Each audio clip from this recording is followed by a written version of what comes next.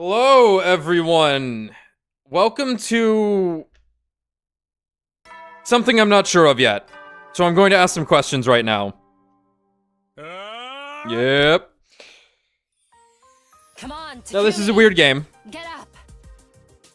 And, strangely, we have entered a route. We opted to go for a route to be our season finale that has split points in it.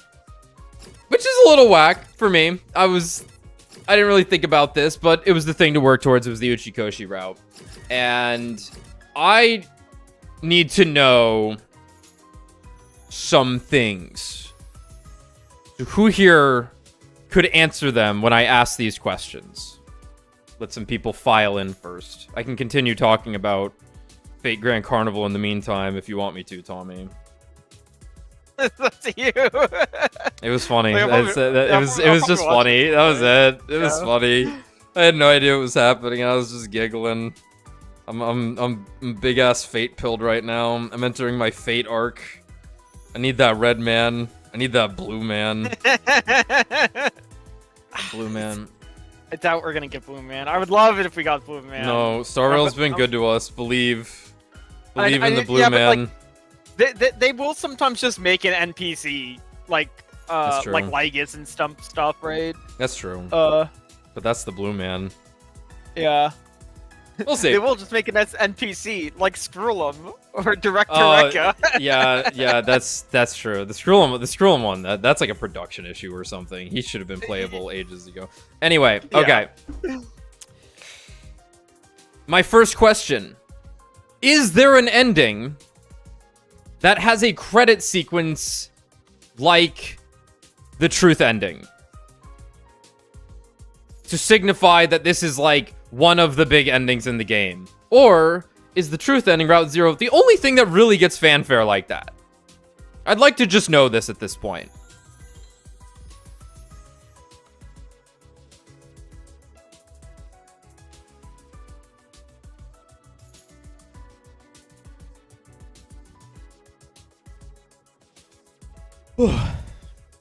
My jaw is close to falling off, by the way. Nice. It's wearing down.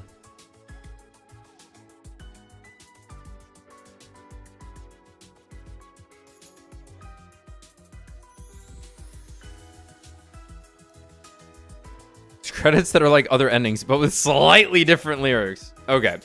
So, am I to believe that this means that the truth ending was the only one that got like a big fanfare for its finale?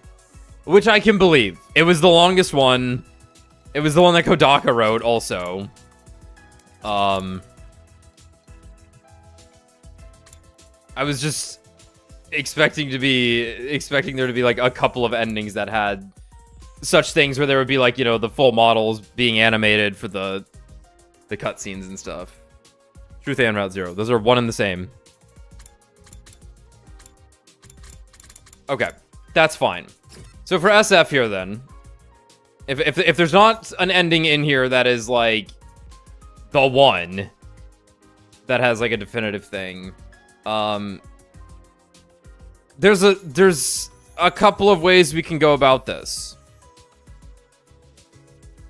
And I'm of one mind that if we're gonna do SF, I'd rather just do it all now since we are working towards it, which means we would have to go back to whatever the initial split, whatever the big split point here was with the other timeline jump. And how should I put this?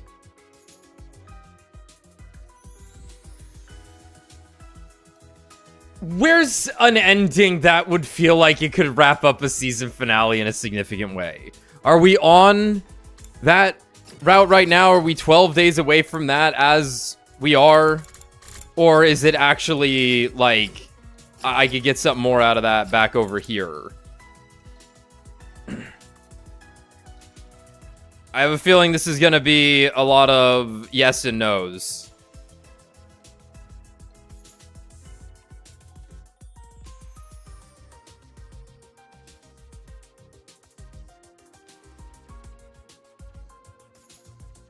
We're on that route now. The other is a bad end. Okay.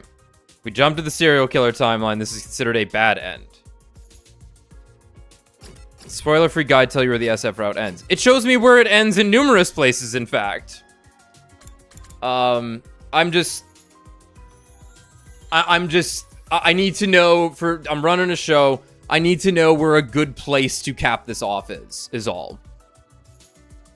Like, are we en route for what could be considered a season finale?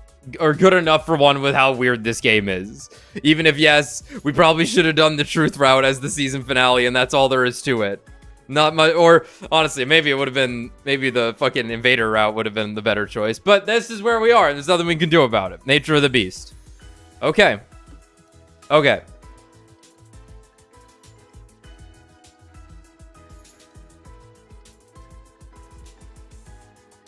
I guess we'll stay the course then, and we're probably going to finish tonight then. Hold on, Otaku has spoken. You are on a route to a good end, but I think the bad route would be better. Tantalizing.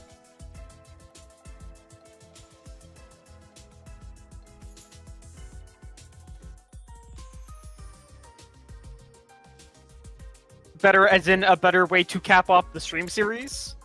Better as in, it would be more entertaining to watch. The bad route's fun. Well, I guess we'll just continue down, see how long this takes, and we'll go from there. Okay. It's a weird game, to stream. It is what it is. It is what it is. I take the card, take it. I'm done. I've set it for the year.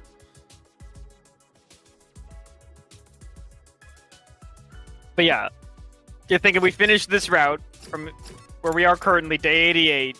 Mm-hmm. And if it feels like we have reached an ending, we just stop. We just I think if we're feeling okay, I think we would stop there. But if there's something good down here too, which I think I think this might be interesting to kind of like actually try and fight against your fate here, because this seems like the timeline where it's going to answer the question built up around the like forced events question. Sure. Which sounds pretty cool. Whereas where we're at right now, we got nothing. Yeah, we died over here somewhere in the, not the press 4, whatever the other one was that got us killed because of Kako. She's about to go press a button and explode. So she's actually a non-issue. That whole thing existed so that she could kill a bunch of people on a lost coin toss to blow her own self up. Yeah. Which is a little... Which is cosmically cool. Player investment-wise, I have mixed feelings. Yeah, quick question. Does anyone feel, for chat, that it would be a good idea for us to go back to day 50 right now, finish that route, then come back to day 88? Does anyone think that's a good idea? That's played this game.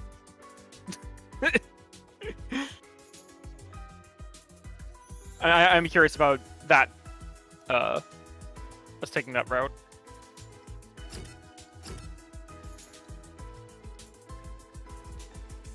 Eh. 2 yeses and a yes. Talking to this personally, I do. It works well. Okay. Right. Give me more context for the end. I like the sound. I think this game has a fucked up structure. I'm gonna say it right now. No, as someone who's been playing it for 200 hours, streaming it, and is having their jaw explode, I think this game's got a fucked up structure. I think there's way too much shit. There are not enough locks in this game. They should have been locking you out of shit left and fucking right, I think. Yeah, the one route that has, like, effectively just the one lock. That wasn't even, like, early enough, quite frankly. Yeah. That should have locked you on, like, day 2. Yeah. Like, I I can definitely see why it sounds like a lot of people really like the I almost want to call them like vignette chapters or routes where it's like not as big picture and it's just a lot more intimate. I was supposed to go here. Dear God. Oh right, that route. Yeah, I know what that route looks like on the flowchart. Okay, this feels. I'd say this feels good that we're doing this though. I'm fine with it. Intuitively. Yeah. Not that I have anything to go off of. No, I kind of agree. After my instincts took over yesterday and said, I need to hit this fort to see what happens. Because if I don't, they're gonna just show it to me in another way. Games were not meant to be freeform. You have been fooled. Linearity is what matters most.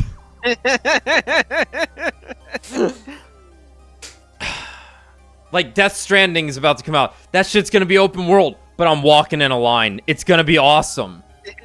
Oh, man. I can't wait to go non-verbal in Death Stranding 2. Just sit there and lean back. Oh. Alright. Then, let's hope I can last, and that my jaw joint does not completely decay. By the end of us all. Dude, FF10's literally a line! It's amazing! It's amazing! It's so good!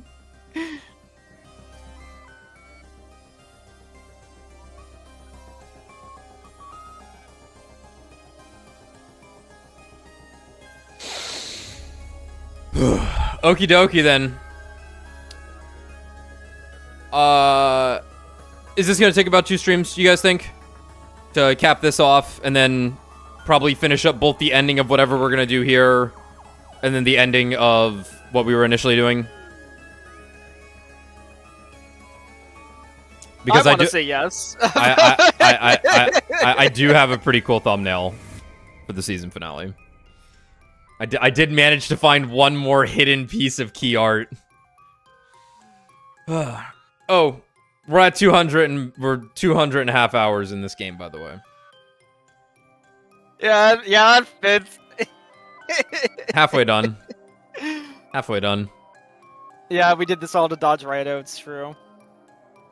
One stream most likely. All right, this might go quick then. Let's just get started and see how it goes. Okay, so we are at... We have been jumping between some timelines. Not too far. And we suddenly get the choice, for whatever reason, I don't quite remember why. Excuse me.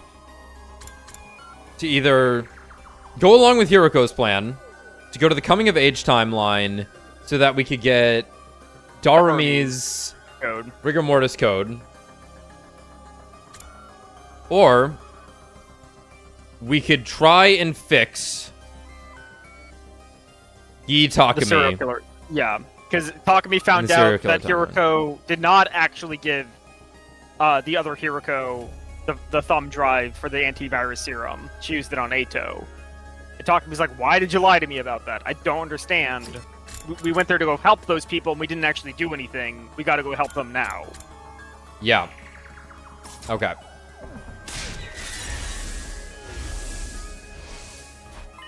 Obviously, he feels very personally guilty about this timeline, the one where he kills everyone.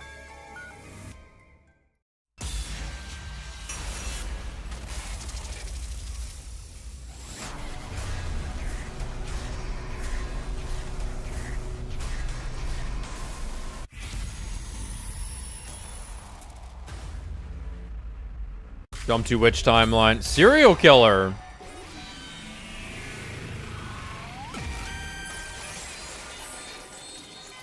Yeah, I imagine a big issue with like the structuring in this game is just the fact that they had so many writers, they wanted to do so much, and there was no time. There was only forward. Sorry, Hiroko. My decision hasn't changed. We need to go to the serial killer timeline. I can't just leave him. Leave myself. Like that. I wouldn't budge on that point. I see. She nodded listlessly. How about you? I told you. I won't object no matter what you choose. I'll keep my mouth shut and go along with it. So you'll help me? Yes. I gave Hiroko a grateful smile. She put her hand on her hip and let out a short sigh. Let's go! 7:40 p.m. It's been 10 minutes since the leap window opened. In order to regain the time we'd lost, I had to configure the machine quickly. Hiroko and I put on our leap suits. Let's go. Let's go!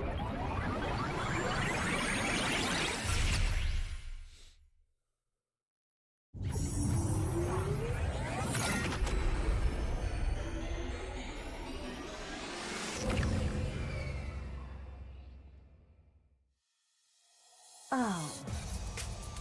All right, we've made it back to the school. Hiroko spoke in a clear, calm voice. Are you sure you're okay with this? I'm the type to adapt quickly. I don't waste time worrying, unlike somebody I know. Now then, we're here to fix Takumi II, but where is he? I think I might know. Yeah, the party. Today's day 50. The day of the halfway. The day of the halfway to 100 party. Ah, so he's in the cafeteria with the others. Yeah, but can't just walk in there dressed like this, can we? So I have another idea.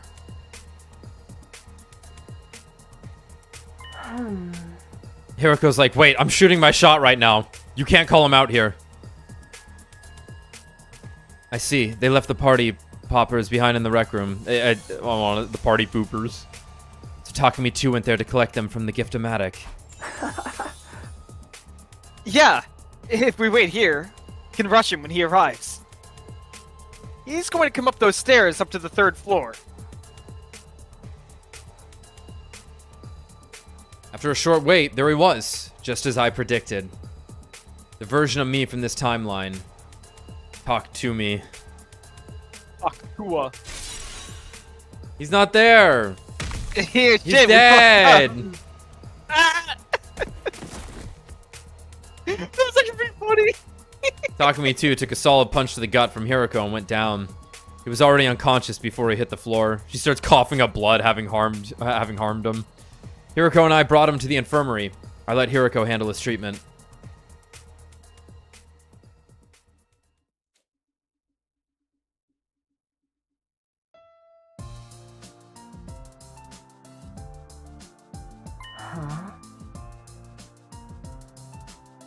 All right, his treatment is finished. All thanks to this. Okay, so let's reconcile with some stuff here real quick. What's up, Cult of the Takumi route? How you doing? Cult of Takumi route? Cult of Takumi route. So there was a timeline where he got, what's this? Oh right, that's just getting the who killed whoever wrong thing. Hannibal. Right. Yeah, so there was a split point at some point here. And yeah, so we had chosen a decision here. I don't remember which one we're on. Which one did we do first? But there was the we dodged the attack first. No, we jumped out the window. No, we dodged the attack. Yeah, we dodged the attack. Which caused Yugamu to go out the window. When you dodge, Yugamu goes out the window. Yeah. That's where they are right now, if I remember correctly. They're here. He got jumped first. We saw him getting jumped first. Yeah. Then we went back and did this, but then on this night, he did not get jumped. So they're here right now. They're there. Yeah. This one... Right, this was the... Right, that was like... So, this is still... This is zombie. Killing oh, yeah, this is zombie. No, yeah. this is zombie. Okay, right. So they're on the wrong one. Leads to zombie. Curing him leads to getting the G data into his head. Oh. That's fucked up, man. Wait. That's what... Wait. It's a fucking loop. The loop. That's a paradox. The G data gets the G data inside of his head. Huh. If you do nothing, the G data doesn't end up in his head. But it's already in there. But it's already in there. But it's already in there, and that's why he's killing everyone. Which is why you come over to stop him from killing everyone, because the G data's in his head. This shit sucks, dude. That sucks. Shit.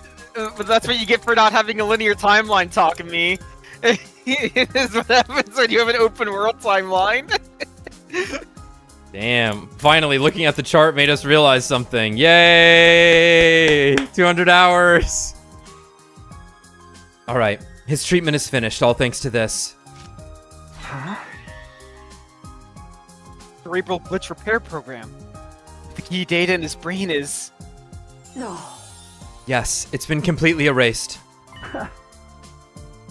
That means he won't... I won't. Hurt anyone else in this timeline. Indeed. He'll be back to the harmless, dim-witted Takumi Sumino we all know and love. Her insults didn't sting in the least. If anything, they were music to my ears.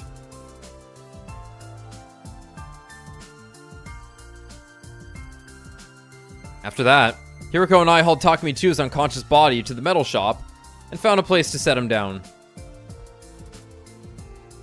We were trying to be considerate when we chose that room. We thought it would be easier for everyone to find him somewhere closer to the cafeteria, where the party was being held.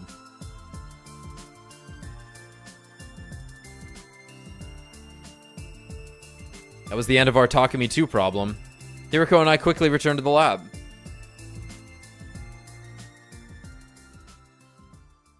Great. So now, we won't have the rigor mortis code that we know will kill us.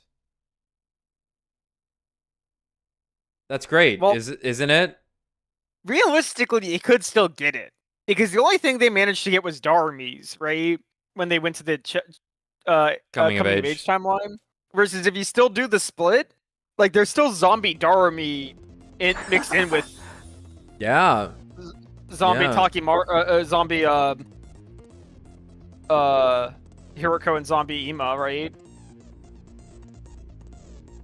No. Wasn't Darumi like the second zombie? I don't remember. Maybe she was. Maybe they blew her up or something. I don't remember. Hold on, let me check.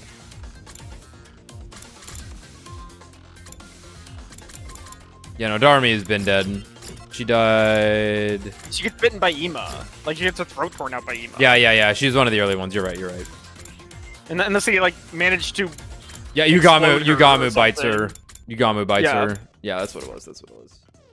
Or she got thrown into the wall of fire or something. Yeah, she might have gotten thrown into the fire also. Because that was, like, an early one. Yeah. Let's head back. Right. I smacked the red button and got onto the platform. Hiroko followed suit. Get it?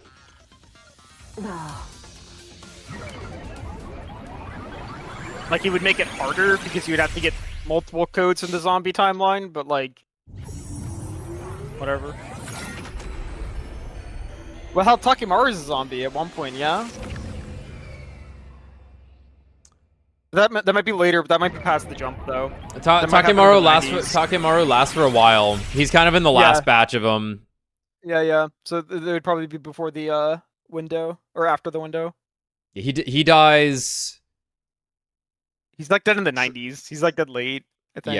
Yeah. Because he dies while fighting them off with the power saw, and then you try and save Tsubasa, and then you manage to not save either of them. We're back in our original timeline. Immediately, I was overcome with intense palpitations to indicate that I fucked up. The world was spinning around me. I could hardly breathe. At first, I blamed the leap suit. I peeled it off, putting my hand on my chest and breathing deeply. There was no sign of the pain getting better. My heart raced. My head spun and my lungs ached. What's wrong, Takumi? Just as Hiroko rushed to my side, I lost all strength and fell to the ground. What the hell? How? One of the suits is damaged. One of the suits is fucked up. Yeah. Yeah. Suddenly, she was holding me in her arms. You're okay, Takumi. Stay with me. I wanted to scream to her that I wasn't okay at all, but I couldn't make a sound. That's why, yeah. Hiroko was specifically the last one to get in her suit. In one of the, when everyone went to the blown up school. Yeah. I couldn't breathe normally. All my air was gone, as if someone had sucked it out with a straw. Don't tell me. Still supporting me with one arm. Hiroko reached for the leap suit still on the ground. Leap suit on the ground. It was the one I'd been wearing. She examined it closely. Before long, her eyes widened and she gasped. A hole. There's a hole in it. But why? How? Nothing happened when we jumped into that timeline. Bacteria? The bacteria, maybe? Yeah, the bacteria still hasn't been It's explained. starting to fray in a few spots. Did one of these spots get torn open? It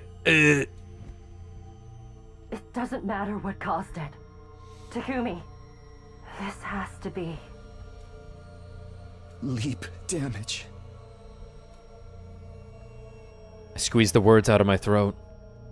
Everything around me was getting hazy. Very next moment, my consciousness fell apart into 1,000 pieces, vanishing without a trace like dust in the wind.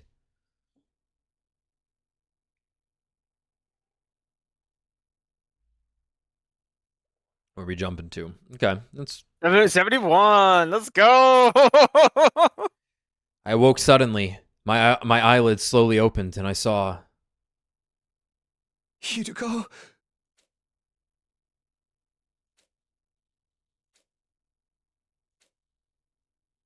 I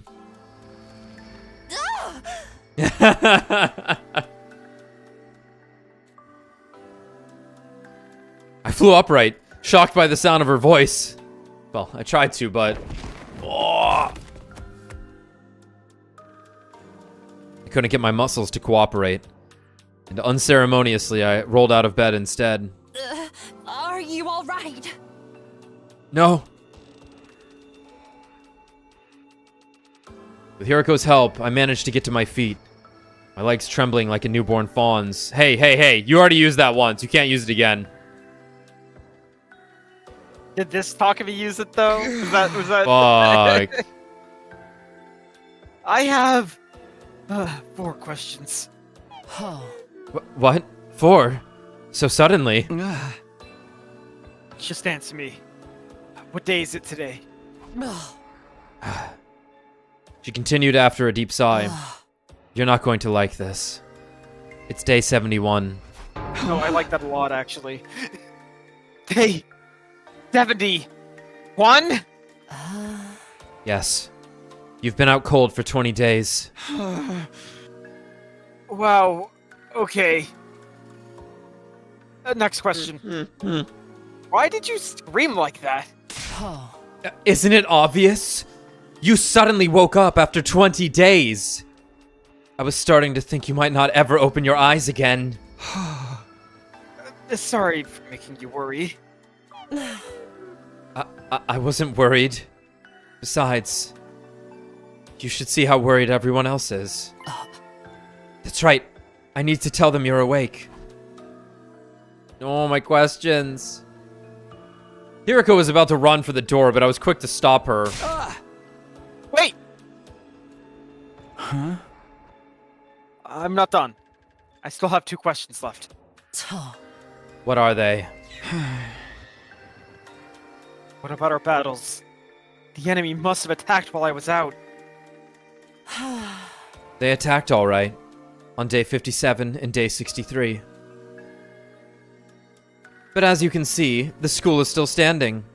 We fought without you and won. Thanks.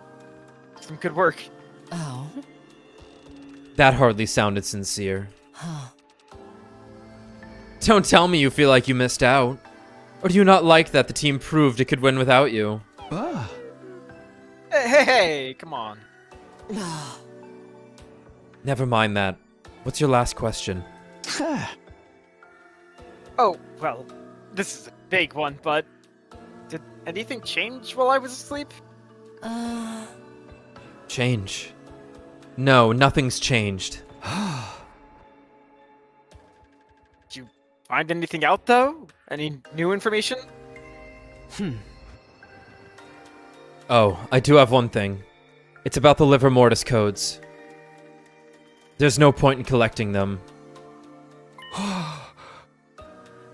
What? Why? Because the distress signal transmitter.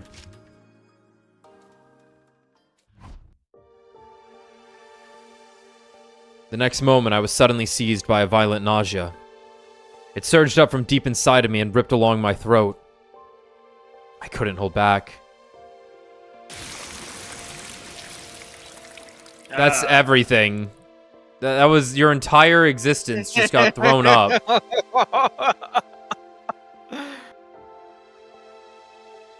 What the hell? Not good. Nah, not good. I spewed liquid all over the place. She said this would happen. All your hemo animal would be removed from your body violently. It was sticky, shiny, fresh blood. The color of ripe cherries. Takumi, you! I'm fine! I'm fine. I'm fine. Don't worry. No. Don't lie to me! You're clearly not okay at all! You This haven't is helping recovered off, from your bud. leap damage. You need to rest more. I've rested plenty! I was asleep for 20 days! But Takumi! The nausea was gone, but my vision was still blurry. My pulse was racing, and with each throb, there was a stabbing pain in my head. I think my humors are balanced now. I should be good. Tomorrow is day 72. Another attack is coming, right? Can't leave it all to you. You're planning to fight? Like that? Yeah. Don't be absurd. You're in no condition to fight. But I have to! I have to protect everyone's happiness. Then sit down and behave. If you go out onto the battlefield now, you'll make them all miserable. I will? You really are slow, aren't you? If you fight now, if you go out on the battlefield, you're going to die. Do you hear me? You leapt twice with your skin exposed. Even though you were wearing a leap suit on day 50, it had a hole in it. You know what that means, right? If you parallel leap 2, maybe 3 more times with exposed skin, your body will eject all of its cryptoglobin. That means no more revivals. You'll die, and you'll stay dead. You said once or twice more. Then I have 1 more time left at most. No, I think you have no times left. I think if you do it again, you die for sure. Takumi. I'm okay. Whatever happened just now is over. It's nothing to worry about. Hiriko shook her head, dumbfounded. Oh. You're not in your right mind, Takumi. Do you remember what I told you before? Serious sleep damage can affect the brain and rob you of your memories and your ability to reason. Are you saying I'm not being rational? Huh. That's exactly what I'm saying. If you go into battle like this, you'll only slow us down. You'd know that if you were thinking straight. Tuh. You're also forgetting that your fate isn't yours alone. In short, if all of the Special Defense Unit members in this timeline survive until 10 a.m. on day 100, the sum of all those lives will serve as a huge weight that can tear away the mighty spring that is the time loop. We need all of the Special Defense Unit members together until the final day. If we lose just one person, you and I won't be able to break free of this infinite loop. So please, stay here. Rest. Do it for me. For me? For me. Push him down. Hiriko had a point. Maybe I wasn't thinking rationally. The team had managed to win battles without me. Twice. They'd more than proven themselves. Maybe there was no sense in forcing myself to go. Arguably, it was part of my duty as captain to trust them. But even if things had worked out for them so far, there was no guarantee that would be the case in tomorrow's battle as well. If I stayed back and everyone got killed, I'd be overcome with immeasurable regret. What was the right choice? Should I go and fight or stay and let everyone else handle it? I agonized over the decision until finally I made my choice. I think you stay in bed, dude. Like, it's literally just cannon fodder that you're fighting. A split?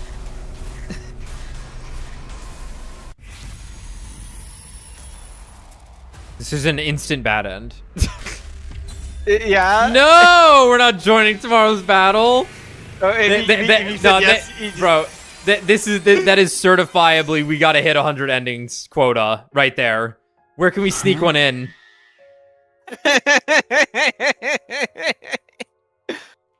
Fine. I won't go. You've made a wise decision. But it's not because I don't want to die. It's only because I don't want to get in your way. I very much want to die, Hiriko. Let me make that clear.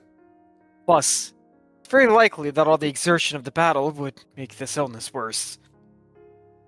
And I really do end up dying. Oh, and if I really do end up dying. We won't break free of the time loop. You're doing this for me too, aren't you? For me? For me. I nodded. Thank you. I'm glad you decided to be reasonable. Get some rest tomorrow. Please. I'm an expert in getting some rest at this point. Hiriko smiled at my little joke before she left. What the? I throw up blood again. I throw up blood again. It didn't take long for everyone else to show up to my room. Must have been a shock for them to see me awake after I'd been unconscious for so long. They cheered, they cried, they danced happy dances. It's all of the emotions settled down. It didn't take long for everyone to show up to my room, seeing as Eito was already there. Yeah. They carried me outside and tirelessly threw me over the fence, onto the ground, no, into the air over and over again. Such a bunch of lovable idiots. Heat welled up in my chest, and I threw up on all of them. I threw up blood everywhere again. But it made me feel all the more frustrated. I wouldn't be able to fight for them tomorrow. I wouldn't be able to protect them. I'm supposed to be their captain. Their leader. I couldn't help feeling overwhelmed with regret. I think it's fine. Kyoshika's there.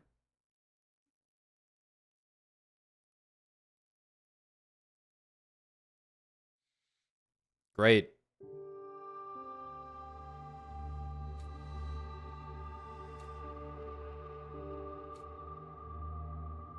Good morning. Hi. Well, good evening. And welcome to day 73, actually. I had absolutely no memory of the previous day. I wasn't even sure how or when I fell asleep the day before that. I asked Hiroko what happened, and she explained. It's the leap damage again. If you take it easy for a while, the symptoms should subside. How long is a while, exactly? More than 2 or 3 days, I can tell you that much. And yesterday's battle? It was trivial. Nothing but cannon fodder. Oh, I'm glad it went well. You don't sound like you mean that. Are you upset? Damn. A little. I feel like I got benched before the game even started. Me firing up a Fire Emblem playthrough knowing who I'm gonna use. Hiroko's expression softened a little. Can you stand? Huh? I'm asking. Just if cuddle you're with able to him. Move. Probably.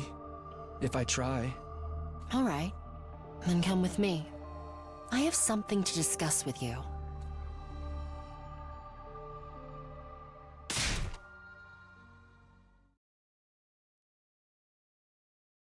What? We went to the wrong timeline. Keep it down. What if everyone hears you? I already know. What? Wait a minute. So you're saying on day 50, we didn't go to the killer timeline, but the zombie timeline? That's right. Ah. Oh. When did you realize?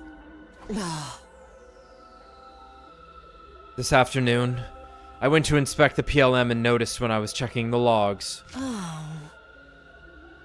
That's why the zombie timeline Takumi was normal. He was cured on day 50. By us. So I didn't end up becoming a killer in the zombie. So I didn't end up becoming a killer in the zombie branch? Yes. How could you mess that up? Excuse me? Have you forgotten? You're the one who set up the machine that time. She's right. Fuck. I was the one who decided we should go to the serial killer timeline. And I'd been responsible for setting up the machine.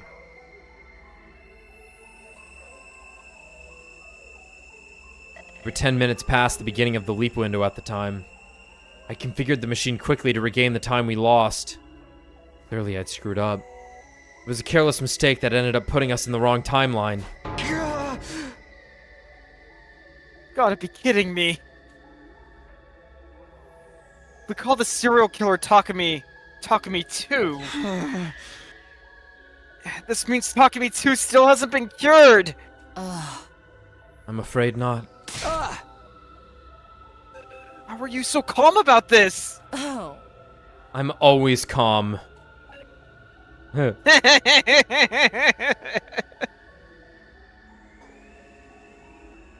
continued our discussion as we changed locations. Hiroko, when are the blood space waves going to surge next? Use the device and check for yourself.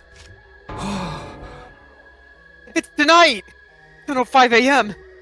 A little past midnight. Technically, that's tomorrow, day 74. Hey! I'm not arguing about the details with you. Oh. So what do we do? We leave. Where? The serial killer timeline, obviously. Day is day 73. Takumi II has already killed 4 people. Eva, Moko, Takemaru, and Kurara. But if we jump now and cure him, we can at least prevent him from continuing further murders, right? can build a new rail where Takumi II stops his crime spree.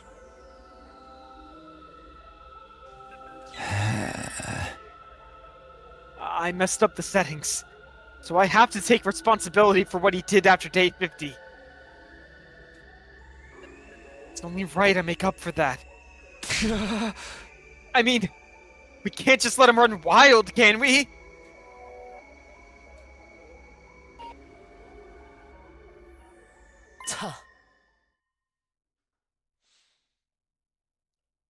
I understand where you're coming from.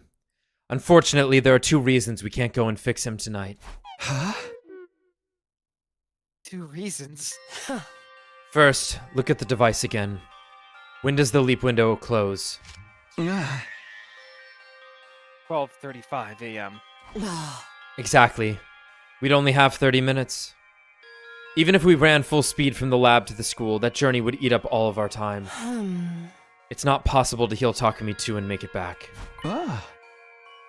Then, what if we just stay there? Have you lost your mind? We have no idea when the blood space waves will surge again. There's no telling when we'd be able to come back. Oh? And even if time wasn't an issue, we still wouldn't be able to fix Takumi II. Too much time has passed since the Gi awakened. The Gi's data will have already eroded every last nook and cranny of his brain. The program will no longer be enough to remove this glitch.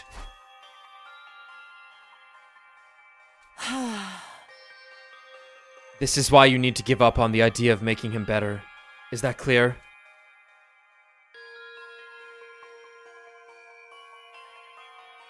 Takumi II can't be healed. He can't be healed. The words repeated in my mind like a haunting echo. Just then, somewhere in the maelstrom of thoughts came an idea.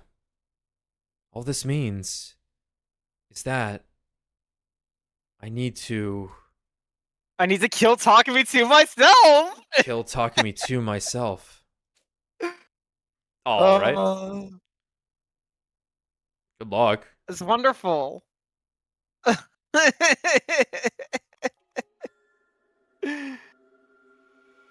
12:05 a.m. I found myself in the lab alone. I wasn't sure how I got there. That reminds me of something Hiriko said. Serious sleep damage can affect the brain and rob you of your memories and your ability to reason.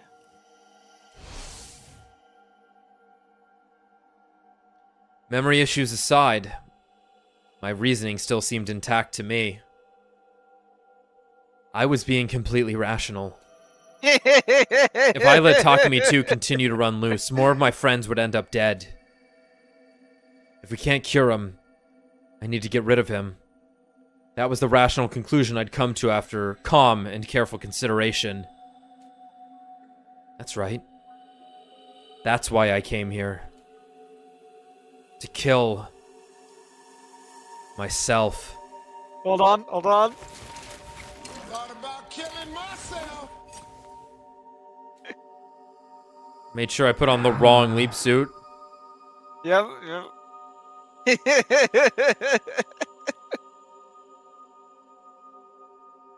Time to head to the serial killer timeline.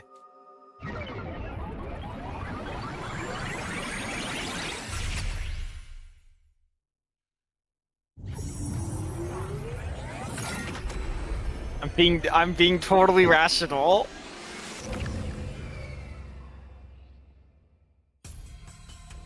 "1:30 a.m. By the time I made it to the school, the leap window had long since closed. It looked like I'd be staying here for a while. But that didn't concern me in that moment. I was too focused on fulfilling my goal.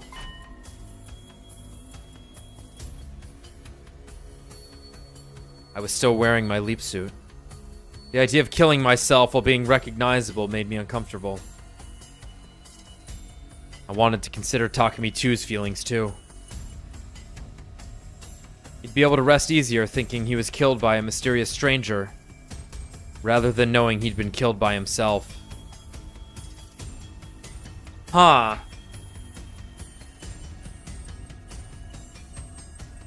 I guess that makes sense.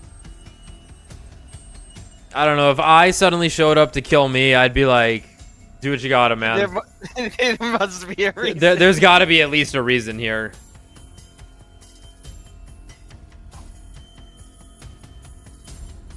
Just then, I realized I was holding something tightly in my hands. Old Faithful. It was a power saw. I had no recollection of where it came from. Maybe I picked it up on the way here? Anyway, I better go look for Takumi II. Takumi II? Talk to me! My consciousness was fading in and out again.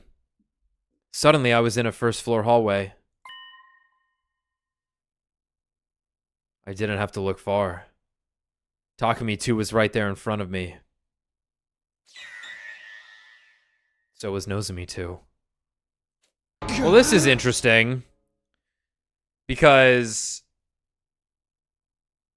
they're used to this right now. Dude in a suit with a power saw. Yeah. Oh.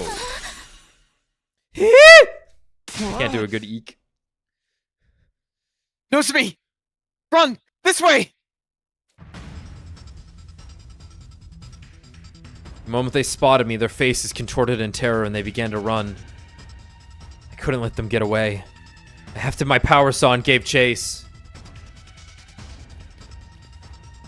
Controls are not inverted this time.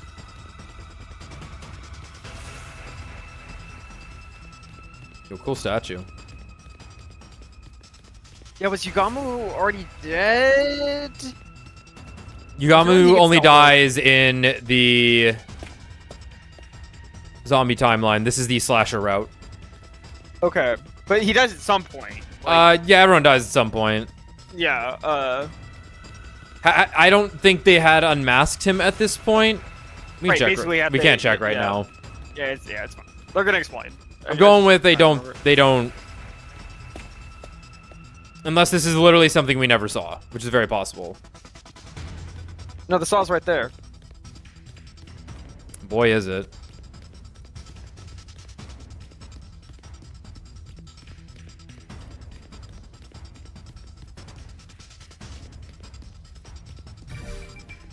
We did it.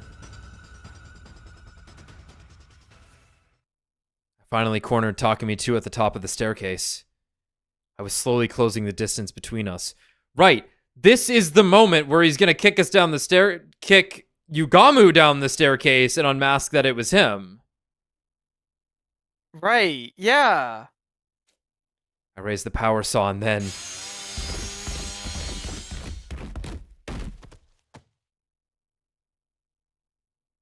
I wasn't sure how. Maybe he slipped, but Takumi II fell backwards, tumbling down the stairs. I quickly followed him down.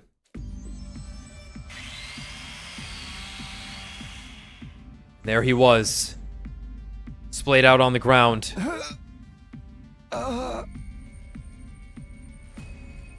His face was twisted in agony. He seemed barely conscious. He must have hit his head. Now's my chance. I could kill him right here. I ferociously rushed over to Takumi II, holding the power saw high above my head.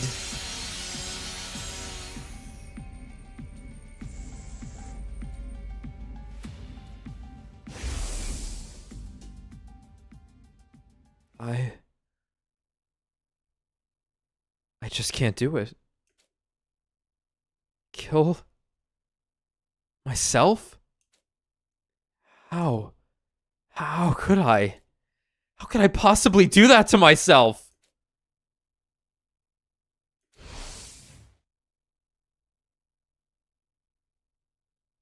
I lost my strength.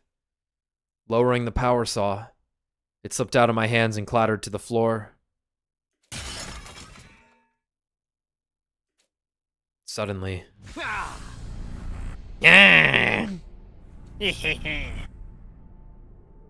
Takumi II's eyes flew open. There was a sinister light in them. As soon as I saw it, I knew what it meant. It was the Gi. The Gi was awake.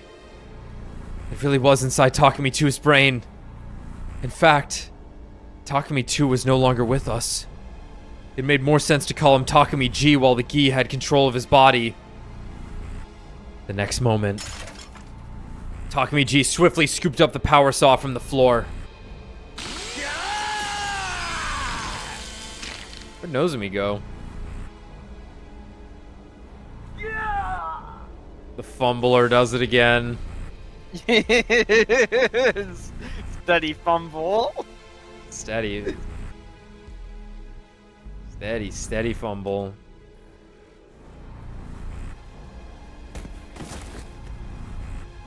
My back slashed, I fell to the floor. I could feel how horribly deep the wound was. But strangely, it didn't hurt. Maybe my spinal cord had been severed, preventing the pain from reaching my brain.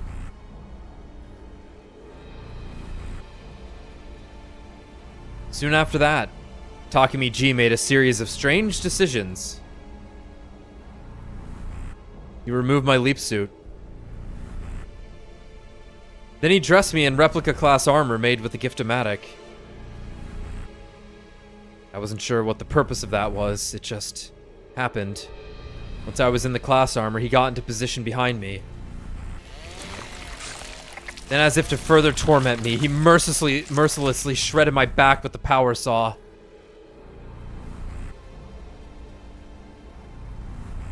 When he was finally finished with his incomprehensible course of action, Takumi G left with a satisfied grin on his face.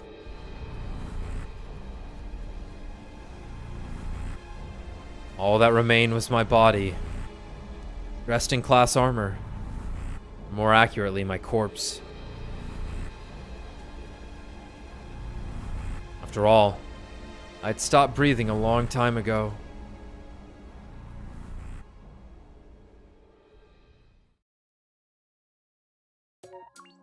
Huh. Interesting. Was there a route split we didn't see over there? Yeah, unless the flowchart like literally lied to me, but I think there should be more to this. Wait, is it somewhere else? I just can't see it. Oh no, I was looking at the wrong thing. Oh, because I looked at the wrong thing because the fucking spoiler-free flowchart doesn't like actually. I think it got two things backwards. Let me double check here.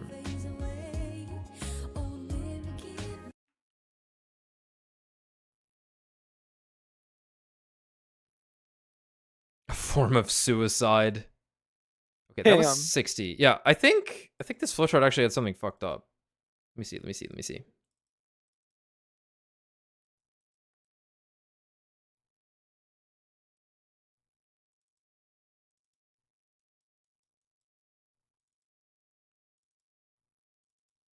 We did need to join. Okay.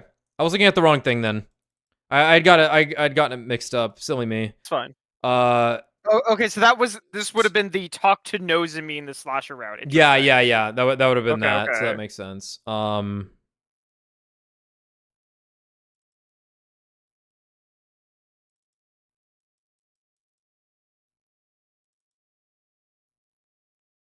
I'm sorry. Things were correct there. Lots to look at in the flowchart. That's fine though. Okay. We get to see a little ending, and we're just gonna go back here and join the battle. No biggie. I was thinking.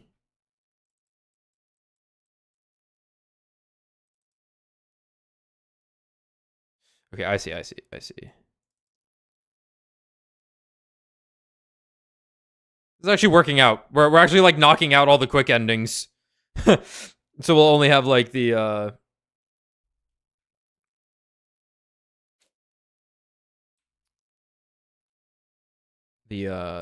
ones towards the end of the days.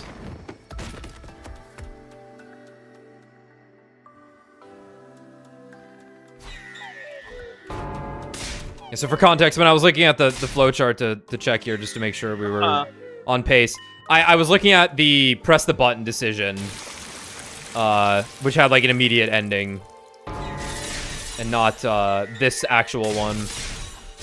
It is a spoiler-free chart, so it actually doesn't even have like, it doesn't even have the question in the box. It's just it keeps a short description of like what it is. Where it'll just be like, "Will you?" instead of exactly what the question split point's being asked. So like, for example, this one, it does not say join battle. I think it just says join? Yes, no. Alright, well, we're, you know what? We're gonna go stupid and make Hiriko upset.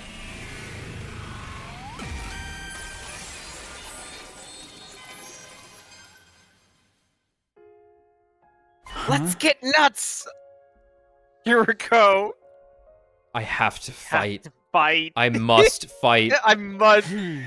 Takumi. Takumi. Yeah.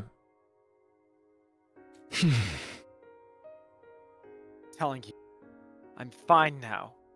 I won't have hold been... you guys back in the fight. I have been re-educated. I'm no longer mentally ill. But I just can't sit here and watch. Can't just sit around while everyone puts their lives on the line in battle.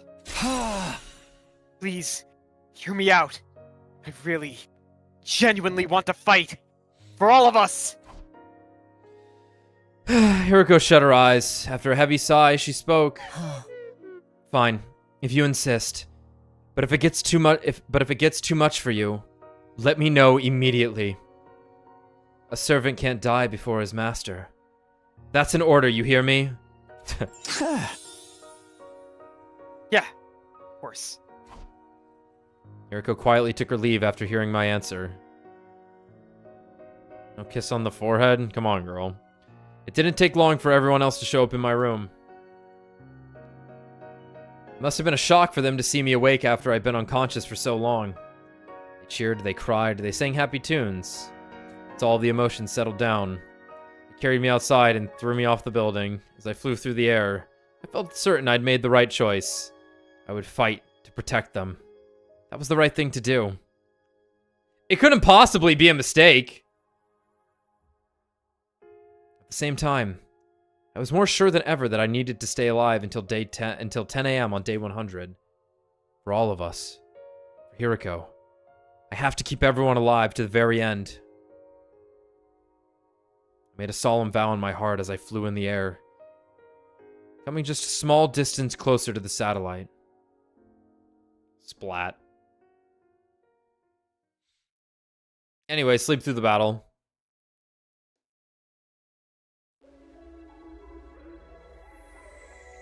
He woke up. My head was fuzzy.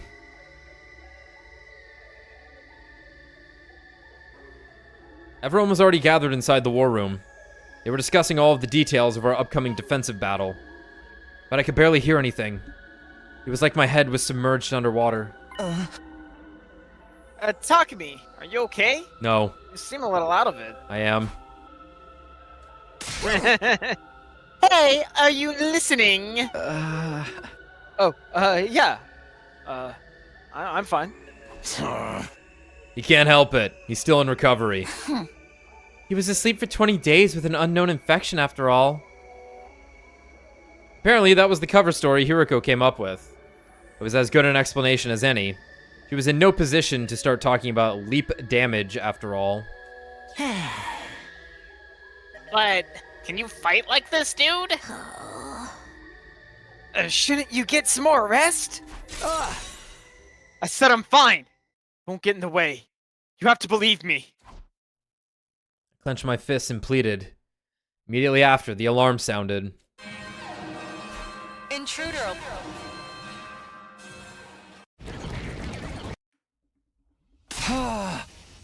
Hey guys, let's do this.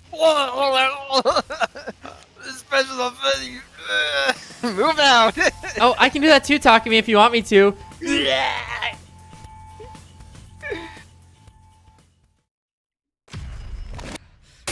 Dies for real. God! It hurt that time for some reason. I hope they make me fight this with a fucked up Takumi.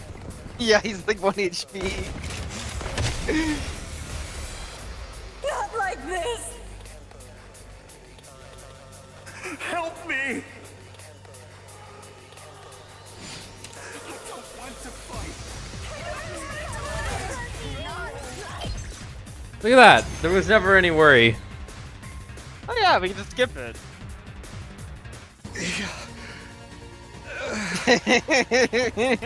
Takumi, are you sure you're going to be all right? No. Why do you ask? You look like You're missing struggling limbs. with every step. I don't need him. No way. Flesh wound. We're only fighting minions anyway. This is nothing. Are you certain of that, Sir Takumi? You're absolutely pouring sweat. It doesn't look like it's nothing. Drop it! I told you not to worry about me. Forget that and focus on the next wave. Here we go!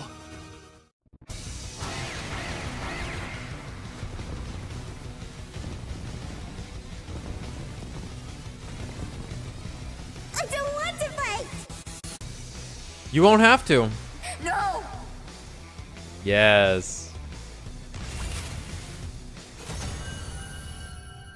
I mean, like, if Takumi wasn't here, they couldn't skip it.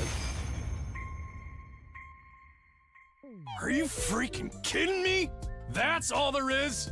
There's no commander this time, so yes, that's it. Ugh, what a letdown. Like appetizers with no entree. It was so easy.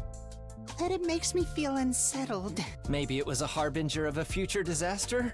You mean a death flag? We still won. Isn't that what matters? Yeah, I guess so. Well then, Takumi, go ahead and lead our chant. Takumi? Taku's about to die like how Cosmo does at the start of Konosuba. Yep. Just a sad, pathetic way of heat stroke. It just falls apart. It was like heat stroke mixed with like surprise, Shock. so he had a heart attack. Yeah. Yeah. Oh, that's bad. Takumi, you don't look so good. Fuck you. Hey, Takumi! What's the matter? Snap out of it! No. Takumi! Takumi! Takumi! Is that Mariko?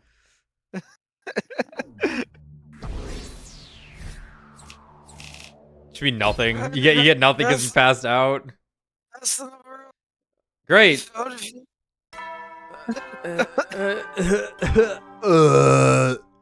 A fine morning is upon us. It's your 98th day of active service here at Last Defense Academy. The end Right. of your school days are so it's not that this was close. actually a good decision. It's that he gets so fucked up, it prevents him from making more bad decisions. Yes. Now He had, then, he, keep your spirits up. he hadn't. He had to reach rock bottom so that the only way was up. I came to along with the morning announcement. I heard the date loud and clear. Day 98. Fuck.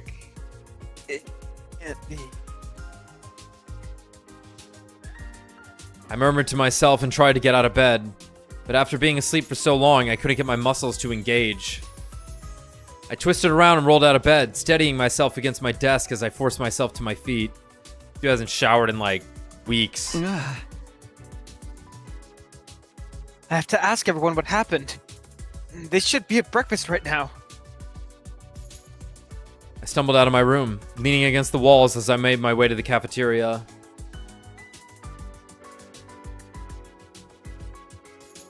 When I arrived, everyone was there, just as I suspected.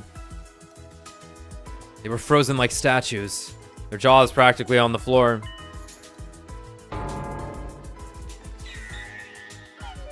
He's naked. Takumi?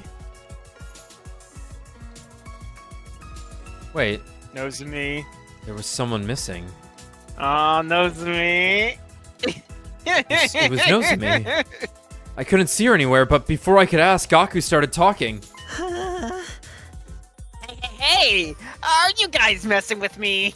Why is Takumi here? What do you mean, why? He must have come to... Yeah! Takumi's awake! You're back! You're back! Yay! Woohoo! Thunderous cheers echoed around me. Everyone gathered round. They hugged me and ruffled my hair, and they clamored with delight.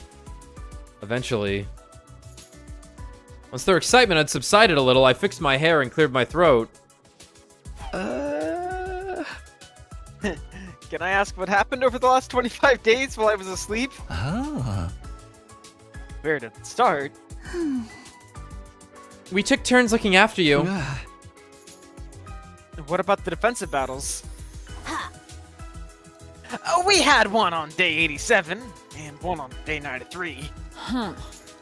An elderly warrior named Dal Shah came both times, but we vanquished him. Oh, speaking of battles, Veshnis is coming tomorrow, but you don't need to fight. What? Of course I do! Just how clueless are you? You're in no shape to fight. That's right, Mr. Sumino. Take it easy and get some rest.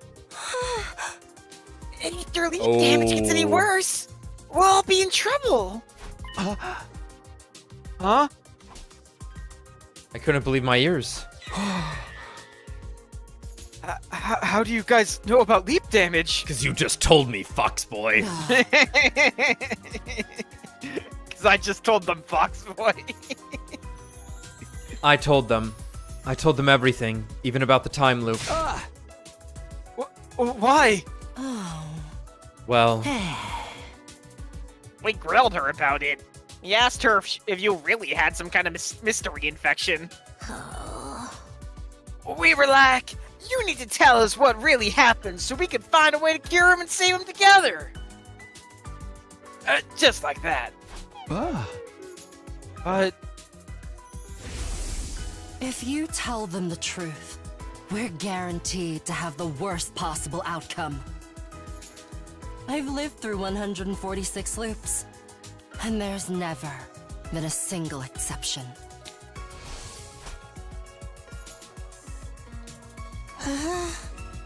Pardon a crap smear like me for opening his fetid face hole, but... should we be happy? Takumi's finally better! That's right! Oh, I'm so happy I can do a backflip! And I finished making the baby jar, too! Just in time, Tsubasa. I'll be taking that for my next playthrough. In time. The baby jar. Now we just need Nozomi to wake up. I couldn't keep up with all this. Everything they said led to new questions. What's a baby jar? And what happened to Nozomi? Yeah, about that. Everyone fell silent. Something must have happened. Something that was difficult to talk about. Hiriko, why don't you tell him? We still haven't eaten breakfast, so... Alright. Takumi, come with me. Hiriko left the cafeteria. I hurried after her. Eventually, we reached our destination. Huh?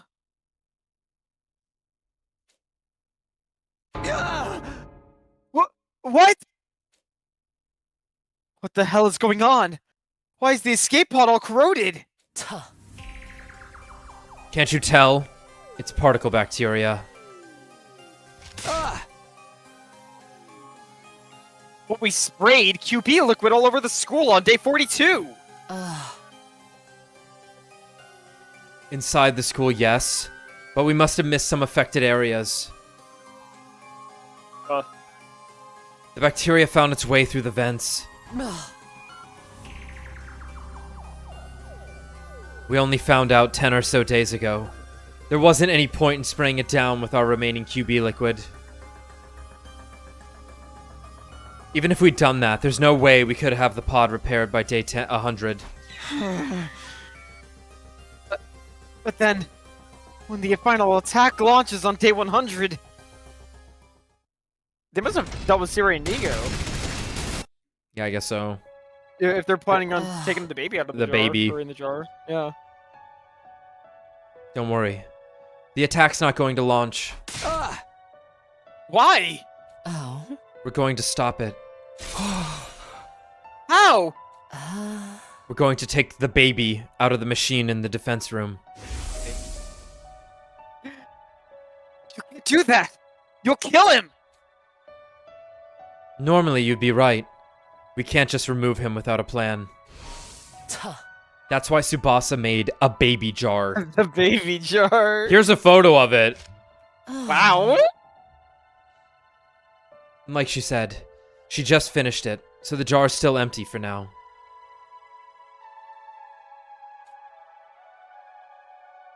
We're going to put the baby in there as soon as we're finished with breakfast.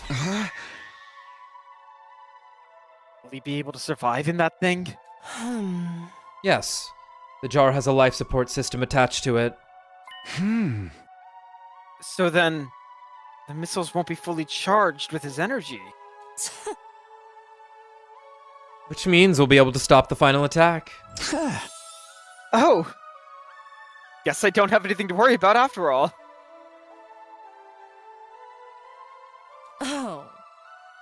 Nobody told you to worry in the first place. I can't say we're totally in the clear, though. Are you talking about Nozomi? Yuriko nodded. What happened to her? I think showing you would be the best way to explain. Come with me.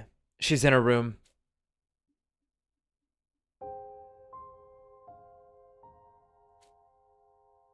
Nozomi? She's glowing. Glowing! She's fucking glowing. She's glowing. She's glowing. Okay. Why is she glimmering? What the fuck? It was day 85. I brought Check everyone this to the out. lab to tell them about parallel leaping. On the way back, a tiny meteorite came flying down from the sky.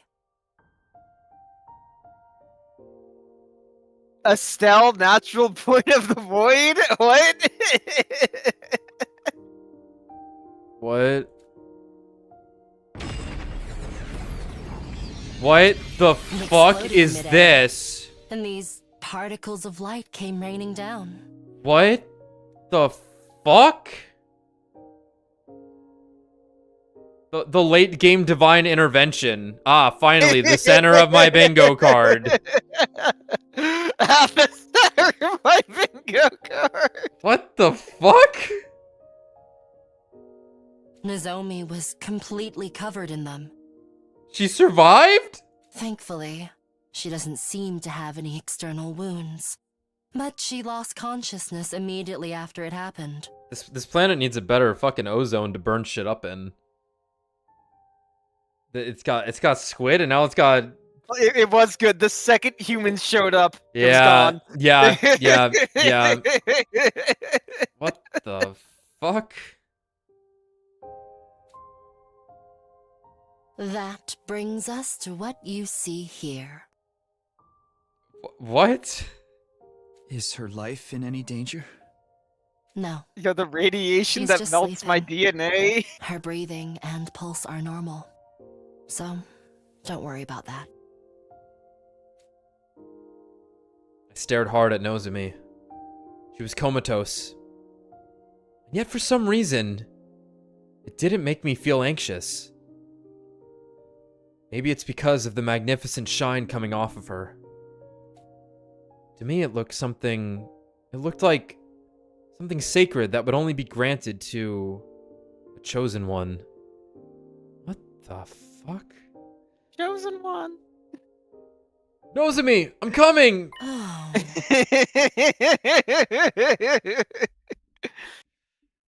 We trained Gaku wrong as a joke. Yeah, no, it's definitely that. All right. A meteor fell on Nozomi and blessed her with god powers.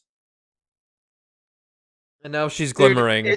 Fine. If this was Dang and Rampa, Nozomi would be the ultimate damsel in distress. She would be the ultimate fucking suicide. The one with suicide tendencies. Self-sacrificer. Yeah, ultimate saint. She's like, I'm taking this meteorite. Watch me, boys. I don't think she had a choice. Did they say she jumped in front of her, or did it just go right at her? She didn't say that she did this. I know she did this. Yeah, fair. It wasn't gonna hit anybody, but she had to get in the way of it. All right, cool. Whatever, man. Just ride the wave. Now then, we've taken up a lot of time getting you up to speed. Everyone's waiting in the cafeteria. We need to head to the defense room and put the baby in the jar. What about breakfast? You're going to have to skip it. Second Z's? Surely you know about 11 Z's. You insane? I've been asleep for 25 days! But you're still fine, aren't you? We were feeding you intravenously.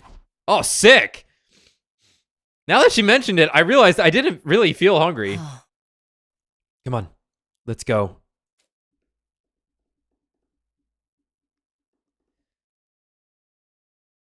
True evil appears without warning. It was a realization I felt all too keenly. Back in the cafeteria, Hiriko and I were greeted by a scene that was difficult to process. How? I look away for 1 fucking second and you all die? It's the fucking... Guys! It's the fucking plantains meme. The guy staring at his plantains cooking on the frying pan. He looks away, they're burnt. The special fumbling unit. They what literally the walked hell? upstairs. They fucking walked upstairs. It was amazing. Guys. This can't be. The blood drained from my face. I went weak in the knees. I could hardly continue standing upright. What the hell happened here? Clutched my chest and tried to take deep breaths. Calm down, I told myself. I had to stop panicking and make sure I was really seeing what I thought I was seeing. Takemaru, Yukamu, Ima, Darumi, and Kyoshika. All 5 of them were laying limply in a sea of blood. There wasn't even a hint of movement. It was clear they were already gone. But it wasn't just them. The other 8 were laid out on the floor around them. There was no sign of blood on them. Were they okay? Snap out of it, Takumi. We need to get them to the infirmary. Right. Got it. No sooner than I took a step forward. She's here. Wow. Oh, she's too good at this, man. She's the exact opposite of Hiriko. She's fucking excellent at her job. The executor.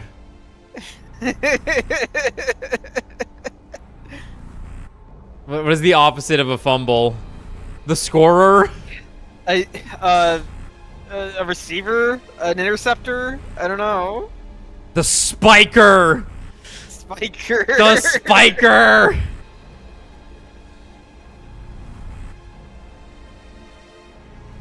The key infected Kako. It's Kako-G. What a terrible nickname! Could you please not call me that? Anyway, the Sassler. You know me? You must have been to that timeline then. Have you been following me? Not that it matters now.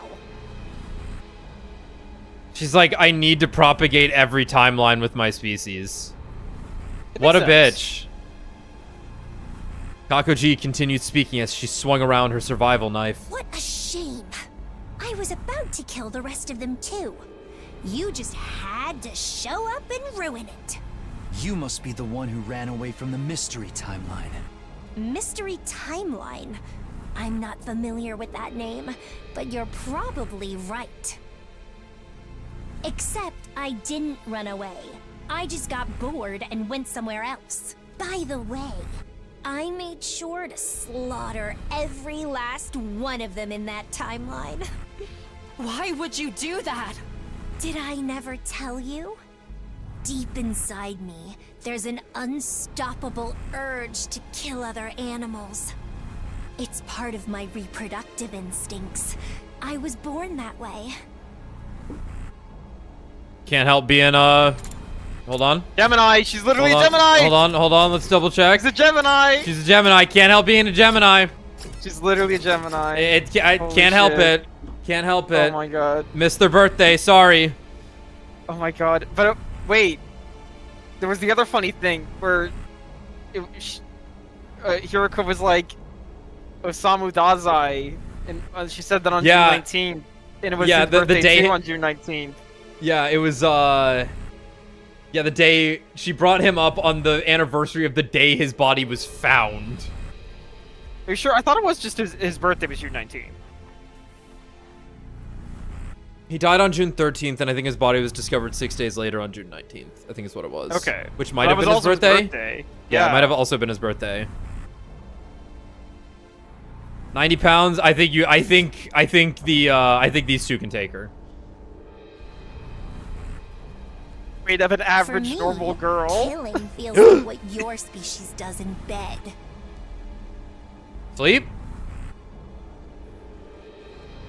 But if you ask me, the things you do there are far more grotesque and repulsive.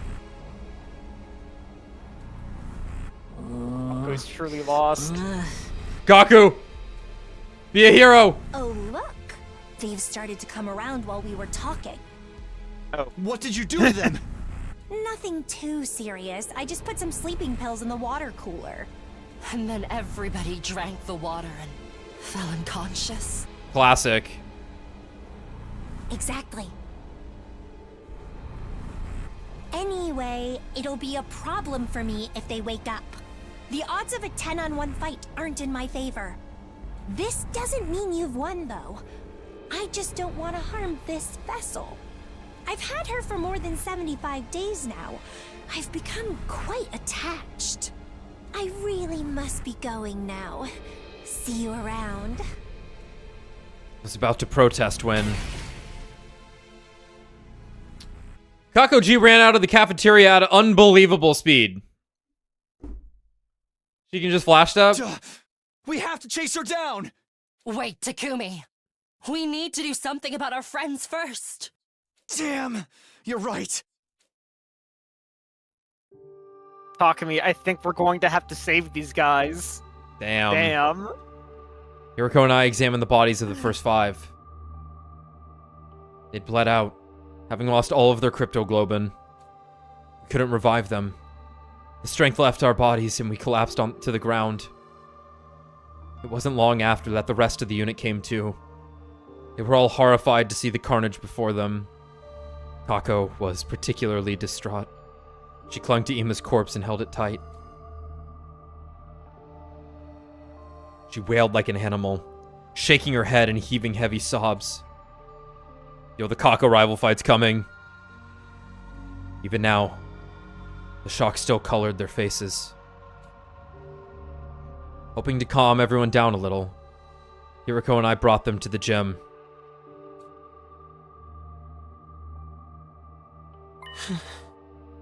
I see. Sleeping pills in the water cooler. We drank it and it knocked us out? My head is still fuzzy. My vision is all blurry too. I can barely stand up! But who would do this? Let me make one thing clear. The culprit is not one of us. It's some kind of creature that came from another timeline. La Creatora. Did you say it?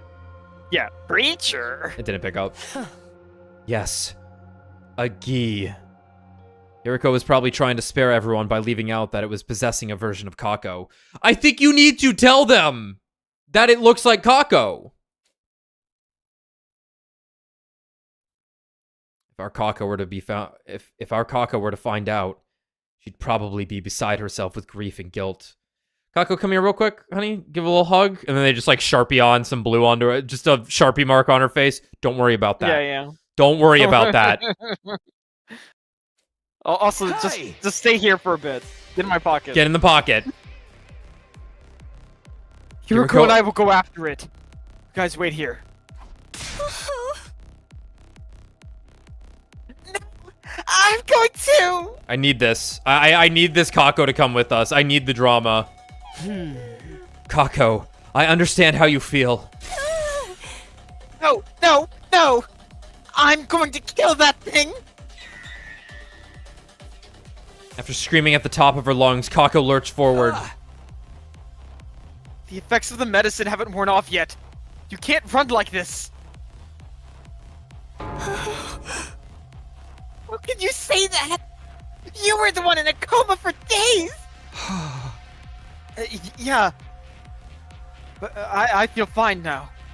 No. Enough of this, Takumi. We need to go. Everybody take care of Kako. I got it! Also, Kurara, set up like a fucking gun emplacement for us, please. Why? Why? I want to go too! I want to go! Let me go! Let me go! Kako was having a complete meltdown.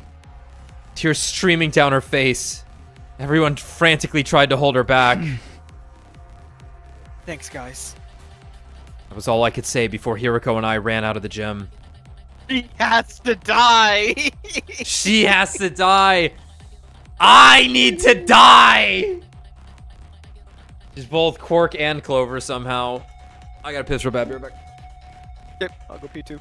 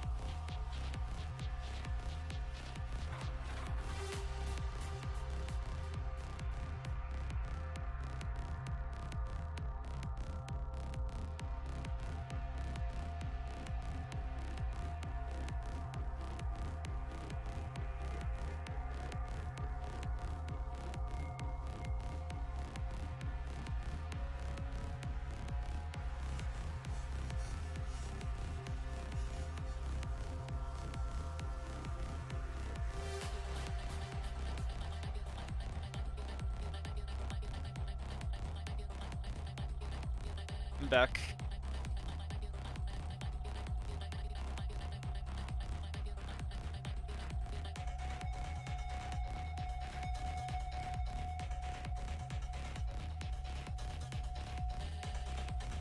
Yeah, I'm thinking it's killing myself. With the Gi in it. Oh yeah. We were unsure if Kako-G was still on the premises, but we still searched around the school just to be sure. When we reached the war room. Sire and Nico too. Oh, that was us. Oh, that was... we did that. Yuriko rushed over to them. After a short inspection, she turned to me. Her face ashen. They're completely destroyed. Totally beyond repair. It's possible she hasn't given up on trying to kill us all. So, maybe... We looked at each other as realization dawned. This is bad. Yeah, you shouldn't have, like, split up. Nozomi's in trouble. Oh. Yeah, yeah. We bolted out of there, making our way to Nozomi's room on the rooftop.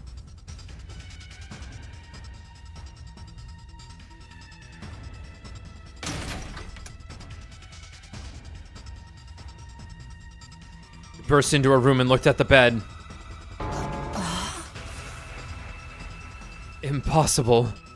She's gone. Huh? No!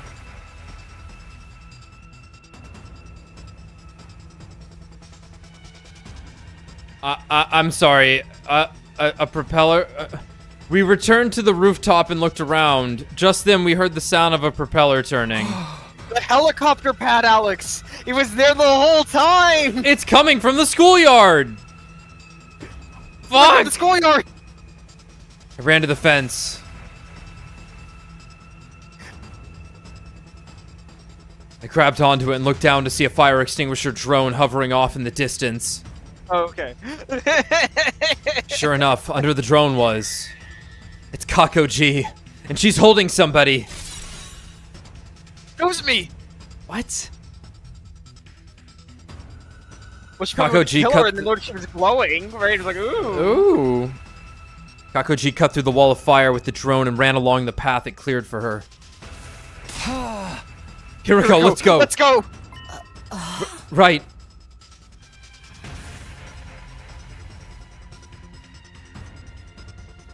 We rushed to the city ruins. There was no sign of Kako-G. Where did she go? Could she be going to the lab? Hey! Fuck, that makes sense. Went to the next sleep window. Tonight, starting at 9:20 p.m. What would be the point of taking her there? Why would she even want to take Nozomi to another timeline? How should I know? I don't even know why she took Nozomi in the first place.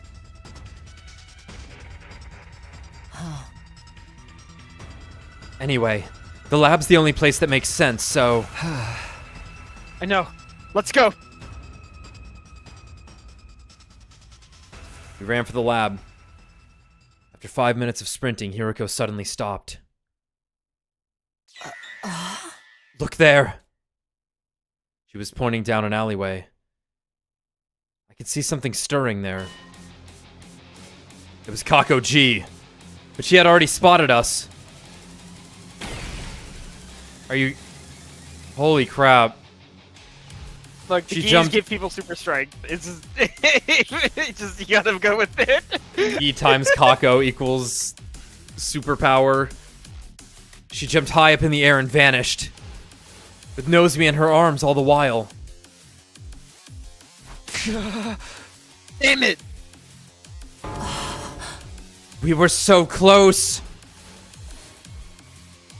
We stared in the direction Kako-G had fled.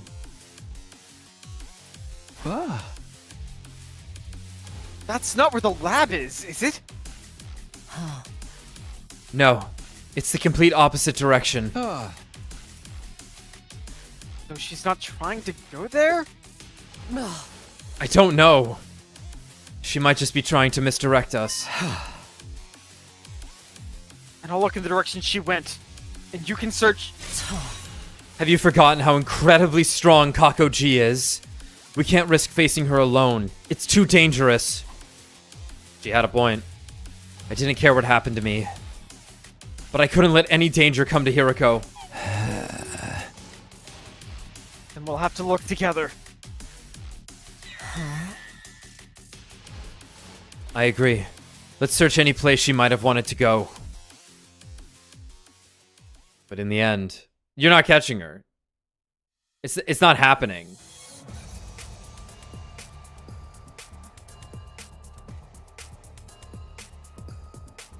Like, if she's that capable.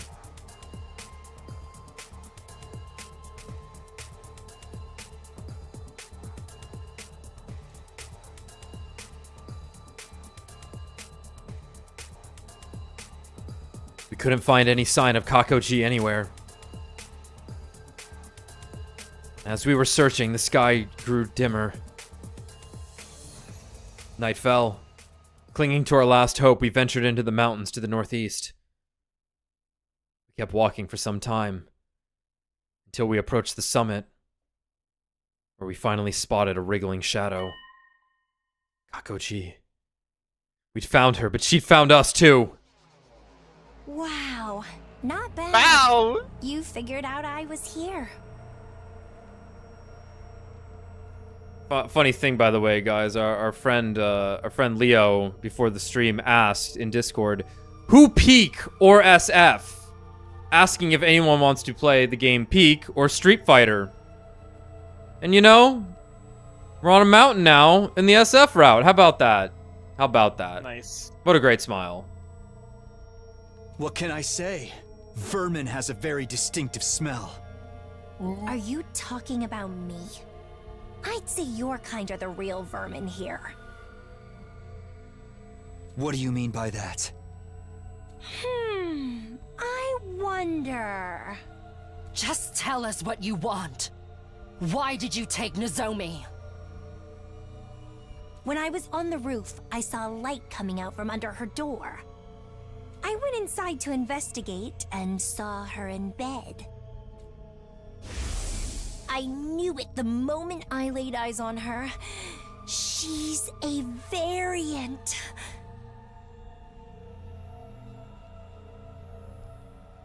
What?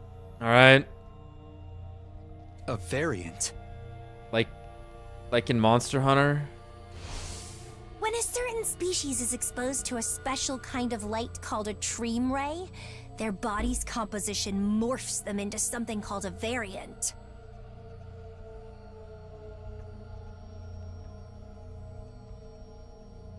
Okay. Okay. Alright. Okay. I'll spare you the details. No. I doubt you could understand. No, please tell me everything. But variants are a rare delicacy for my kind. I must return to my native planet and offer up her body to them. Whoa. How did you show us this?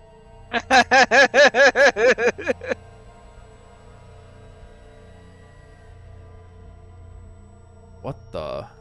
Your planet's crazy, lady. Yeah, lady. That's why I'm looking for a craft to take me back. Specifically, our own craft, which is capable of warp travel.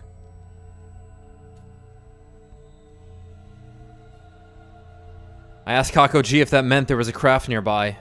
She replied readily enough. There should be, but that doesn't appear to be the case in this timeline. By that, how? Is it squid-shaped? Or is it Kako-shaped? Because you know you're gonna be infesting human-esque bodies. Right, yeah, that's a good question. Our spacecrafts can travel through blood space, so it may have ended up in another timeline instead. This species is busted! That's a good explanation about the question I just asked, but yeah, what the fuck? What the fuck? My thoughts were interrupted before I could ask any more questions. I was suddenly Also, I'm overcome by a psychic. violent fit. It must be my leap damage acting up. The world swayed in front of me. My legs went weak and I fell to my knees. Kako-G, I Are you kneel. all right, Takumi? No, this sucks. Kako-G saw her opportunity and took it. The smirk, she held Nozomi close. and launched herself into the air, vanishing into the darkness.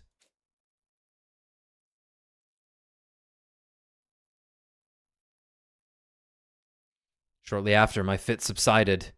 I got back up on unsteady feet.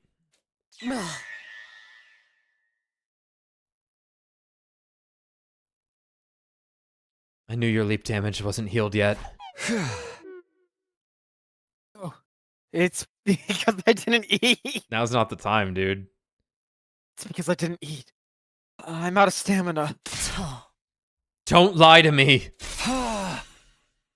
Let's just go. Go where? Huh?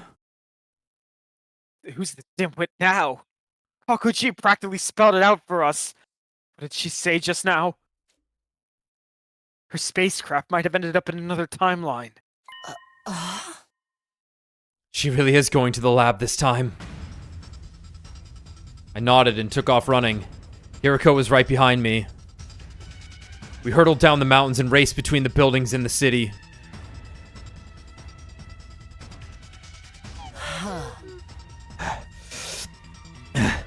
We made it. What time is it?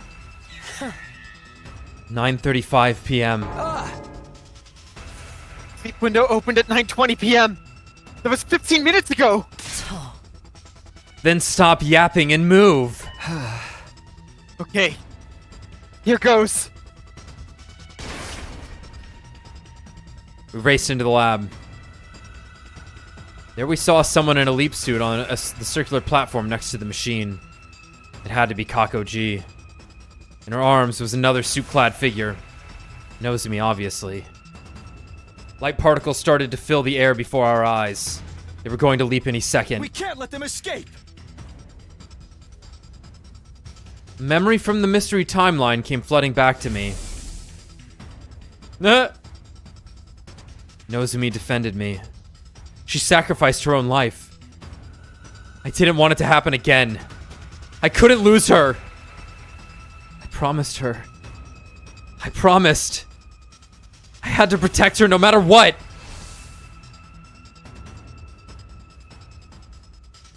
I hunched over, about to leap toward Kako-G, but then Hiriko yelled at me. Takumi, no! You can't! You need a suit! If you go again unprotected, you won't make it! You'll die! After hearing Hiriko's plea, I knew what I had to do.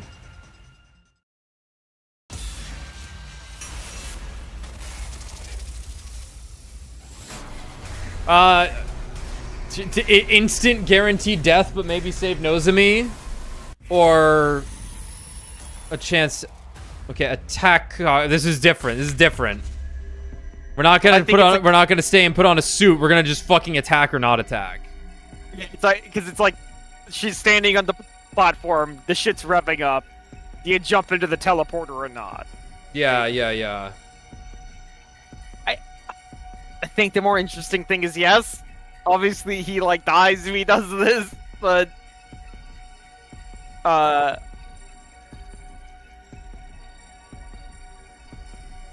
What gives? Let me see. What gets like a bad end right away? Let's just knock out whatever is a bad end, so we don't have to like. Imagine there's not much for. So we don't have to go back into it. Yeah. Okay, looks like if we don't attack, we will get an end real quickly. So let's do that. Sure. Okay. Right, 'cause it'll just be over. Yeah. Half the cat's dead. It's over. Suddenly I froze up. I stopped in place. Was it because I didn't want to die? Because I valued my life too much? Nozomi had thrown aside her own precious life to save me. And yet, despite everything, I couldn't get my legs to move.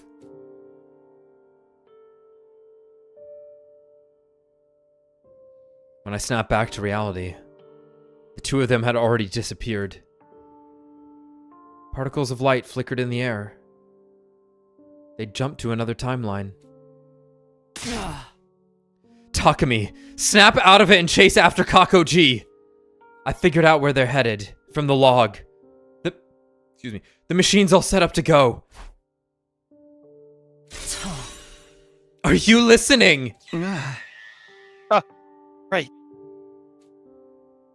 Yuriko and I put on our leap suits.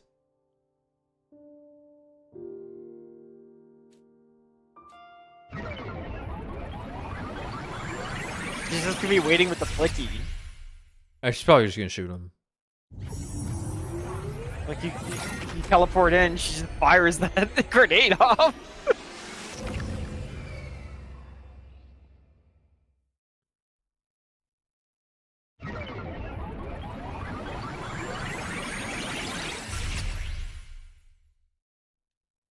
We jump timelines to go after Kako-G. And we resumed our search for her. But she was nowhere to be found in the city ruins.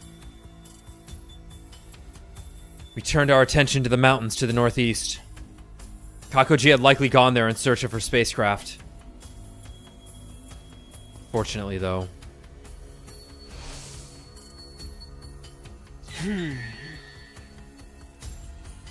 Takumi, I'm sorry, but this is it. We can't go any further. Are you crazy? Kako-G's got to be in those mountains. We need to keep going. The time limit is getting closer. This is as far as we can go if we're going to make it back to the lab in time. We're not giving up on Nozomi. We'll find her eventually, I'm sure of it. But now's not the time. There's nothing more we can do. We can't leave the others to fight Veshness without us tomorrow. Thought you weren't going to let me fight. Takumi, dude. You're being such a prick. I wasn't, but... Then I'm staying here. What?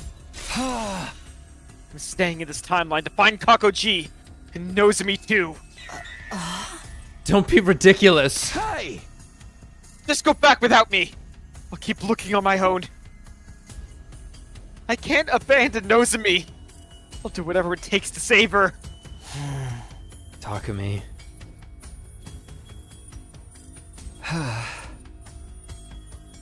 Luck with the battle tomorrow. I know you'll be fine. With that, I started to run. Off to the northeastern mountains. Wait! Takumi! Takumi! Takumi! I heard Hiriko yell my name over and over again, but I just kept running, never once glancing back. Some time after that, I arrived in the mountains. It was eerily still and silent all around me, without so much as the rustling of leaves to be heard. I clawed my way through the bushes, climbed up the cliff sides, and crawled along the ground in search of Kako-G and Nozomi. But I couldn't find them. I couldn't find anything. Not even a clue leading me in the right direction.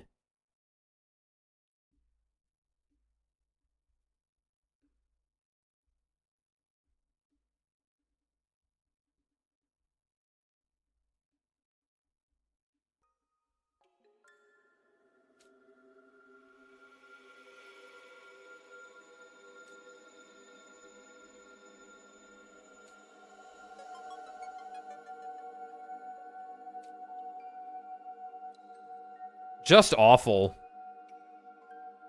It's pretty bad. We don't even know what timeline he's in. No, we have no idea where he is. At last, it was day 100. 10 a.m. And then...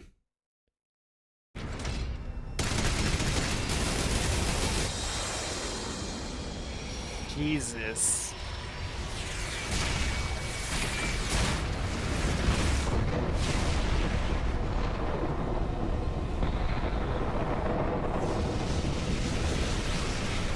Loop.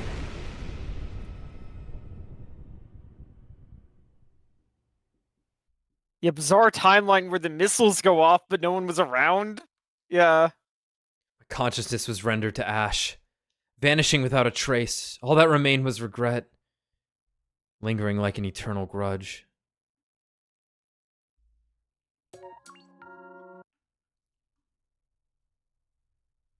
Coward's final days. Jesus Christ. I feels great. It's gonna be like the hero's last moment or something.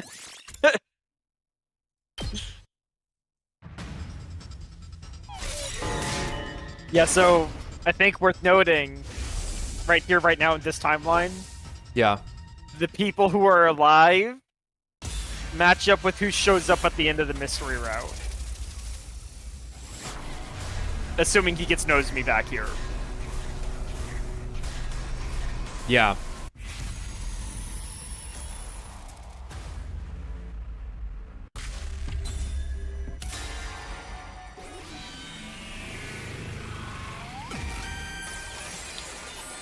Yeah, out of character for Kako-G not to immediately kill off Kurara. Right, yeah. I didn't hesitate or delay for 1 single second. My body moved before my mind did.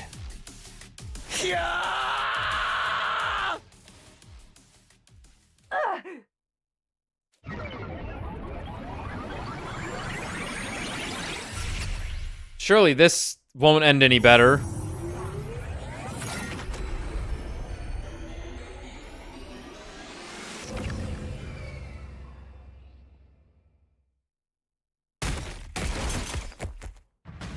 I found myself laid out on the ground.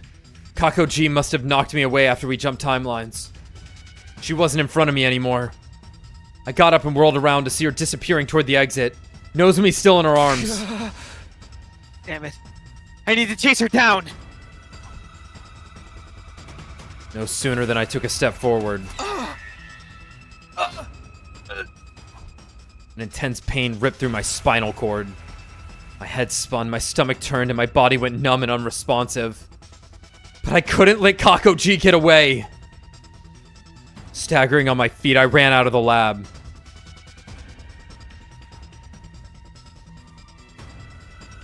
I found Kako-G right away. She was running full tilt toward the end of the street. Get away from me! My steps sprung off the ground as I swiftly started to chase after Kako-G. Maybe it was the adrenaline, but the pain in my body was fading. I could do this. I could catch her! I was gradually closing the distance between us as I ran. Just a little more. I can almost reach out and touch her. I'm not letting her get away! I felt like if I lost her now, it would all be over.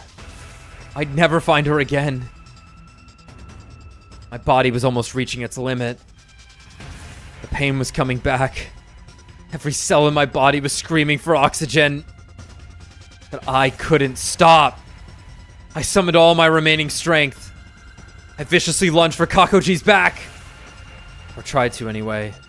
However, Kako-G threw Nozomi down, ground to a halt, and turned around. Fool. You're about to get stabbed, buddy. Huh? That's fine. Then I was still running when her fist smashed into my gut. It was one hell of a powerful counter. I flew through the air, twirling like a baton before landing hard on the ground.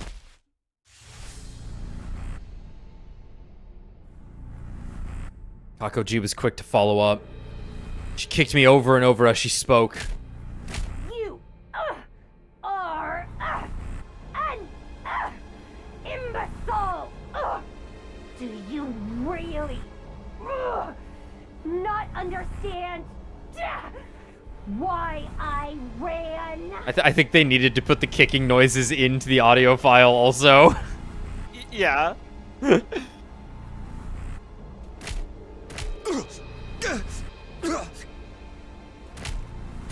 I stayed in the lab, I knew she'd come, and that she'd get in my way.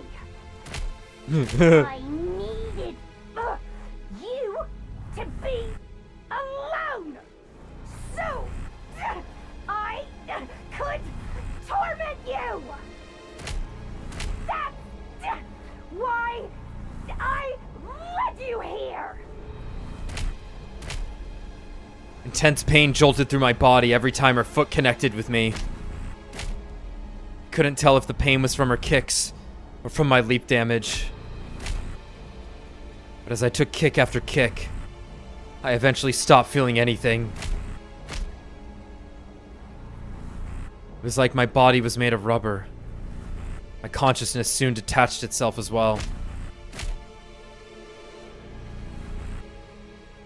In the end, I couldn't even tell who she was stomping anymore. Time continued to pass. What's her fucking problem? I feel better now. And you shouldn't have an unbroken bone left in you. Thanks. Now they'll regrow back stronger like Shadow the Hedgehog. Yes! Speaking of which, it's Sonic the Hedgehog's birthday today. Oh shit, nice. How old is he? Like 40? 34. Whoa. Kako-G spoke and turned away. As she started to walk away, I saw Nozomi on the ground ahead of her. Nozomi! I murmured her name as I stared at her. More memories of the mystery timeline came flooding back. This guy's about to move with only broken bones. Get up! Rise! Talk to me! I didn't hear no bell. I hadn't been able to protect her then. She was the one who protected me. She died defending me. She was smashed to pieces. But the Takumi of this timeline is different. I'll do anything, even if it destroys me. I'll give my life to defend Nozomi. I will save her.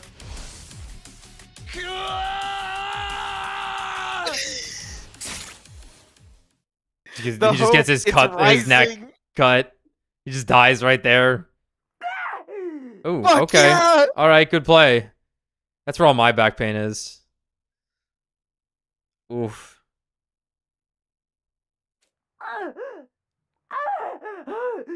Hope Cell's winning. But how? How could such an ugly species manage to?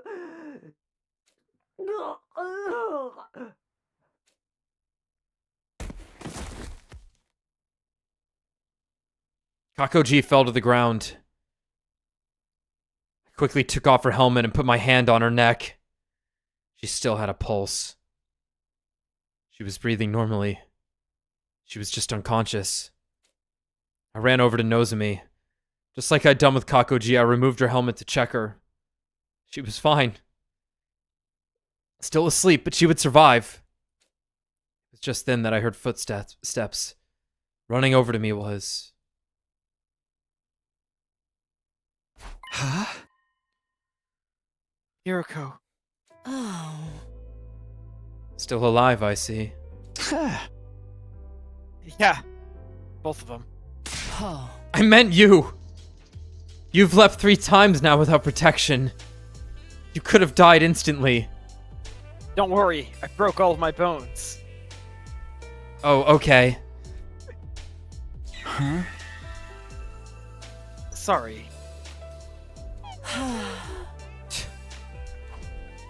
Yuriko sighed and pulled something out of her jacket. Ah. The gun! What's that? Oh. A beam gun that generates a special electromagnetic pulse. I borrowed it from Tsubasa. I never go anywhere without it. The electromagnetic pulse is harmless to the human body, but... It can damage really small creatures if you crank the output high enough. What? What? The Gi gun. Just watch. Yuriko made her way to Kako-G laid out on the ground. She stopped beside her, put the muzzle to her temple, and pulled the trigger. This kills the squid. Immediately after, I was confronted by a grotesque sight. A horrible, squirming creature began to wriggle out of Kako-G's mouth. I'd seen one before. I could never forget. It was... a Gi queen. To be more precise, it's a female spawner. In the zombie timeline, it was known as Alpha 1. Well, this one is originally from the Box of Calamity timeline, so technically it's not that Alpha 1. Thank goodness. So Kako-G's back to being regular Kako now, right? Yes, we should be calling her Kako 3 instead. She's a denizen of the Box of Calamity branch after all. But will her brain be okay?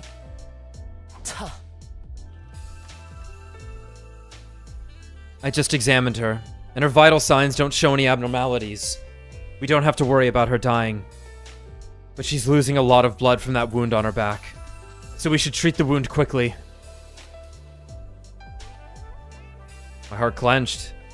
It wasn't Kako-G who was laid out on the ground. It was Kako.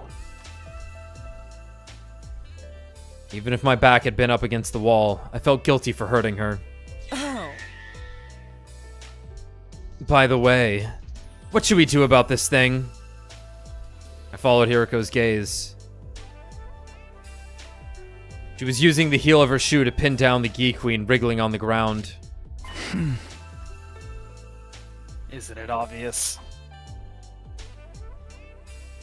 So many of my friends have been killed by that monster. I didn't even have to think about what we needed to do. I lifted my foot. Finally ready to exact my vengeance, I used all of my might. To crush the disgusting little creature.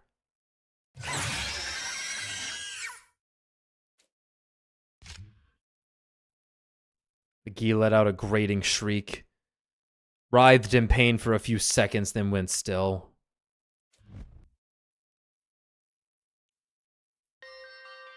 You know, this was a pretty bad situation. We get 2 Kakos now. A small price to pay for a second Kako. Now then, let's get out of here. Hiriko, I think my heart's about to stop. Yeah, I don't think he's rocking any any longer. I'll take Kako 3, so you can take Nozo. What is it? Everything was over. I'd finally been able to kill the horrible Gi. I guess I was relieved. I felt completely exhausted. Suddenly, the leap damage-induced fit I'd been holding back this whole time hit me like a raging torrent.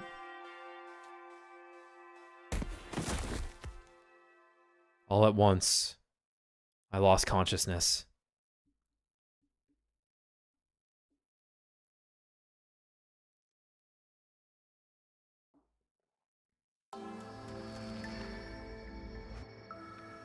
He woke up, that's crazy. That's no shot. Like, what? When I came to, I saw her sitting there as always. If I got paid for every time I had to carry you, I could afford a beautiful mansion in an upscale neighborhood by now. Sorry for all the trouble. Don't worry about it. You can lick my boots clean again to apologize. I don't remember ever doing that. Really? Huh. I must have my timelines confused. I tried to smile, but I couldn't. Not even my cheek muscles would move. Intuitively, I knew I didn't have long. The damage had begun to consume my entire body, killing my cells. I told everyone you took care of the Gi.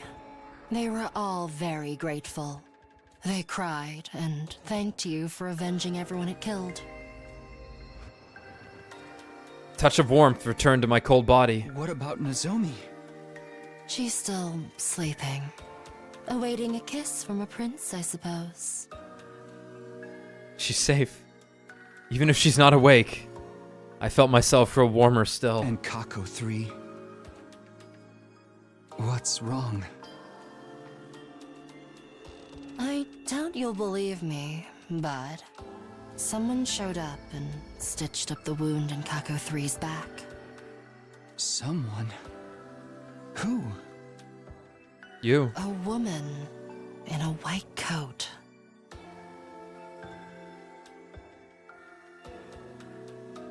Nozomi's mother? Nozomi's mother.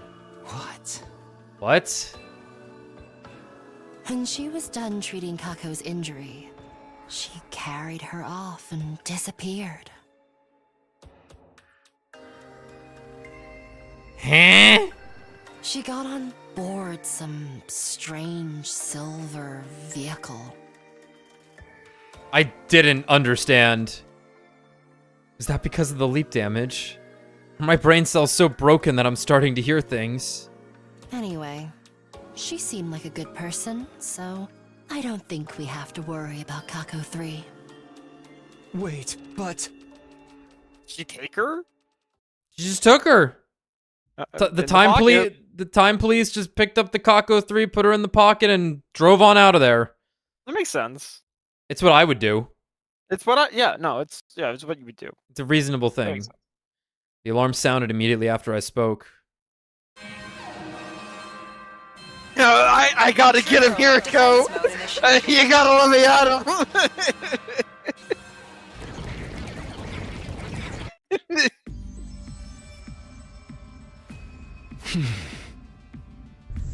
Looks like Beshness is here. Well, we need to go to the war room. Wait, why are you getting up? It's like the Dexter's Lab thing. Everyone's chanting monkey, monkey, monkey. He's gotta fight. Oh, sorry. Do I really need to explain? Of course you do. Exactly what is it you think you're doing? I'm going to fight. No. Don't be ridiculous. Fighting in your condition would be suicide. I knew it. The leap damage has impaired your ability to reason. I'm completely rational. I want to fight for my friends. I didn't die last time, did I? Your symptoms have gotten far worse since then. You've leapt 3 times without a suit. Oh shit, that's it. You know what? You got me. But here's the thing. He's gonna fucking die anyway. Yeah. He knows it. Yeah, he knows it. The next time you do it, you will die. Are you okay with that? I didn't have time to worry about it. The enemy was already beginning their attack. I need to decide quickly. And my decision is... We can do whatever the suicide option is here.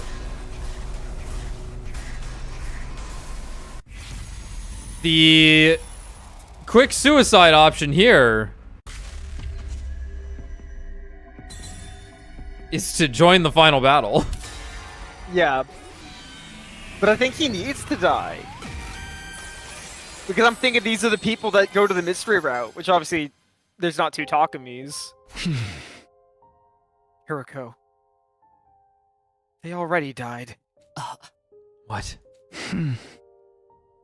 5 of our friends already died.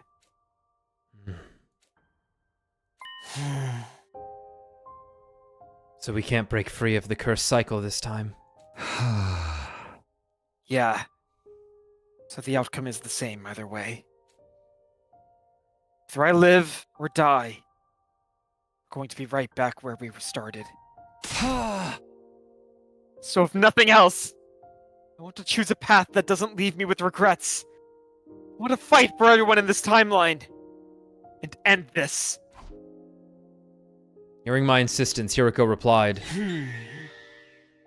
"You really are stupid beyond any hope of redemption." She nodded quietly, her eyes welling up.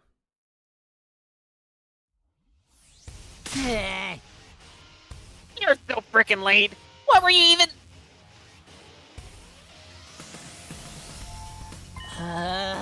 Wait, Takumi? Are you okay? No. Yeah, I found a miracle medicine. As you can see, I'm back and better than ever. I lied without hesitation. There was no time to try to persuade everyone.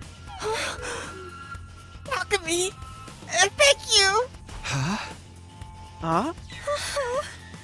You avenged my dear brother, didn't you? I guess. Are you okay, Kako? Not at all. But I'm going to fight with everything I have. For brother, dearest. Right. I nodded firmly before turning to everyone else. Okay then, here we go. Special Defense Unit, we move out for the final time.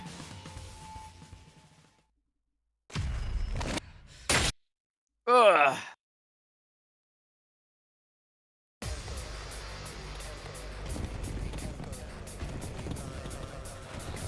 Damn, every side?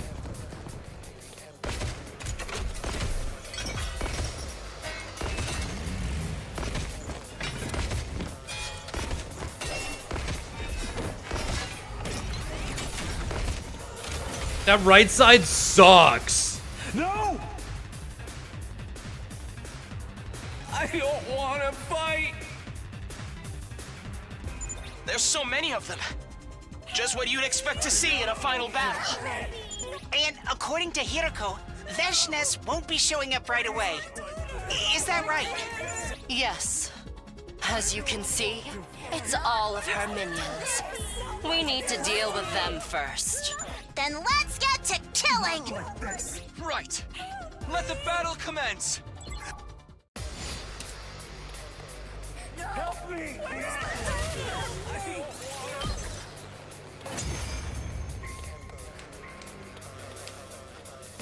That's the cannon fodder dealt with! Which means it won't be long. Yeah, she's coming. Stay strong, everyone. Just as we'd predicted, Veshness arrived, calmly approaching from the distance. I could hear everyone's breath hitch. Tension filled the air. At last, Veshness stood in place. She stared right at me as she spoke. You're still alive? I didn't see you last time. I thought you were done for. She cares. I still got life in me yet. Just try and take it from me. I've no need. I will live for another 1,000 years after all. What? Like another 1,000 seconds? I only give Nice. her 100. Nice. Fortunately for you, in 100 seconds, I'll be the only one left standing. How about you? Excellent. Excellent.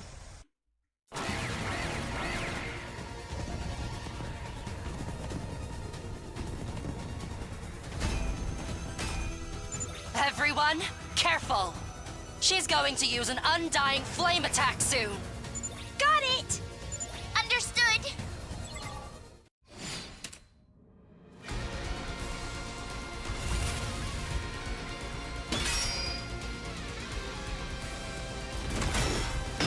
Use the skip button.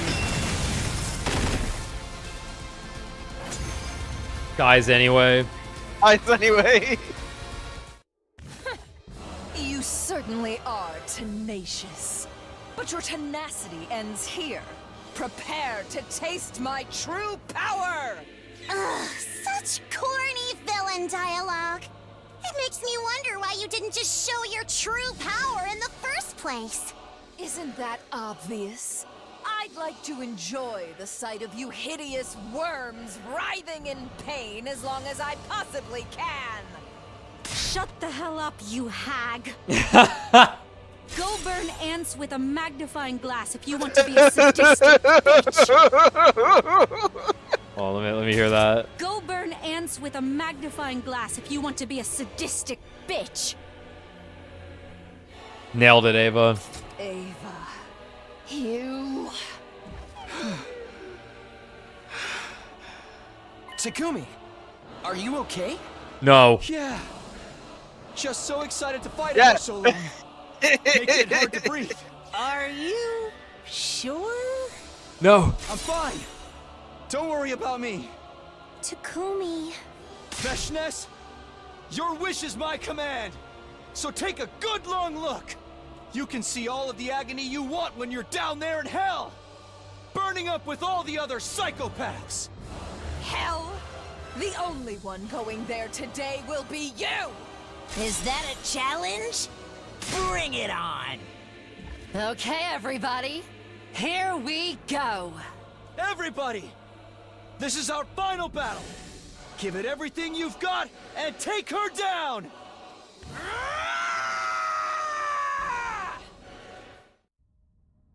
This is the shit talk ending.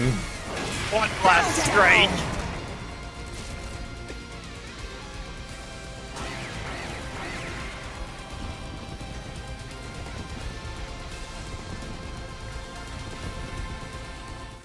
Hello. It's been a while. Hello. Shion! I couldn't stand to sit around and watch, so here I am. Sirei and Nigo are gone now anyway. But why? I wanted to offer some support. I thought my power might be useful. Thank you, Shion. But don't completely burn up your strength. You did that in another timeline and... I understand. I'll figure something out. More importantly, what about the poison trap? It's complete. Kurara is in charge of setting it. Wait, what trap? There's no time to explain. Let's do this. When I attack, Veshness will be temporarily immobilized. Use that opportunity to set the trap. Okay. I'm still kind of confused, but we've got this.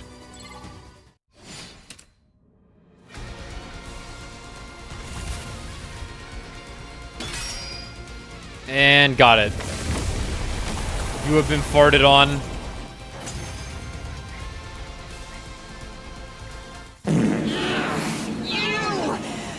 Invader scum!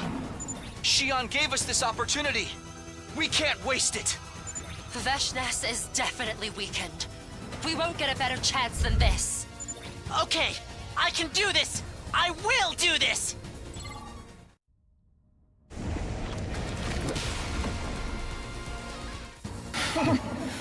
Your pathetic attacks are nothing.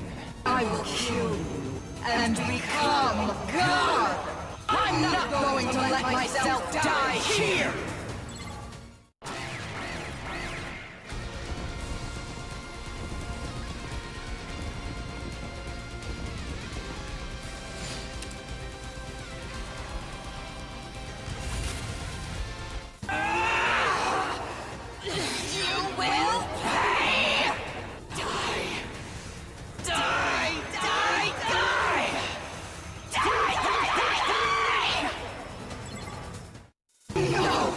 A species as ugly as yours?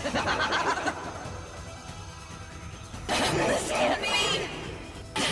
I refuse. I refuse! Someone as great as I can never be defeated! Jesus. No modulation. She just sounded like that in the booth. It was crazy.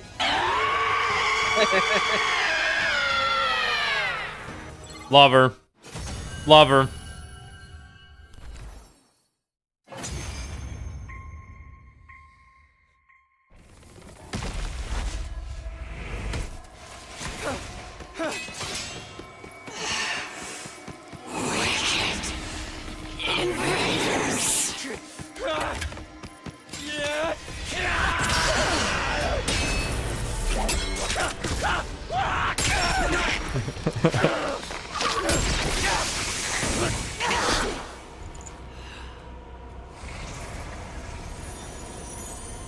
I think this would cure him, honestly. Now that you've won, Yeah.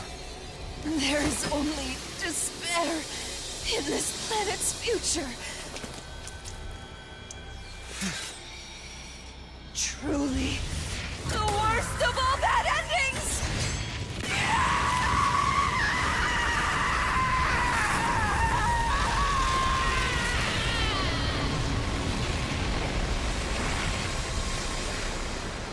That explosion sound effect? That was her in the booth, dying. It was crazy. It's like like the Optimus thing. yeah, but there's a for Bochi the Rock, there was like stuff where like that is just her voice doing that. Oh. When she's doing the scream when she's glitching out.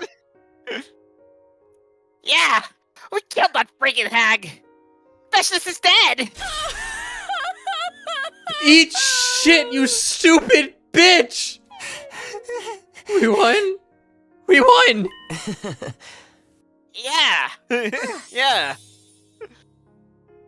It's all thanks to everybody's hard work. I wonder what our friends are thinking up there in heaven. They're so happy. Brother dearest. It's over. It's all over. I don't know if this was the right decision. But if nothing else, I have no regrets. I did everything I could. I used up every bit of strength in my body until nothing was left. My heart felt clear and free. Like a blue sky, unburdened by so much as a single cloud. Yeah. This was the right choice. Whispered that assurance to myself. Absolutely. Yuriko heard me and responded. And then...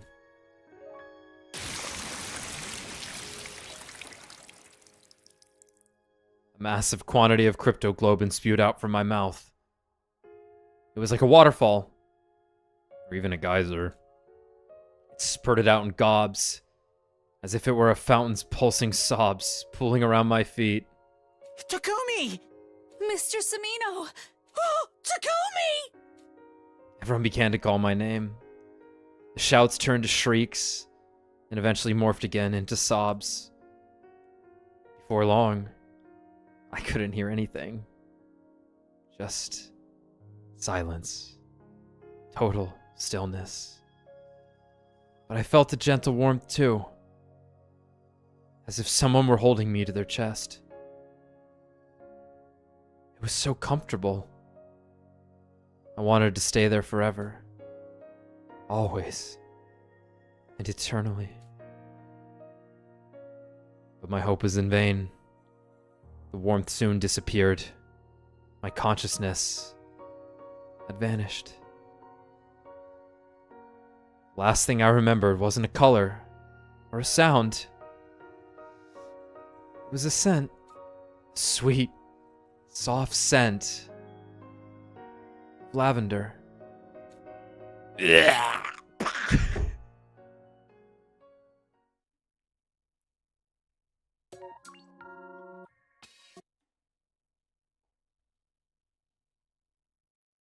scent of lavender.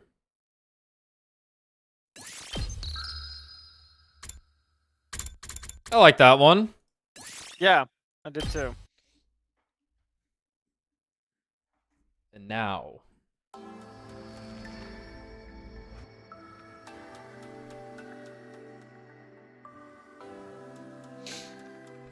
And now we're going to do the opposite of what progressed us on this route some decisions ago. You know what? I think I do sit out of this one, he says.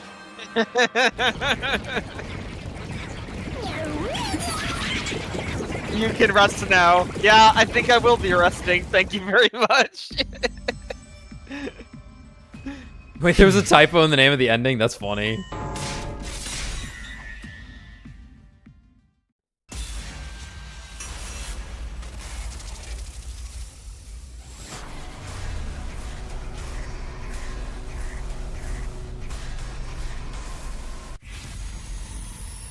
Join the final battle? No.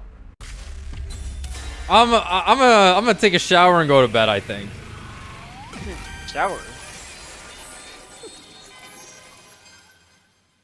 Sorry, it's the leap damage talking. Huh? You're right. Maybe I should stay put. I knew you'd come to your senses. But it's not because I'm afraid to die. I just don't want to get in your way out there. Everybody would be worried about me and try to protect me. They wouldn't be able to fully focus on the fight. So in the end, I'd only be holding them back. In short, you're making this choice with everyone's best interests in mind. Yeah. Good. You've made the right choice. I give you 100 points for leadership. Sorry, I can't be of any help. Now come over here and give Mommy a kiss. And now you've lost all your points. The captain is meant to boost the morale of his fighters, you know. You're not wrong. Okay, then. You've got this, Hiroko! I know you'll win. Know your place, servant. What? Anyway, I need to get going. Hiroko ran her fingers through her hair with a smirk before rushing out of my room. Immediately, I was overcome by a fit I'd been trying to hold back. Change his clothes. The shower, it hurts! I'd been hoping to at least watch over everyone from the roof as they fought this final battle. It looked like that wasn't going to happen. I lost all strength and collapsed on the spot. At least hit the bed? Bro. I didn't even have enough energy to claw my way to my bed. Soon, a piercing pain stripped me of my consciousness.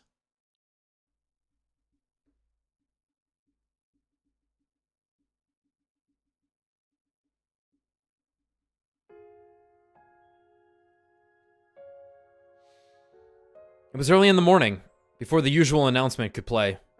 I was standing on the roof. Hiroko was in front of me. You really are resilient, Takumi. You can barely keep yourself upright, can you? There was no sense in trying to act tough. I nodded sincerely. My life would be over soon. The weakening of my pulse made that very clear. Oh? You're not going to ask about yesterday's battle? Standing here, aren't you? Besides, I'm... Right. Thank you. I appreciate everything you've done. You don't need to thank me. Is everyone else sleeping it off? Oh. No. They're all in the cafeteria. Huh? Really? This early? We ran into some trouble. They're discussing it now. Right, yeah, the fucking pod. What kind of trouble? Hiroko hesitated for a moment. Did other Hiroko snatch the baby jar? There's no point in keeping it secret, I suppose. Yeah. The baby jar. Somehow it suddenly disappeared. Oh. We noticed after the battle. I'm not sure exactly what happened, but I think it's likely somebody stole it. Somebody? Who?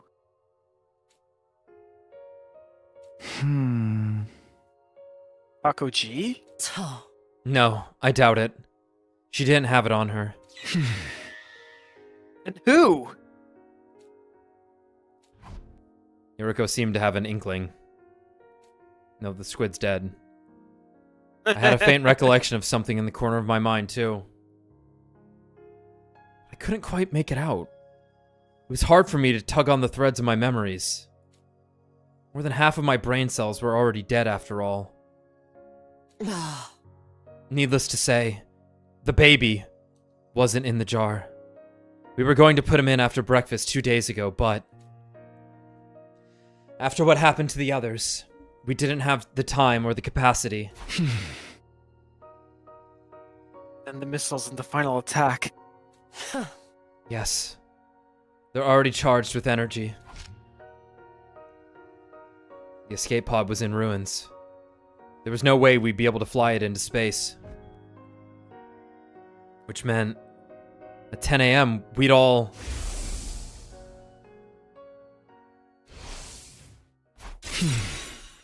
It's time. No. No way.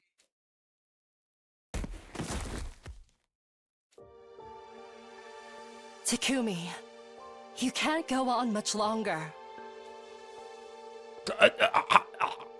It's okay. You don't have to say anything. I don't want to cause you any more pain. I do have one bit of good news. Nozomi's awake. Really? Stand straight up. Oh shit, for real? Oh shit, for real? Yes, and she's doing fine. So don't worry. For some reason, that strange light of hers vanished when she regained consciousness. Uh-huh. That's good to hear. She's awake. She's okay. I'd managed to save Nozomi in this timeline. And I avenged the mystery timeline's Nozomi too. But even though I saved her, she'd be gone soon. So would everyone else. Burned by the flames of the final attack. Instantly wiped out.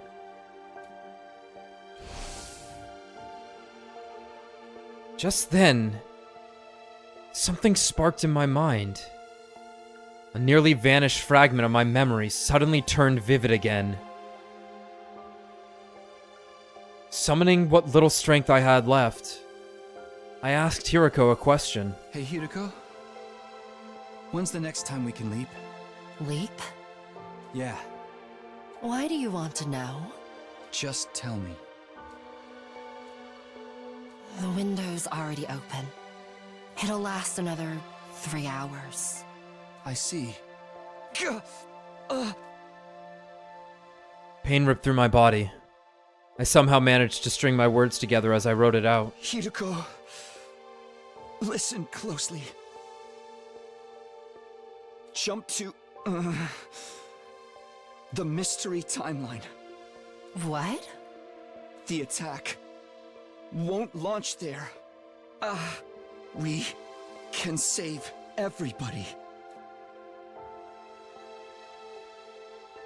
Hiroko's face reddened slightly, but it soon faded, her brow furrowing as she bit her lip.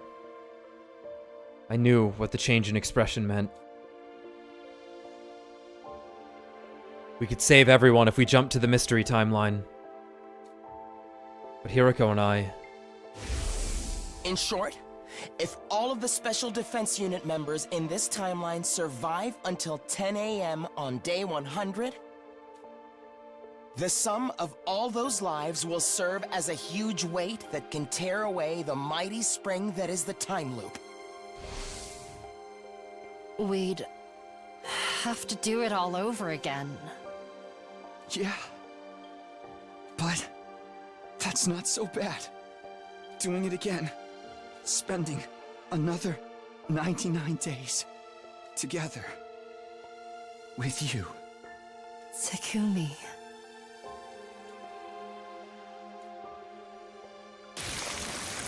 Violently vomits blood up on her face. Oh, Takumi. Takumi.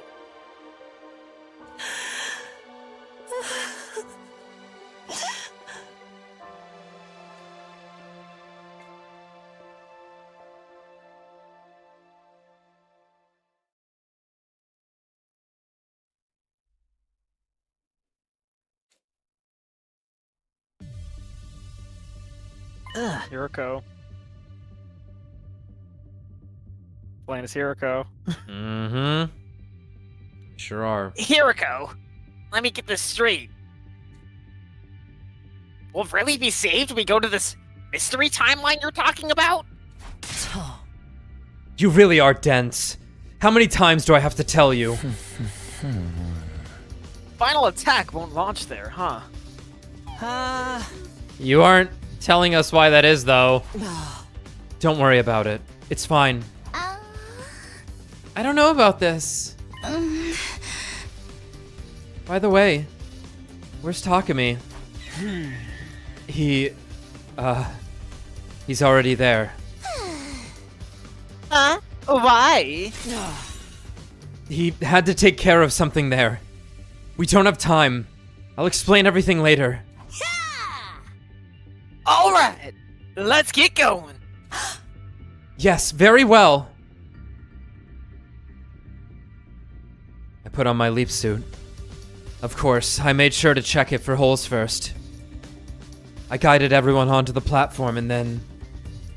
Here we go!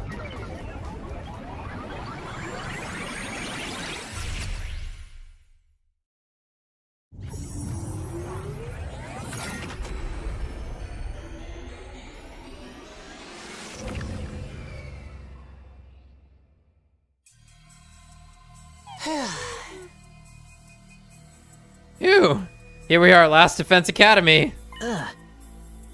But, is this really that mystery timeline or whatever? It looks exactly like our school. Everyone was looking around curiously. I took the opportunity to break away from the group. Yup. I hid in the shade of a tree and observed them. Shortly after, she's gonna go home. You're kidding. I don't know, this one's also one of my favorite sprites. Yeah. How? Why? Why? It's not possible. I thought they were dead. How are you here? You took the words right out of my mouth. I mean, this is... A miracle! It's a miracle, everybody! All of us are alive. That's right. We're alive. And I have been normal now. re-educated! Brother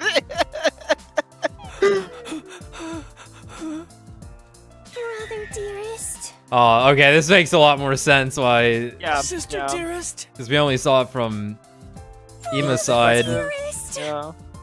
Sister dearest.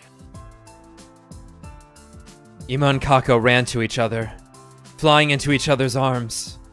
And after that... Nozomi? Nozomi! Takumi 7 ran to Nozomi and held her tight. Everybody crowded together, hugging each other, patting each other on the back, pressing their cheeks together. I heard their cries of delight loud and clear, even some sobs. I watched it all, and then I quietly took my leave. There.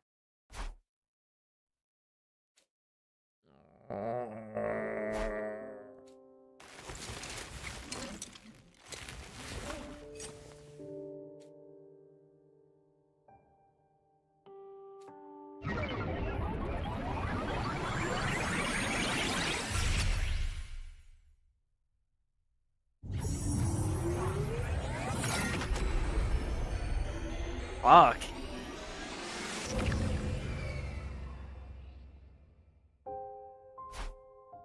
Yeah.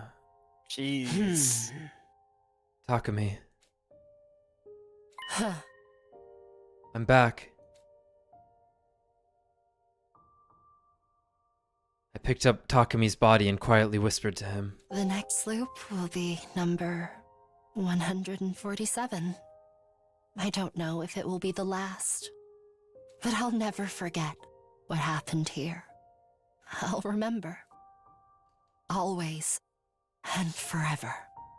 One day, we'll get out of here. We'll leave this infinite loop together.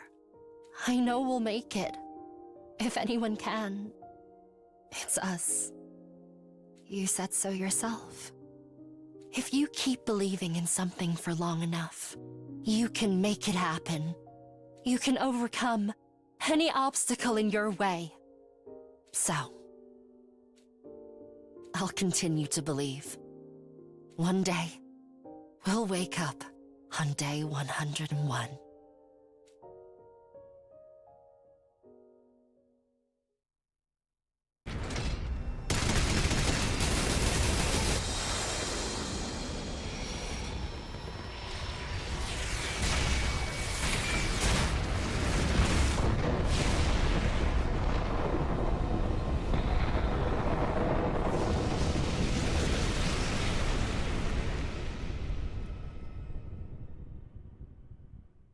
Yeah, what's one more?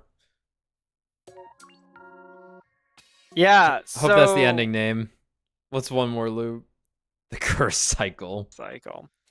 All right. That's kind of what I was picturing the ending to look like after we saw the mystery route.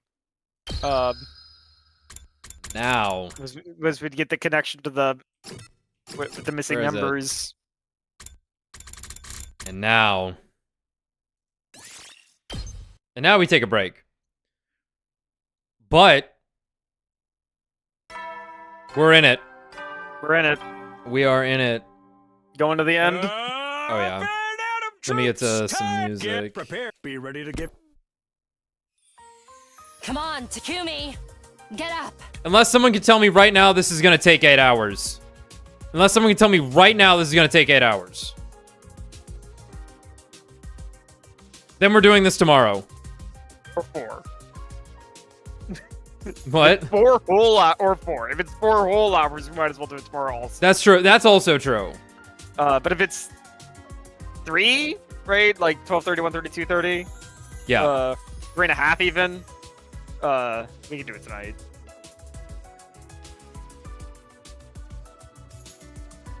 No way it takes 8. It shouldn't.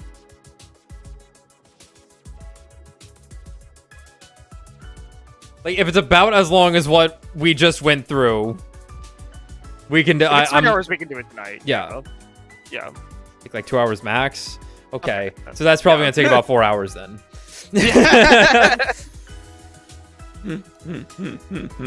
That's okay. Well, if that's the general estimate, we're probably gonna take a little longer because we're streaming it. But, all right. Well, we're gonna take a break right now then.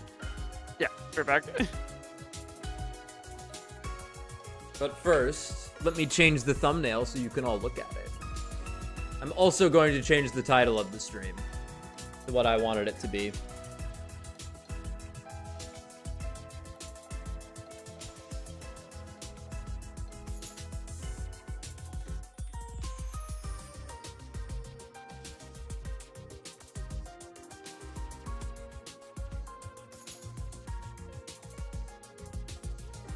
I don't know, you're just gonna like refresh the page or something. It's not my best work, and the color theory on it's kind of bad, but I threw it together in like an hour and I thought it looked kind of cool, or like 30 minutes. I was working on both at the same time. I'm not in love with the rainbow gradient. I might do another pass, but it looks kind of cool. All right, I'll be right back.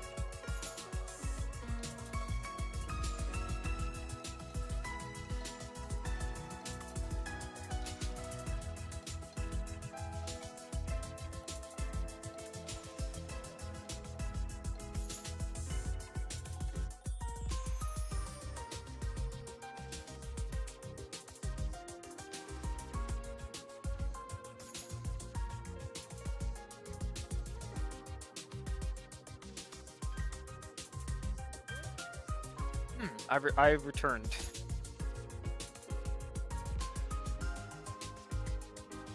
Wait, did he actually change the thumbnail?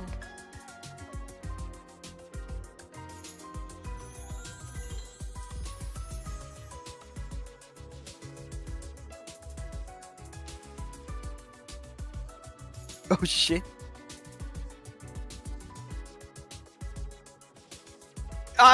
One last stream. I was gonna say you better call it one last strike.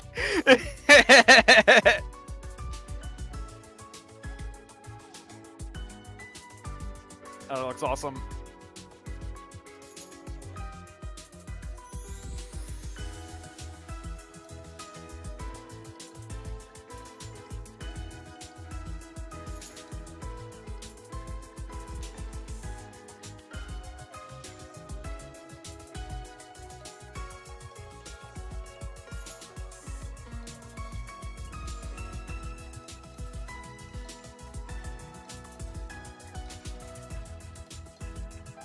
Yeah, the stream that burns the site.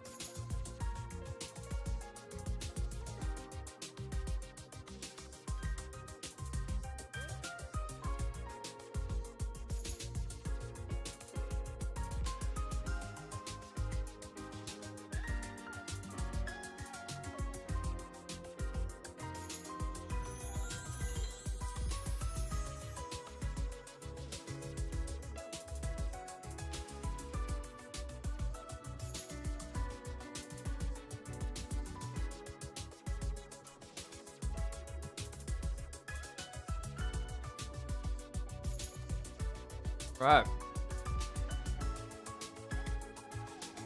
Yup.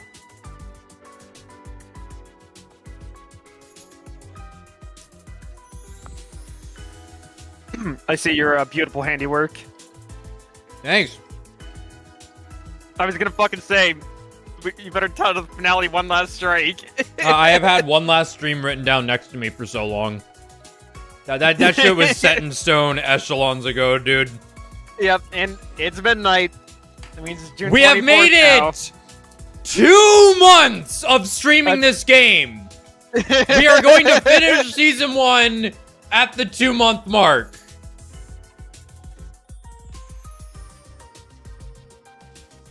Amazing. Pottery in motion. So, we are. I accidentally hit right click. We're in Hiriko's room. That's awesome. Let's double check exactly what happened here, how we got here. This was the don't press the button timeline after we got all the rigor mortis codes. Yep. Did not press it. Show to everyone about the loops. Not about the loops, about the parallel travel. Parallel leaping, yep. Had a battle. And,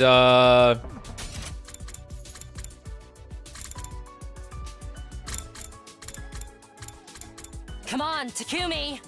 Get up! I woke up to the sensation of someone shaking me, only to find I wasn't in my own room. I'm in your room, right? I must have been taking care of you last night.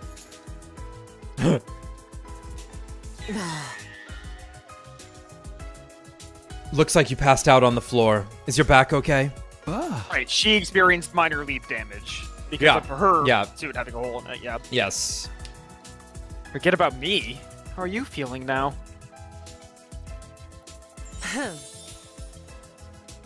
See for yourself. Do I look sick to you? Throws up everywhere. I'm no longer mentally ill. She didn't. She had plenty of life in her face and a twinkle in her eyes. More importantly, did you just say you were taking care of me? I didn't do anything, really. I was just making sure you didn't get any worse.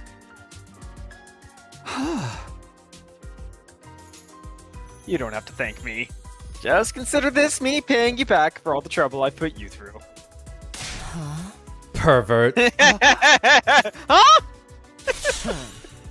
How could you sneak into a woman's room and spend the night with her without consent? You didn't do anything weird to me, did you? Huh? I never. Why not, you stupid bastard? He punches the wall.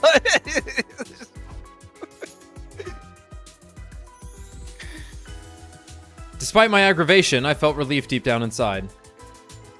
Yuriko was back to her usual self. And I was happier for it. She really has no furniture, huh? Women live like this and don't see the issue. She got the fucking TV on the floor with Bloodborne hooked up to it. Oh, yeah. The picture of, Iwata right next to it also. Well, fine. I'm feeling better now, so we need to get started on some tasks. Like Among Us? Tasks? Like Among Us?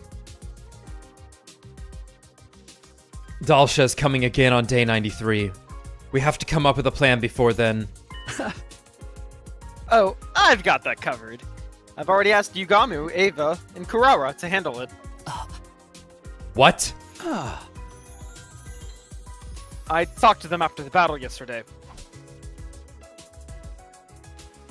I see.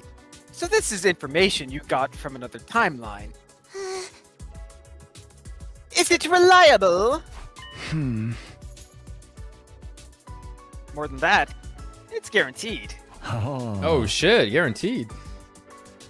We have to do something, that much is clear. I just need to analyze Ava's DNA and formulate a poison that works on Dalsha, right? The biggest hurdle will be trying to toss it into his mouth. that's where I come in.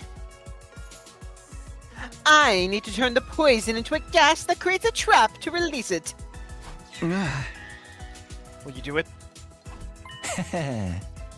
Of course. Why wouldn't we? Oh, good point. I'll show you the greatest trap ever created. All right, chat, cast your votes. Who is the greatest trap ever created? God damn it. Vote now. I am happy to contribute too. I shall offer every bodily fluid I have for the cause.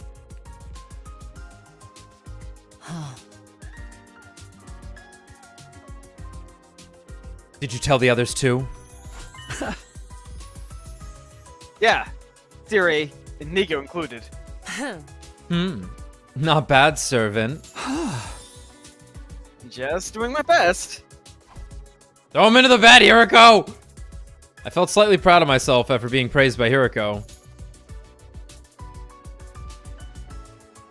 Somewhere along the way, I'd even gotten used to her calling me her servant. Well, I'm going to hop in the shower, so can you leave? Are you really okay now? What are you going to do if I say no? Stay here and watch me shower? I shook my head inside. I would never watch anyone shower. Later, bitch. Okay, I'm going. After that, I ate breakfast and went back to my room. I stretched and unwound my stiff body, then went off on my usual rounds. Oh shit, free time? You know you're en route to the true end. Alright, Nigo in a swimsuit. Damn. Rah, rah. The greatest trap ever created is the one where you're like, Takemaru would probably be okay to sacrifice himself with this bomb. Yeah. Yeah. Yeah, followed by the other best trap they ever made that they only ever used once on the zombies. Yeah, the pitfall.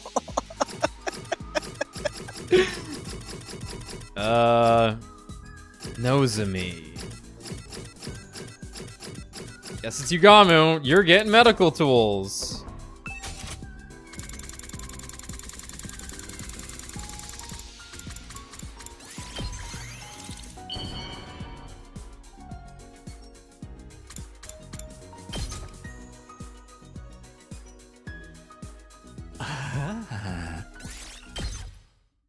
Damn. I think we just saw his rank up, so we're probably need to hit him like 3 or 4 times. Yeah, we have to hit him 3 times, I think.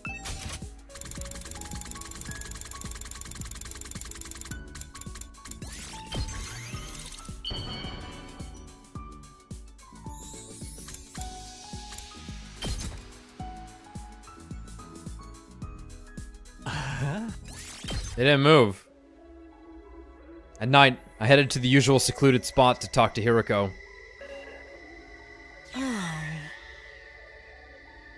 Why did the distress signal transmitter cause that explosion?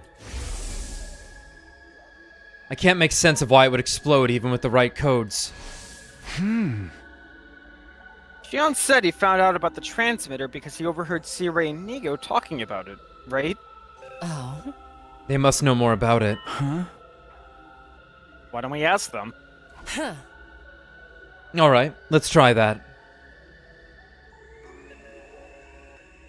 You know too much. Yeah. Hey, what's going on? Distress signal transmitter. Don't play dumb. We know you know about it. Sir, I think they might mean the device intended for the stand together, fall together plan. Of course. It was right there on the first page of the manual that they handed out when we got here. Oh, that. The thing that top brass were telling us about before our mission started here. Huh? What is this stand together, fall together plan? Exactly what it sounds like. There were originally 10 Special Defense Unit members stationed at Last Defense Academy. If 9 of them ended up in total death, our chances of winning the war would be practically 0. In other words, we'd be in a lose-lose situation. There'd be nothing we could do, so... The remaining member would activate a self-destruct device and blow everything from miles around sky goddamn high. It was the big bosses who came up with this rather tragic plan. The idea was to wipe out any invaders inside the school and the surrounding area in one fell swoop. It wouldn't kill them all like that, the final attack, but we'd at least be able to retaliate a little. Like the name says, stand together, fall together.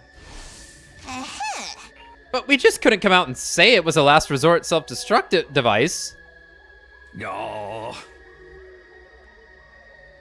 You've got to imagine that the last survivor wouldn't jump at the chance to use something like that. So, the human authorities in charge made up a lie and claimed it was a distress signal transmitter instead.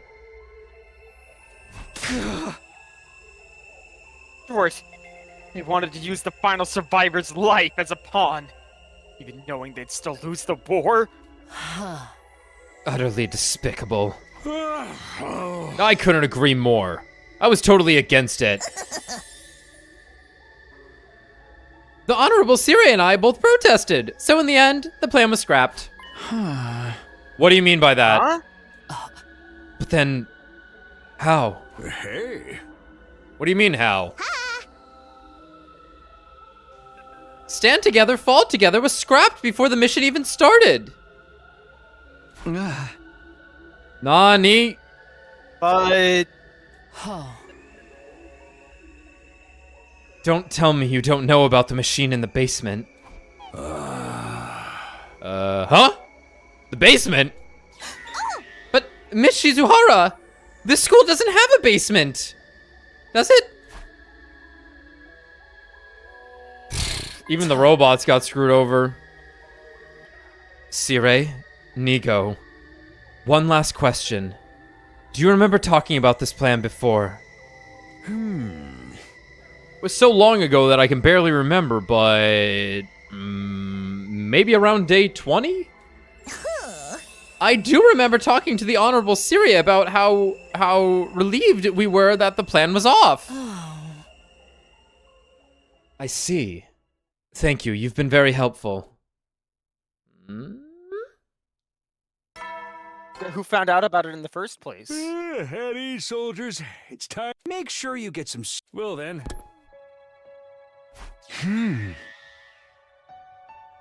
Top Brass didn't tell C-Ray and Nigo about the self-destruct device. Maybe they set it up in secret because they knew those two were opposed to it. But no one ever, like, knew about it, though.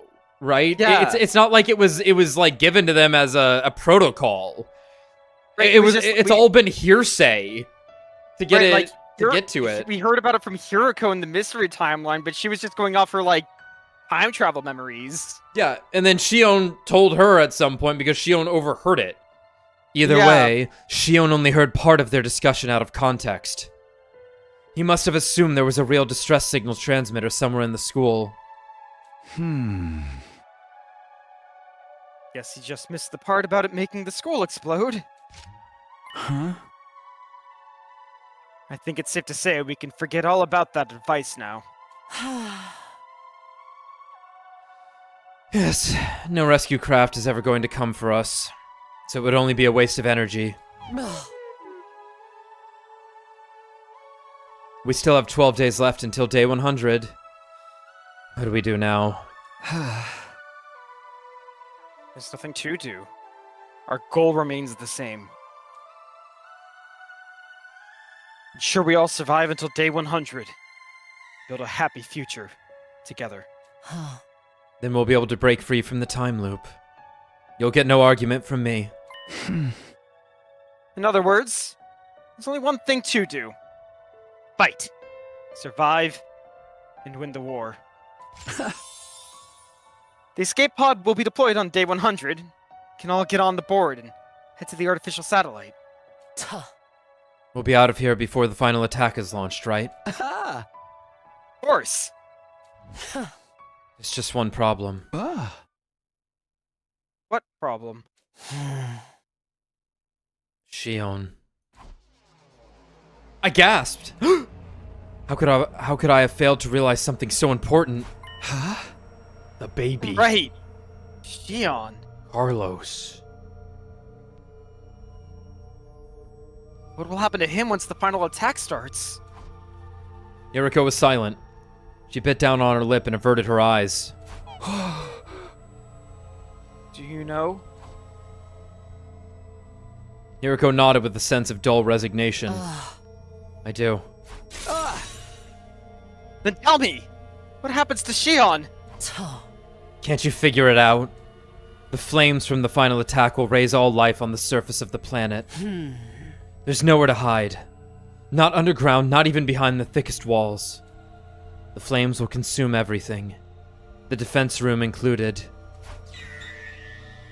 So, when the missiles are fired, that means... Yeah.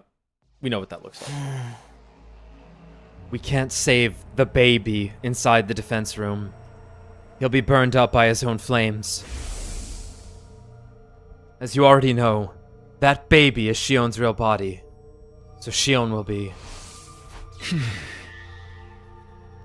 No.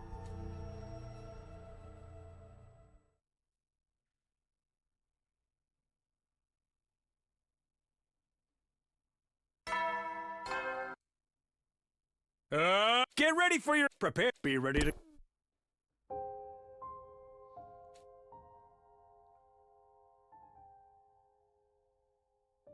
I sat in my room without going to breakfast.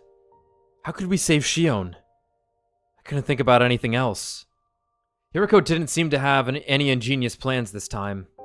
I could tell from her face last night that she was desperately trying to come up with something. And as I pondered the matter in silence, the sun started to set.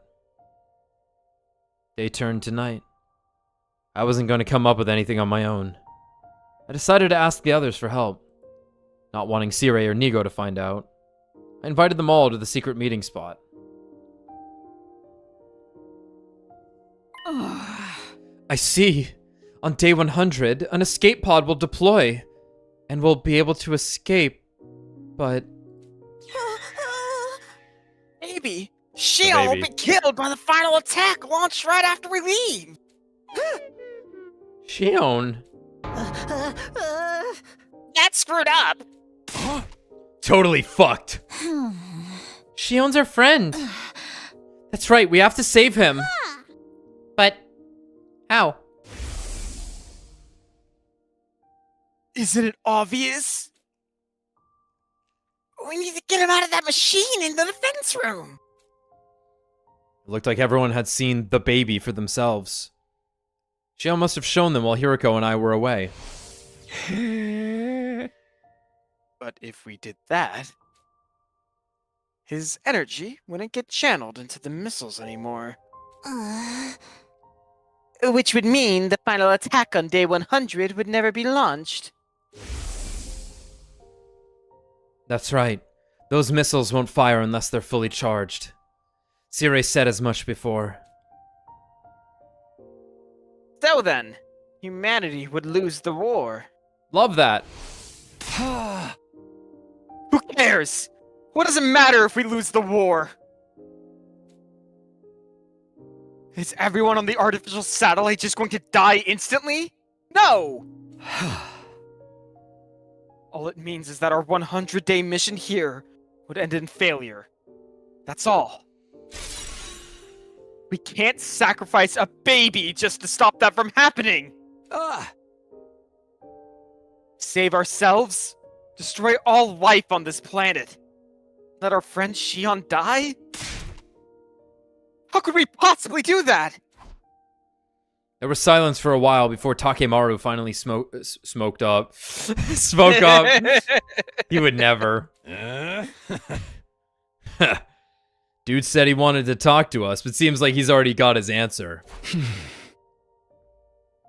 Problem is what's going to happen after that. If we take him out of the machine, he'll be consumed by his own flames and die. Say what? Huh? No!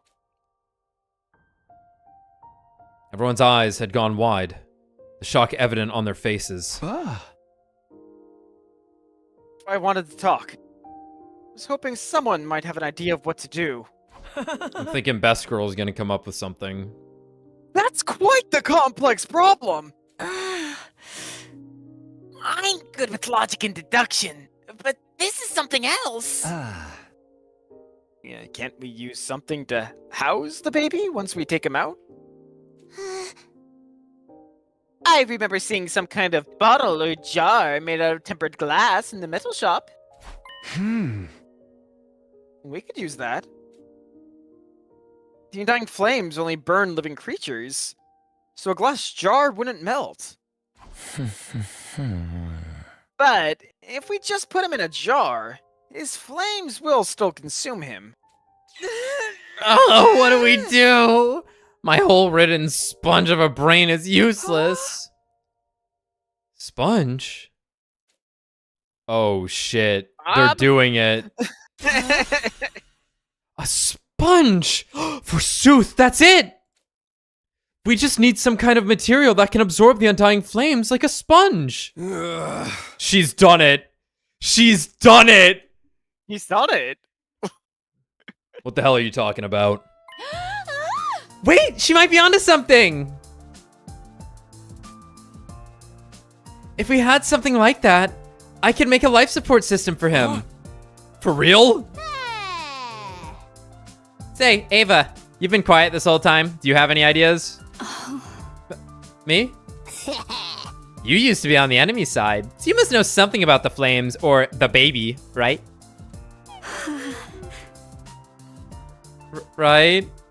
But my brain got all scrambled by your dolmen thingy. Wait, hold on. I think I remember something. Material Omega. You have two things named Omega. It's a great word, though. Hiroko jumped at Ava's words. That's it.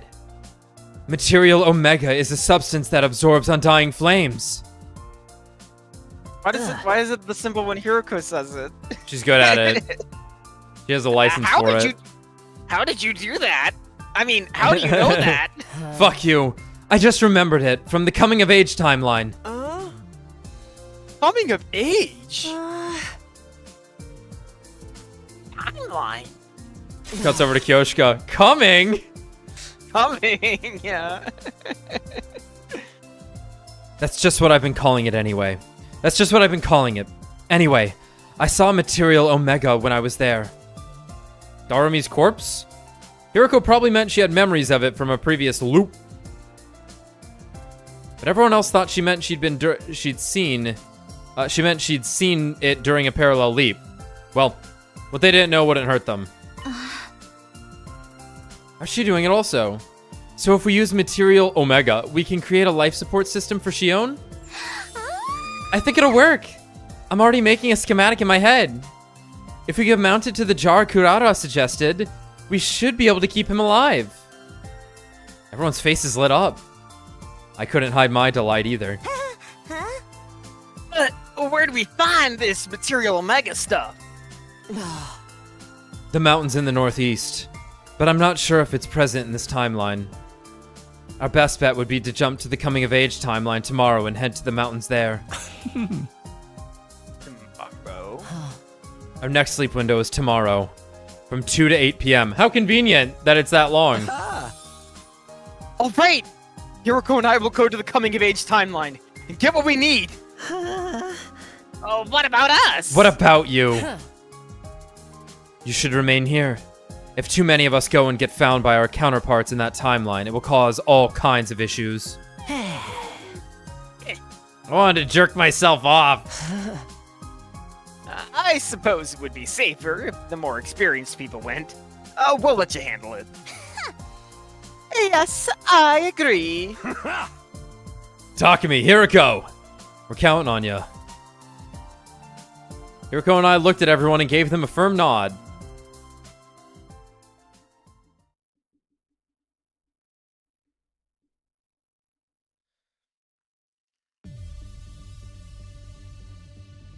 That afternoon, Hiriko and I made our way to the lab.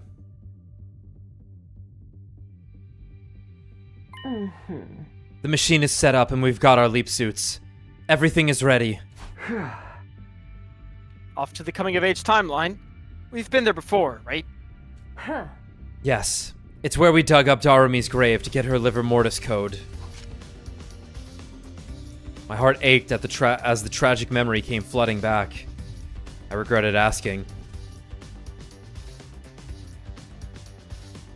The time was 2:01 p.m. Our window had already opened. We nodded at each other, hit the red button, and got onto the platform. Let's go. Save the baby. The baby.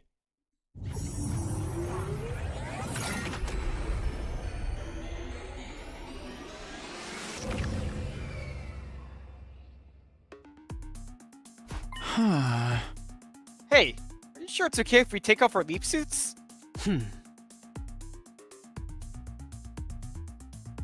We're not going to the school this time. I doubt we'll see anyone, so we should be fine. The suits will only slow us down. Are we in some kind of rush? We have 6 hours this time, so... Oh? Material Omega is in the mountains in the northeast.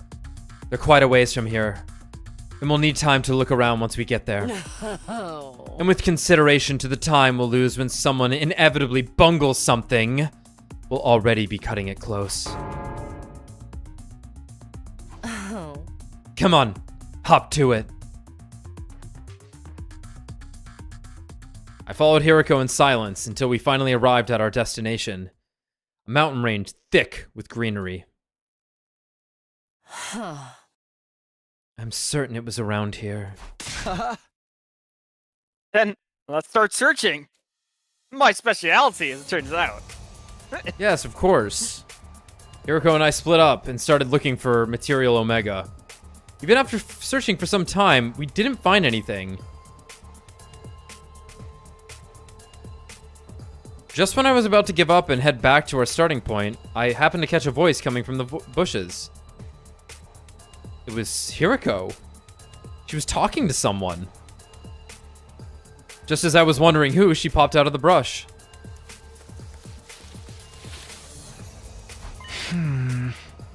Were you talking to someone just now?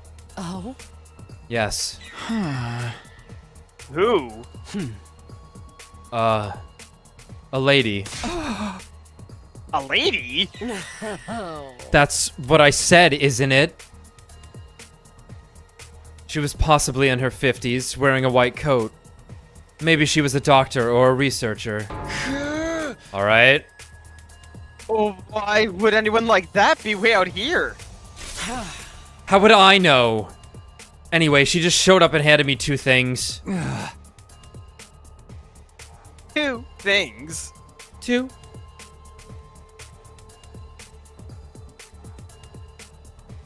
Hiriko held out her palm. Resting on it was something that looked like a memory card.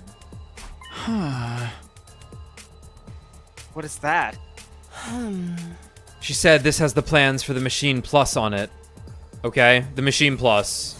Sure. I suppose this could be... I forget their name. The weird scientist name that sounded Japanese. Inone? Inone, yeah, like that could be a woman. That book was written from a while ago, but obviously there could be a time traveler. I mean, if they're In time fact, traveling, yeah. How I'm thinking at this point, it is like, this person is one of these 2, probably Hiriko from the future. Sure. Coming to help herself out somehow. Keep the loop. Keep the loop that escapes the loop. Right. Machine Plus? What even is that? Oh? I don't know. She just said that it can move vertically as well as horizontally. Jesus Christ. Okay, that's... Okay. Okay, sure. I have no idea what you're talking about. Neither do I. Hiriko didn't seem to be lying. She looked stunned by whatever she just experienced. What was the other thing? Hiriko showed me a lump of some kind of strange substance. Cool. Could this be? That's right. Material Omega. This is the other thing that woman gave me. She said she found it on the ground and wanted to give it to me. Then she left. How convenient. Well, let's head back. It was just then that I heard the brush move behind me. Bear. They have to fight a bear suddenly. I turned around to see what it was. Well, that's awkward. That's rough. Just My bad. Leave. My bad. Be like, look, forget you saw us. Forget what you know. Like, guys, please don't worry about it. Just trust you, me, us. Just don't. Just let this one slide, please. I liked how his portrait lined up on his portrait. Huh? The very next moment.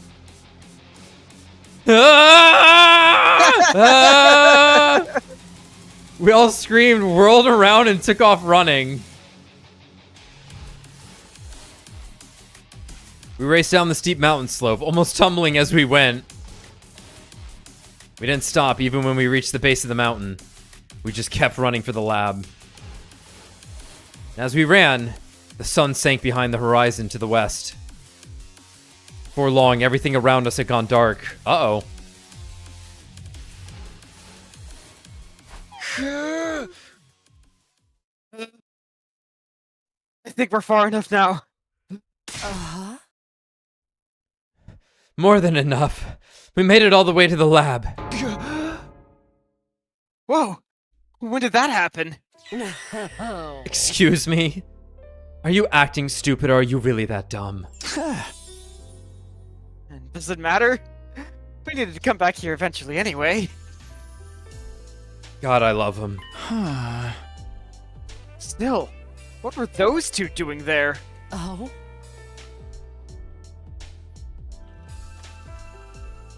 At first glance, I thought they must be versions of us from this timeline, so I panicked and ran. But I don't think that was the case. If it were, they would have chased after us. But they ran off in a different direction. Does that mean they're from another timeline like we are? I mean, it kind of makes sense. This is all we do when we're together. Yeah, good point, good point. Maybe. Maybe not. We'd wait here for them? They didn't come from another timeline. I want to use the lab too. You're right. But it doesn't look like we have that kind of time. I pulled out the device and checked the time. 7:45 p.m. No way! We've only got 15 minutes left! Exactly. I think we're just going to have to forget about them. I'm sure they'll be fine. They are us, after all. Things will work out, even if we leave them to their own devices. I guess that's true. Oh. Now, let's hurry. We need to get everything ready for our leap. Roger that. Don't fuck up your suit this time, honey. Hiroko, do you have the material Omega? No. Of course. I'm keeping it nice and safe. Tell me. You ate it? What? Oh, it's just what I would do, sorry. I was just playing. Don't waste my time with such nonsense. Let's go back. She starts sweating. Fuck, I totally ate it. He got me. Okay, let's head back.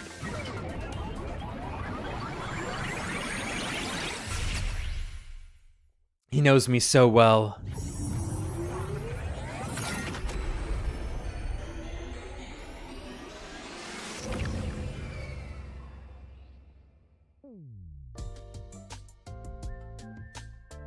Takumi, Hiriko! Thank you so much. I did a quick analysis, and this will definitely work.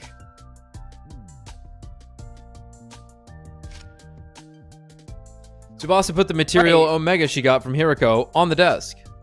This just must be what the suits are made out of.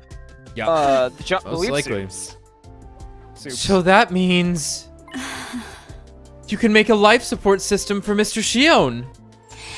Yep. Just gotta mount it to that jar Kurara told us about, and we'll be all set. If we put the baby in there, he won't be consumed by his flames. Then, since we'll be able to take him out of the defense room, We can save Shion! Hooray! Huh. We simply have to bring him on the escape pod with us on day 100, and all will be well. We got ourselves a way to keep all 17 of us alive and kicking. We're all gonna live happily ever after!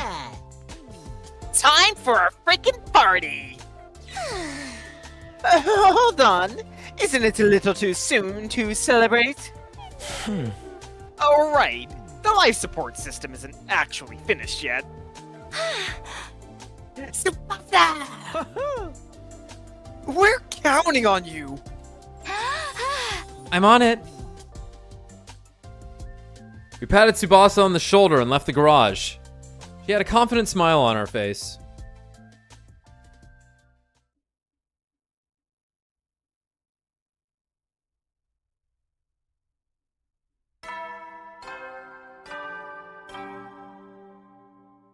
Good morning, troops! Rise and shine! It's day 91 of your... 9 days remain until the time humanity has longed for is upon us! I hate to keep reminding you, but the... So we're... Yeah.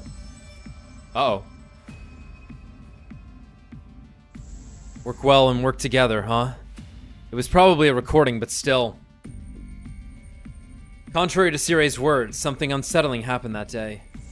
It was shortly after the sunset, right after dinner. We were watching over Tsubasa's work in the garage when we received some unexpected visitors. Uh-oh. The eggs are here. Hey, what are all of you doing crammed in here? Nothing. Sirei. Inigo! Miss Kawana, you've been making something in secret, haven't you? What is it? Well... Mind your own fucking business! This is our business! We'll mind it all we want. We know what you're trying to do! You're going to take Shion's real body out of the defense room device. The Honorable Sirei and I absolutely forbid it! If you do that, he won't be able to charge up missiles for the final attack. We need those missiles charged to 100%! If they're not, they'll barely even be able to cause a dust storm. Weird. It would make launching the missiles completely pointless. Taking the baby out of there before day 100 is preposterous and out of the question, and nothing you can say will convince us otherwise. Now that the Honorable Sirei has made himself clear, would you bring out the life support system you're working on? I'm going to count backwards from 3. If the device isn't out here before I'm done, I'm gonna blow you all sky high one by one.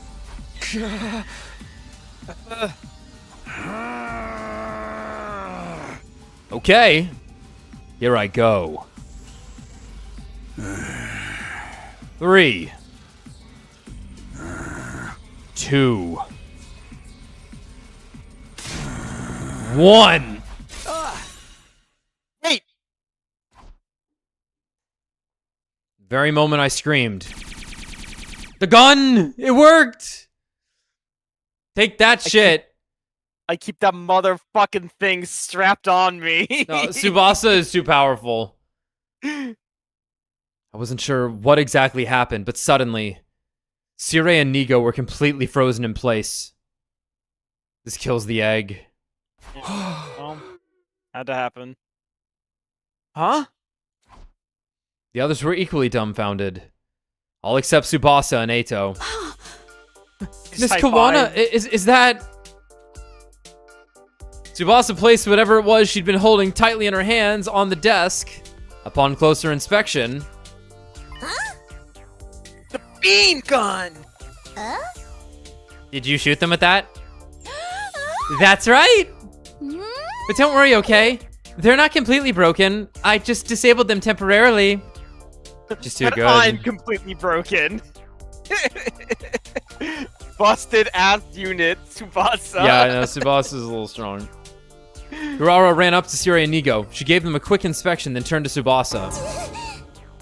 They're dead! Oh, what? Just kidding. Tsubasa is right. A few circuits are shorted, but they're not totally broken. With a few repairs, it should be easy enough to bring them back. Huh? But how? I thought the beam gun was harmless. Huh.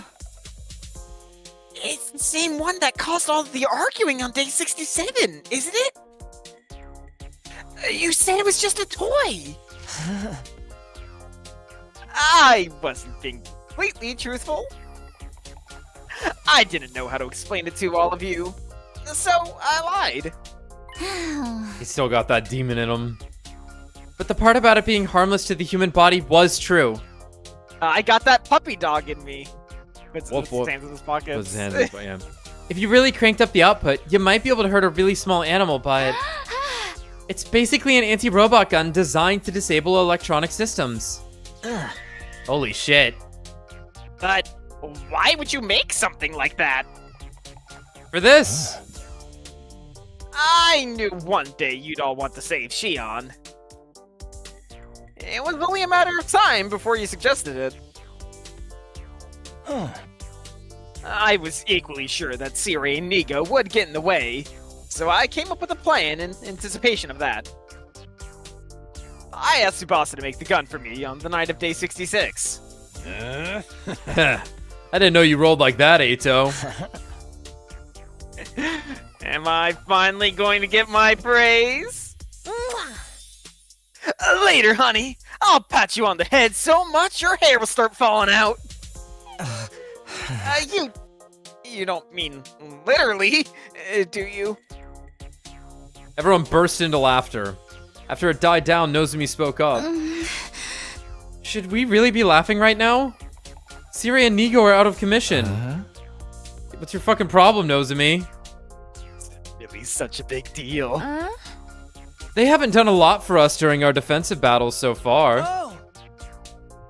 The only times they were helpful were when they unleashed that new weapon on day 15.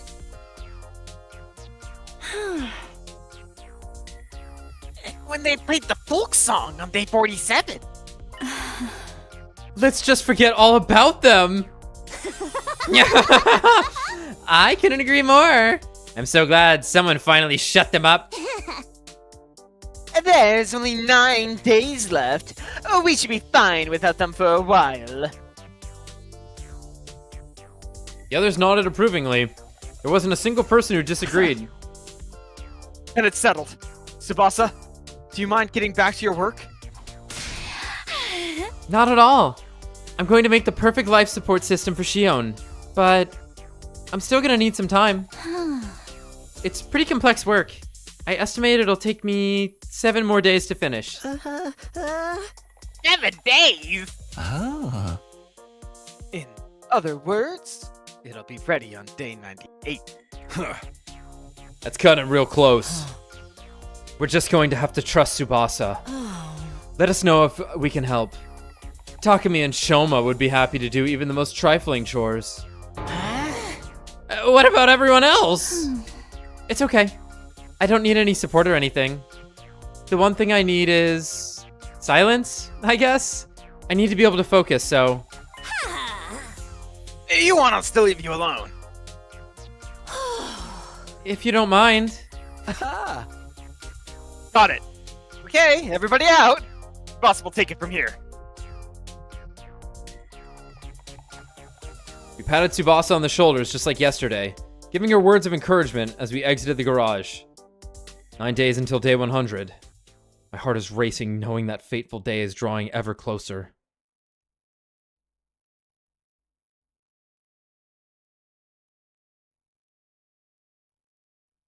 Day 92. Up. I ate breakfast, went back to my room, and set off for my usual routine. Alright, let's go! Let's go! Your free time. Yeah, this is the free time route. See how everyone's feeling first.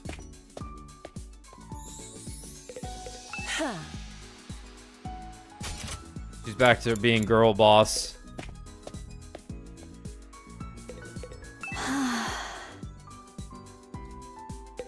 Yeah, you're working on the poison. I imagine nothing different here. No, that's a bit different. I promise to risk life and limb to charge ahead for the sake of integrity and friendship. A samurai always keeps their promises. Love it. Love it. Love it. Love it.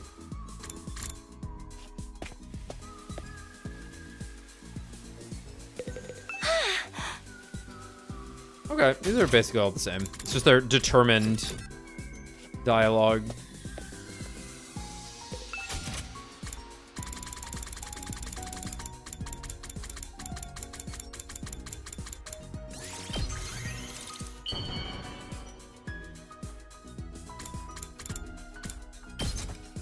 This should do it.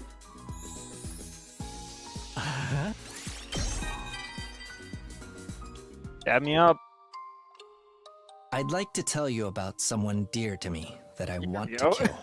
A while back, I bumped into a fellow assassin.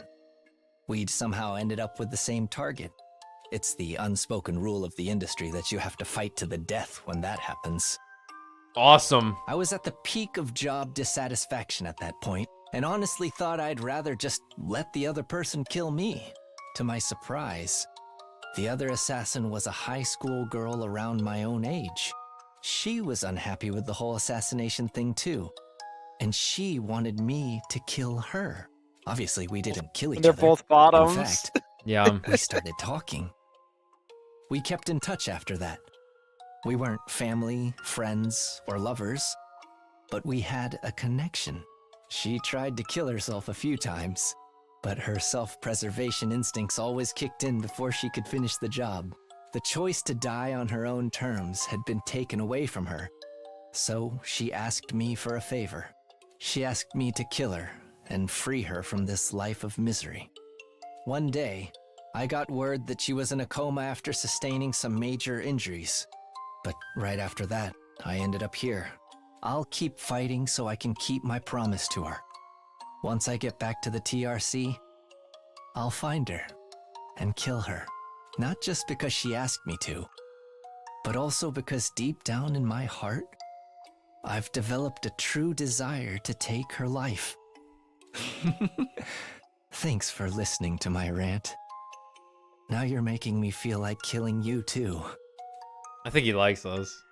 That's awesome, man. Love it, dude. Love it. Good luck with that, by the way. If you get caught, you don't know me. Come on, Hirako in a swimsuit. God damn it.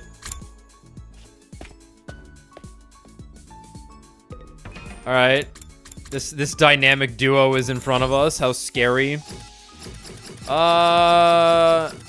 Sure, knows of me. We already started on her. Kaleidoscope, hairband, flower box, chocolate, ice cream. Okay.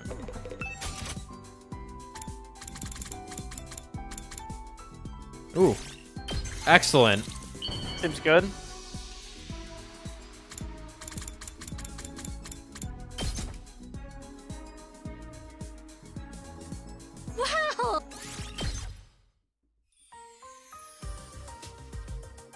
Everybody, I have good news and bad news. Which one should I start with?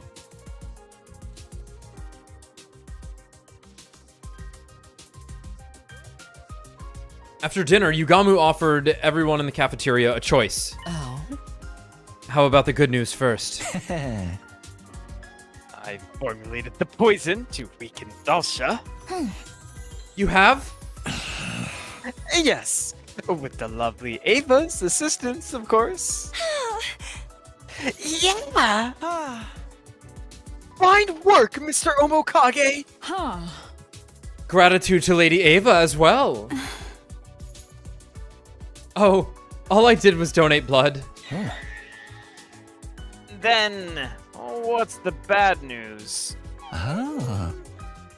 I won't be able to stick needles into Ava's pretty flesh anymore. A tragedy so great I might never be able to recover. That's so sad. Everyone goes, aw. That's just a you problem. How about you, Karara? Did you finish up yet? The trap is ready! All that's left is to load it with Yugamu's poison. Is that a euphemism? Oh yeah! Now we can pulverize that geezer! Huh. Sir Dal Shah will be back tomorrow morning, right? There's no need to hold back, everyone. Let's kill that senile old freak without a trace of mercy. Ava thrust her fist high into the air. Everyone else looked just as determined. Hey, how's Tsubasa doing? She's holed up in the garage working on the life support system. I brought her dinner a while back and she said she's still fine without help. Apparently, she finds it easier to focus when she's alone. Then we'll just have to keep cheering her on. Yeah. That's right! Let's all pray she finishes it soon! After that, we all went back to our rooms to prepare for tomorrow's battle. 8 days left until day 100. Our destiny was so close I could almost taste it. Sony looking at Bungie's current financial situation. We gathered in the war room before the morning announcement played.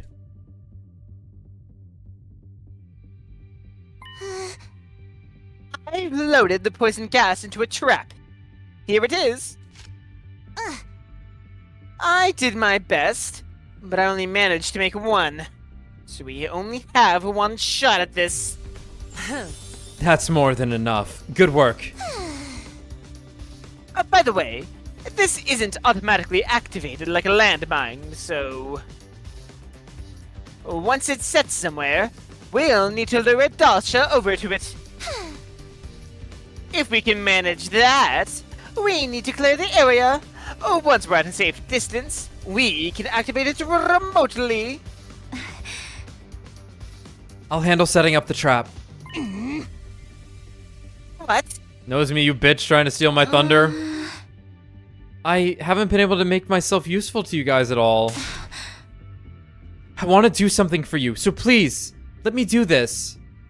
Nozomi insisted with a determined look in her eyes. She wasn't going to take no for an answer. Okay. Well, let's just set the trap, Nozomi. Thank you!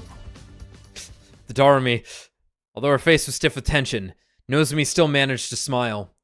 The alarm started to sound immediately after. Intruder alert!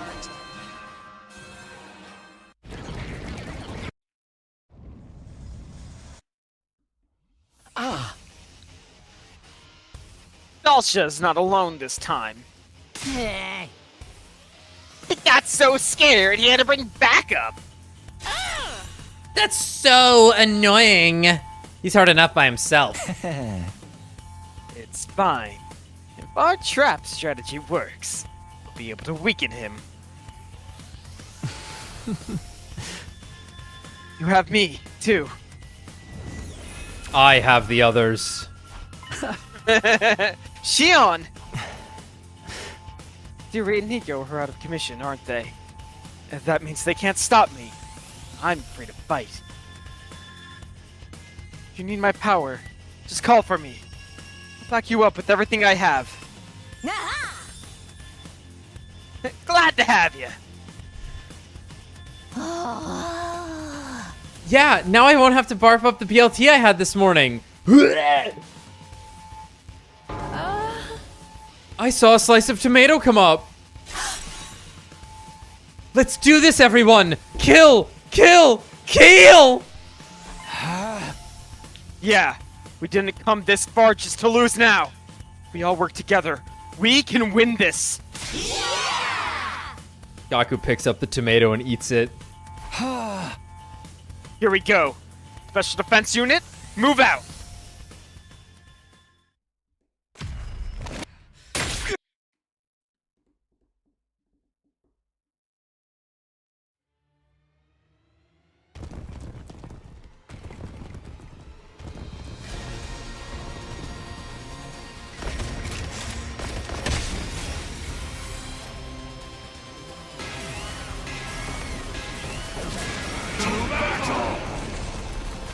To battle!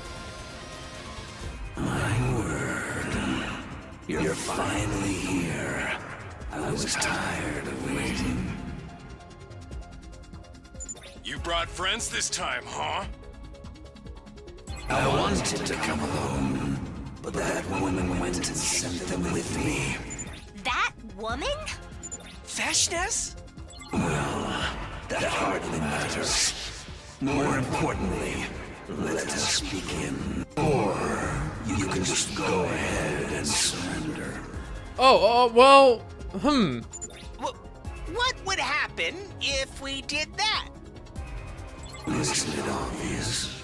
The Supreme Commander will execute you in the most horrific way possible. Then we ain't surrendering! You will fare much better by fighting me. No matter your choice, your lives end here. You sure about that? There's only one way to find out. Believe me, I can see how things will end. Ready, everyone? Let's show this guy just how wrong he is about us.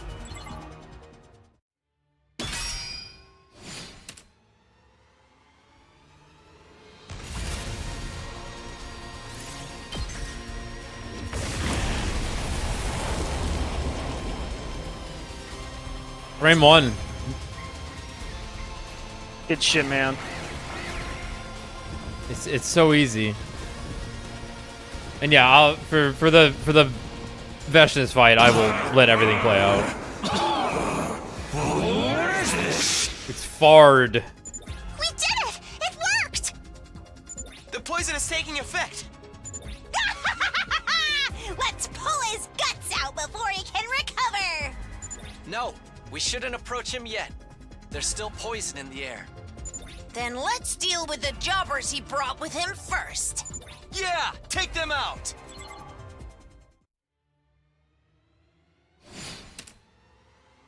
It's funny, I suppose that is a wrestling term.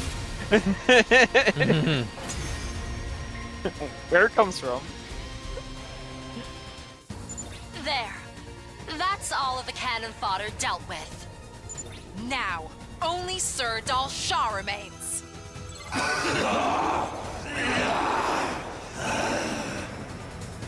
Poison in my throat. My vocal cords can't speak. And nobody wants to listen to your senile shit anyway. The poison's cleared out. Now's our chance.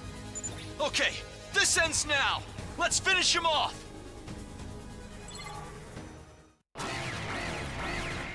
Makes sense that when you have everybody, that the bomb's gonna be like the most potent. I don't want to fight.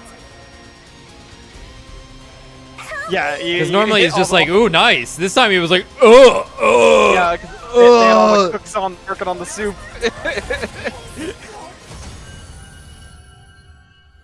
Get shit on. You called? No, shit on, not Shion. Sorry, dude. How could I lose? I should have killed you the last time I was here. That reminds me. You said you had something you had to do. What was it? Had to visit his grave. Mervrum. His grave? Uh-oh. Ava's here. I wanted to tell him before I fought you. To tell my son. Your son? You had a kid? Just kill me already. Grant me the proud death of a warrior.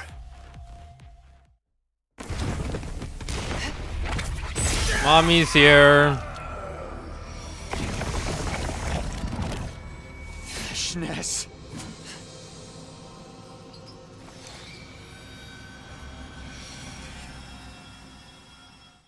Dalsha, Dalsha. I've granted you the proud death you so desired. There is no higher honor than being absorbed by me. Fishness. Why did you? His cryptoglobin! Have you forgotten? I told you the last time I was here. I will win this war, even if I have to violate the teachings to do it. Don't tell me you did this to the other commanders too. Yes. Pakram, Adamaku, the cowardly Turum Tammy and Nugank who fled, and also Quenzele, who I captured later. Not Quenzele! Not Quenzel. Not Quenzele. His trick didn't work. Oh, you should have been like, look, it's Veshna's behind you. And she's like, what? What? That's awesome. There must only be one. Fuck, I Quenzele! even met the ever-useless Parmeth, but I took their cryptoglobin as well. Parmeth? I don't remember. I don't remember. Parmeth might have been the snake boss, not Ava. The second one you fight that's split into different forms. I don't remember. Right. Yeah, the one that's the Delta attack guy. Yeah, we never saw them. I guess we did. Didn't. Mind control guy. Oh, right. There's the mind control guy. Yeah, that Shoma needs to fight. Yeah. Yeah. What did their boss form look like?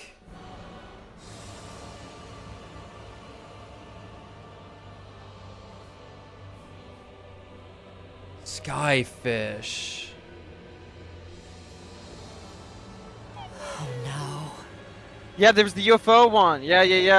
Yeah. They don't make an They don't make an appearance often. Now that she mentions it, huh? Well, that might. I imagine. I don't know. I'm sure some route has it. I now have formidable power. It would be trivial to crush you here and now. But now isn't the time. I must prepare. Prepare? Prepare what? I will return in 6 days. Wait in anticipation. Farewell.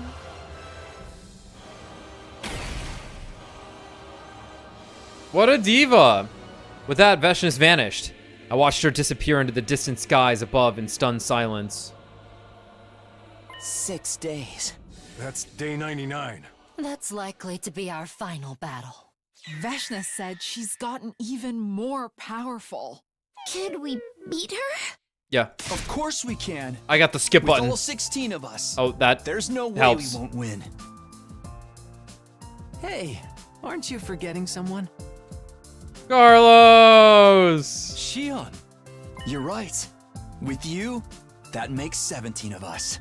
Right. Shion raised his voice with conviction.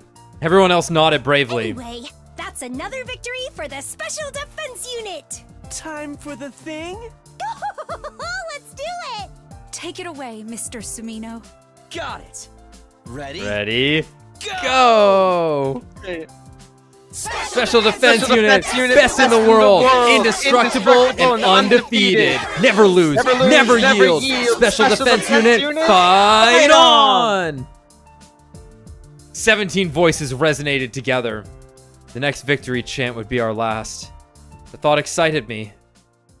But at the same time, some feelings of apprehension lingered inside of me.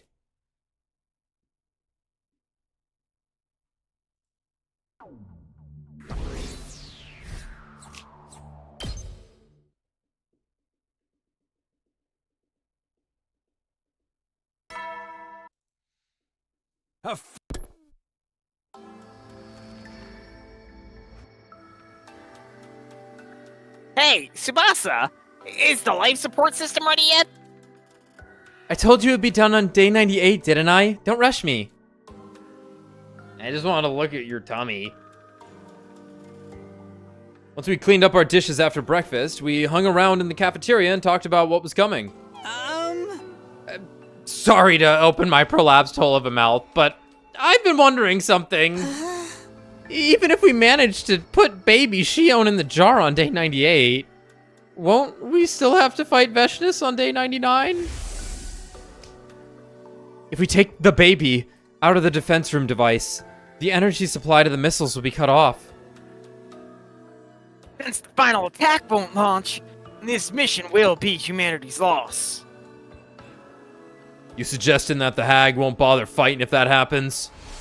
Oh? Unfortunately, that's not the case. She's most certainly coming here to take the baby herself. We can hardly just hold up a white flag. Dalsha said we'd be executed if we surrendered. In essence, there's no way for us to avoid fighting Veshness on day 99. For a moment, everyone looked uneasy. But the twins were undeterred. Fine! Like Takumi said yesterday, we're sure to win! That's right! We don't have to worry. We don't have anything to worry about. And once we beat Veshness, the escape pod will be deployed on day 100. Then we all board it and head for the artificial satellite. That's how we get the happiest of all the endings. Everyone's faces turned cheerful again. I was relieved to see it. But just to be sure, this escape pod thing is really, for sure, definitely going to deploy, right?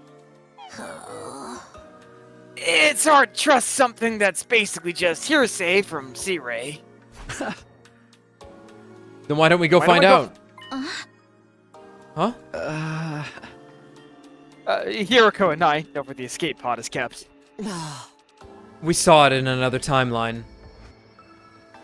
Corroded? It's probably corroded. Yeah. Hiroko and I led everyone to the hangar.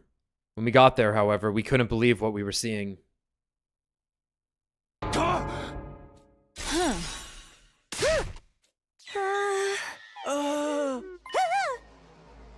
This is the escape pod?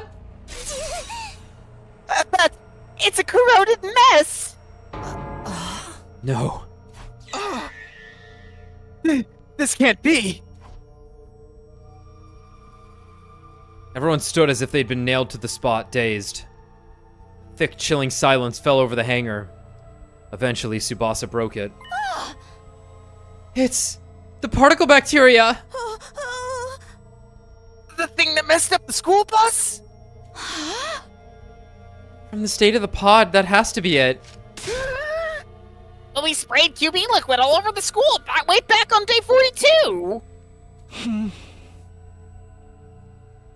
There must have been some bacteria that survived. And specifically attacked the pod, and not the rest of the room? Maybe it was already in the vents by the time we started spraying. And then it found its way here? I think so.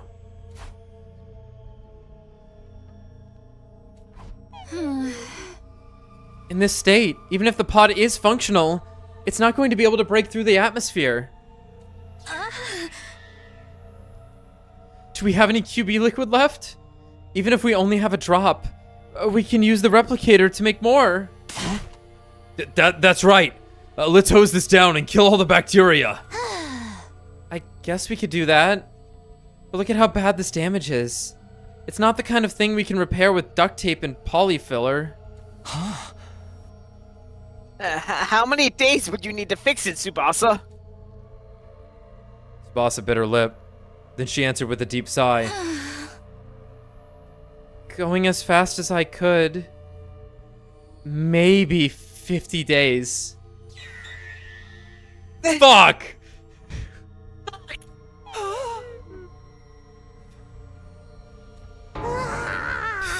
50? Utter despair showed on everyone's faces. Nobody could find anything to say. We just stood aghast as gloom filled the air.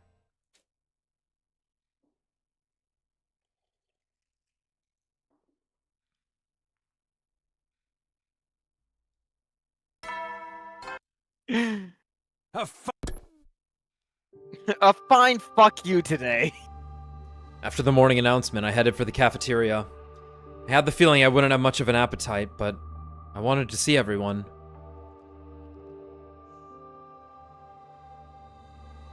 They were all there already when I arrived.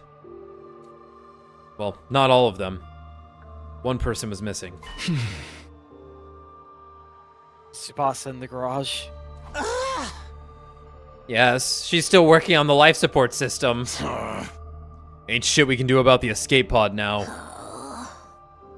She said she wanted to prioritize the life system instead. It makes sense. Otherwise, you're all gonna die. Yeah. At least you could live here. It seemed like everyone had regained some composure overnight. There was still a gloominess to their brave faces. But at least we were capable of holding a conversation again. Do you think the life support system will be ready in time? It better be! Without that, we can't get the baby out of the defense room.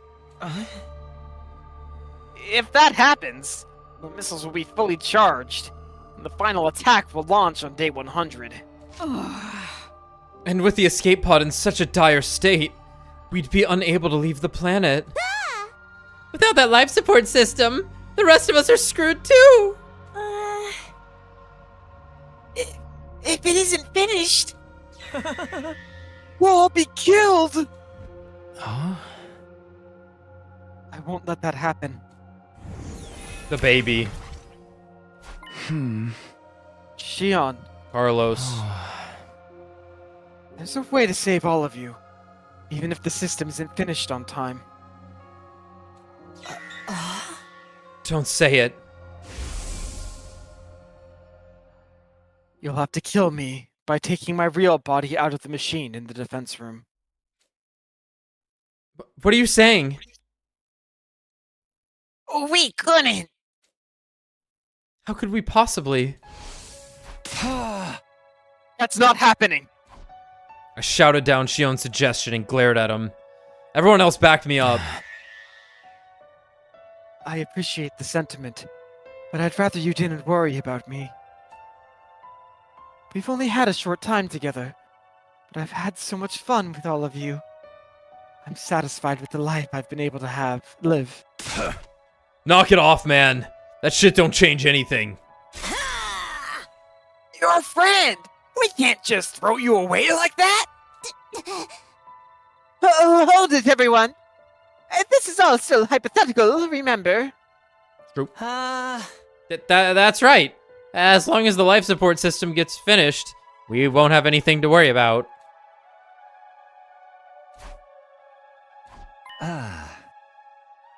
By the way, there's something I'd like to ask you, Shihan.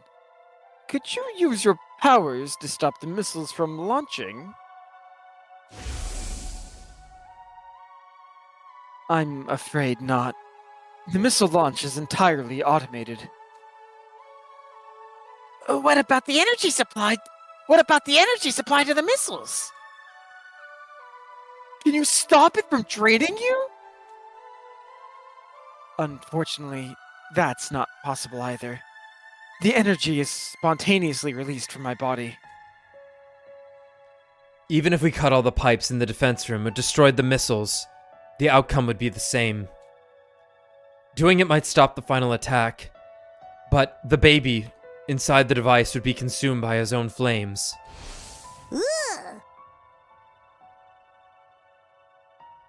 See, it's just like I said. We're screwed if Tsubasa doesn't finish that life support system. Indeed. It's the only way for us to remove Shion from the machine. You just like scoop him out with like a stick? At any rate, we're going to have to let Tsubasa work her magic. This is so frustrating. I really want to help her, but she insists she's better off working alone. She'll pull through. She should at least let me rub her boobs. I mean her back. You're the reason she's so guarded right now. Kill him.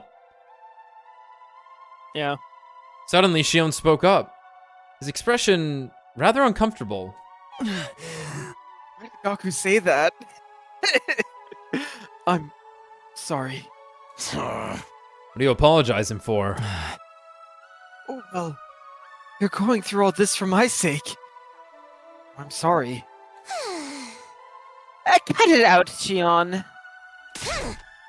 If you apologize one more time, you will face the wrath of my galactic bazooka! What? The what? It's not like we're being forced to help you against our will. We love you! And that's the only reason we're doing this. So you don't have to apologize. We're saving you for our own sake, Sir Shion.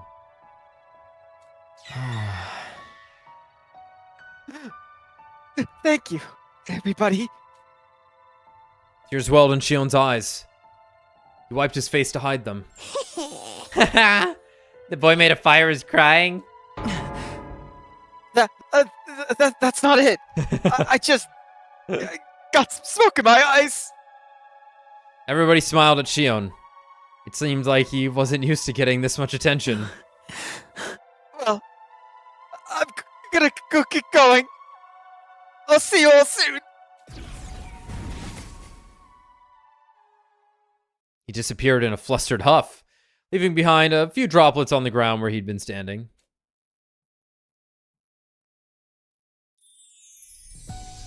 I left everyone and went back to my room. I only had a little longer with him here at the school. The idea made me feel a little sad. I need to treasure the time I have with them. And so, we went on some free time. Dangerous. You are going to get another... what was it? What did I give you before? That was like 2020. What was it? I already forgot. Kaleidoscope. Yeah.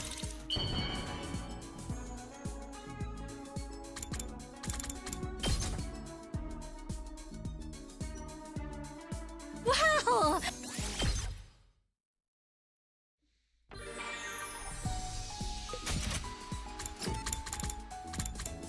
Please. Please, the sprite of your swimsuit, Kyoshka. God damn it. God damn it! I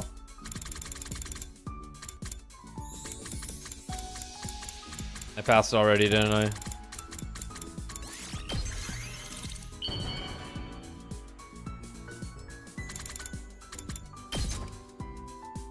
Wow! Alright, what crazy shit you gonna say this time? This may sound weird. Uh-huh. I'm starting to think life here isn't so bad after all. It's kind of cool. Apart from the fighting, of course. I fight because I have no choice, not because I like it. I was always occupied when I was little and never got to play with friends.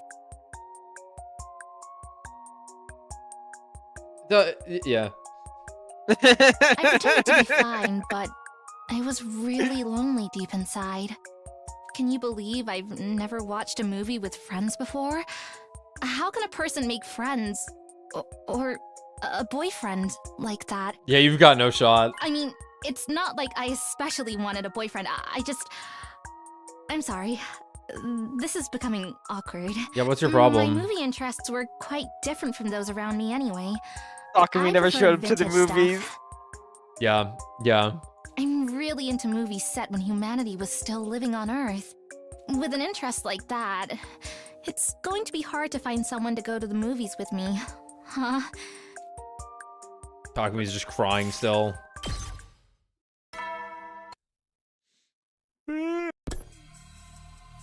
Uh-oh.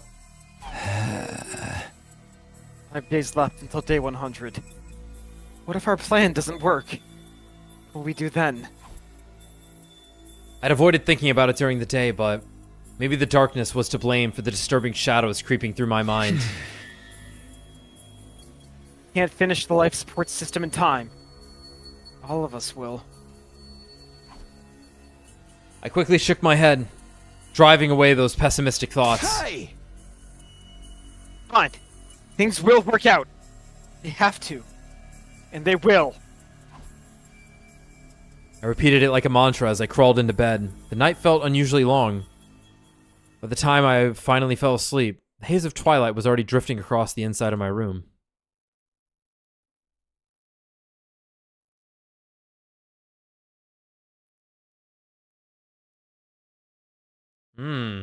Oh, shit. They're 98, let's go. It's happening. Huh? It's happening. It's fucking happening. It's happening. Hey! Tsubasa? How are things going? Oh no. I told you all to leave me alone! What are you doing here anyway? Well... is day 98, you know. Yeah, and I'm still working on it. You said you'd have the life support system ready by now, right? Oh, we were just wondering if maybe you were close. I didn't say I'd have it done by day 98. I said on day 98. So, anytime today, before the stroke of midnight. What's with your tone? Are you trying to rush me? I'm busting my ass over here. Everyone fell silent. We couldn't argue with that. Like, holy hell. Anyway, I need to be alone to concentrate. I'm sorry, but I really need you all to go. If you don't want to get burned alive by the final attack, that is. It was unusual for Tsubasa to be so blatantly on edge. Her eyes were bloodshot and dark circles hung around them. She probably hadn't slept for the past few days. Everyone, let's do what she says. You have to trust her to finish it. Let's get going. I lightly tapped everyone on the shoulder, gave Kawana a deep nod, and left the garage. Uh-oh. She is no longer a close friend. You have been demoted to surname only. Well, for some reason, this is the weakest Tsubasa. Yeah. We hadn't eaten breakfast yet, so we stopped at the cafeteria. But I wasn't in the mood to eat. Everyone else seemed to feel the same. They stood around without heading to the counter to make any food. What time does the final attack start on day 100 anyway? It should be around 10 o'clock in the morning. Huh? We've got another 50 hours to go then. Our playthrough. Yeah, probably more than that. Will the life support system be ready in time? Tsubasa said it would be done before the day was over. We just have to believe in her. Just have her not fight tomorrow. Heavy tension filled the air. But suddenly Darumi cut right through it. Oh! I have an idea! Everyone looked at Darumi in confusion. Takumi, Mistress Hiroko, you said there are set times when you can parallel leap, right? Huh? Yeah, we did. When's the next window? What is this is smart roomy showing up. Today, from 9:20 to 11:50 p.m. Perfect timing. Then my plan might actually work. What is she scheming? She wants to steal Jar Baby from somebody else. Fuck him. Fuck him. What plan is this? We should all jump to a different timeline. We can find one with an intact escape pod and use that to go to the satellite. Pretty smart, right? Not a bad idea. Like, it's pretty reasonable. Everyone's faces lit up, their eyes sparkling with hope, but... No. We can't do that. Why not? We won't be able to bring the baby with us without the life support system. We'll be leaving Shion to die. There are other reasons not to as well. I heard something from Shion yesterday. Boarding is restricted on the escape pod. Only Special Defense Unit members registered with the pod can board. If an unregistered outsider gets in, the pod won't launch. So I won't be allowed on board. Oh, well, do not worry about me. It's not just you. Even if we brought the baby and the life support device on board, he isn't registered. So we can't take him either. Oh, for the love of murder. We'd also have to consider the Special Defense Unit in whatever timeline we leapt to. Some of them may have lost their lives, but at least a few of them should have survived. We'd be stealing their futures if we used their pod. It amounts to killing another timeline's version of ourselves. We couldn't do that, could we? The glimmer vanished from everyone's eyes. No one had a counter-argument. Ato's like, I don't know. Darby's like, I don't know. Killing you. Ato's like, I think something inside me says I really want to do that, actually. We have to stay in this timeline and grapple with the destiny given to us. Yes, that's right. We need to do what we can here. Don't you have to get hit by a meteor? What do you mean? Tomorrow is our final battle of the Veshness. We need to be in good mental and physical condition for that. And not just for ourselves, but also for Tsubasa, who's working herself to the bone all by herself. You're right. Even if she finishes the life support system, everything goes to shit if we lose. Enough worrying. If we let our minds get weak, our bodies will follow. Everybody, let's hold firm. We'll trust in Tsubasa and keep waiting. Suddenly, the unease vanished from everyone's faces. There was a new glint in their eyes this time. One of hope. To me, it looked like the flames of passion burning in anticipation of tomorrow's battle. Everyone dispersed to their rooms.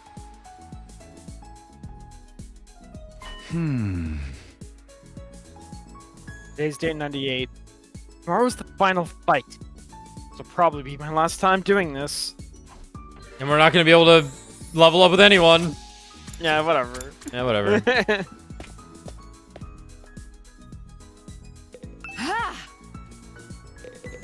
She's guarding it. Well. The final free time.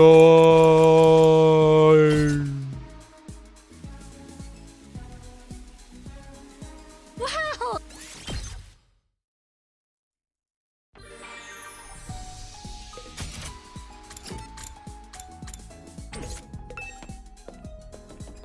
Huh.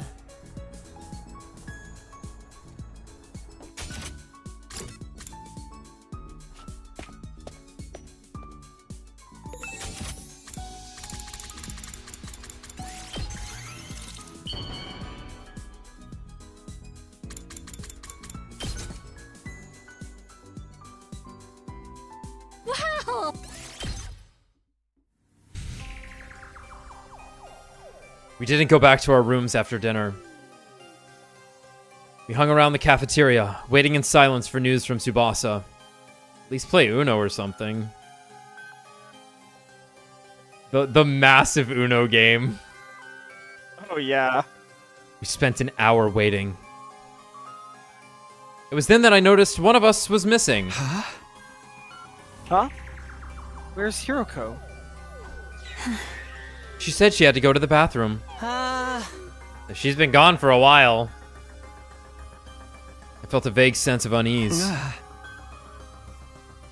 I'm going to go look for her. I let everyone know my plans and dashed out of the cafeteria. 8:35 p.m. Seeing the time reminded me of something. The next time we can parallel leap is today from 9:20 to 11:50 p.m. Could it be?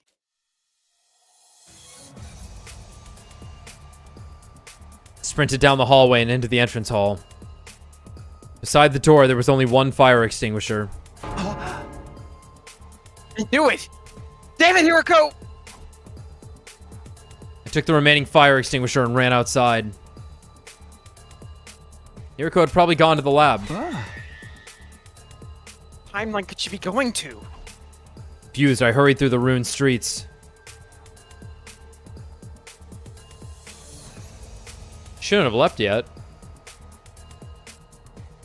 Oh, guess so. I ran inside and looked around. No sign of anyone. There were white particles flickering throughout the room. It's too late. I checked the machine's log. Immediately, I knew where Hiroko had gone. Serial killer timeline? Why there? I was clueless, but trying to reason it out wasn't going to do anything. I set up the machine and quickly put on my leap suit. All right, here I go. Let's go. Let's go. Hiroko walks in. Oh, what the hell's happening in here?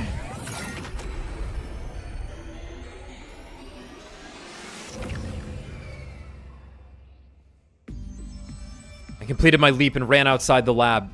Still no sign of Hiroko. If you were going to go anywhere, it would have to be the school.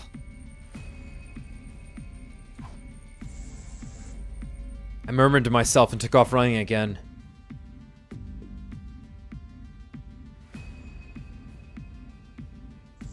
I took my leap suit off as soon as I could. I wanted to be as light as possible.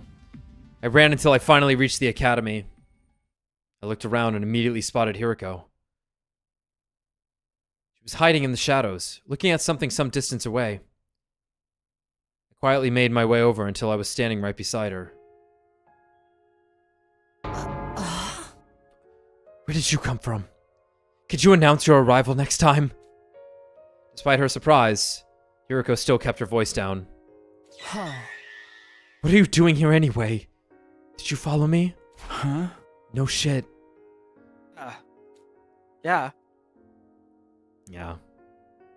How did you know I was me and not the me from this timeline? Well... Hiroko cast a sidelong glance. There were two people standing in that direction. Oh, it's the hug. It was the Hiroko and me from this timeline. Takumi II. And Hiroko II. I see. That's Takumi II over there.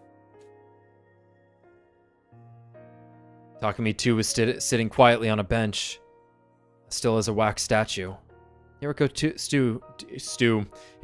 II stood before him, looking down on him with an affectionate gaze. Hey, wait, what? Just then, a hoarse voice passed through Takumi II's lips. Hey, Hiroko, please, stay by my side, just for a moment.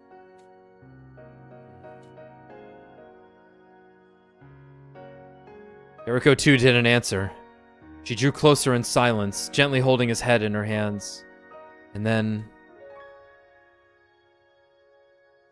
Takumi I's just like, did you come here just to watch this?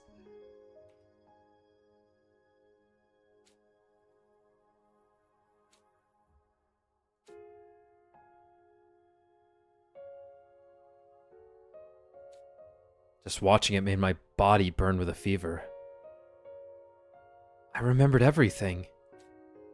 Her warmth. Her pulse. Even the sound of her breath. It was as if I could hear it right next to me.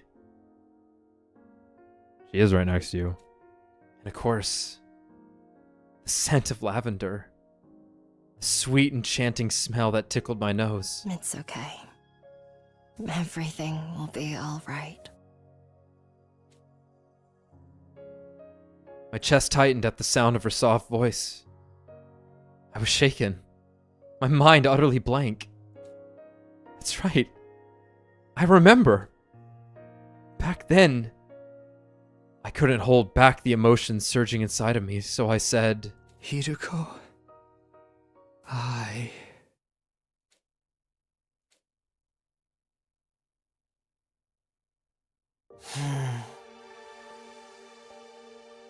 Day 98 is almost over. I'll be honest with you. To me, the events of this day, of this very moment, they were so precious, so irreplaceable, so important. It was the reason for everything. Huh? Everything? Yes. You mean why you came here? You wanted to see them again? Oh. No, that's not all. The reason I went to save Hiroko II with you on day 16.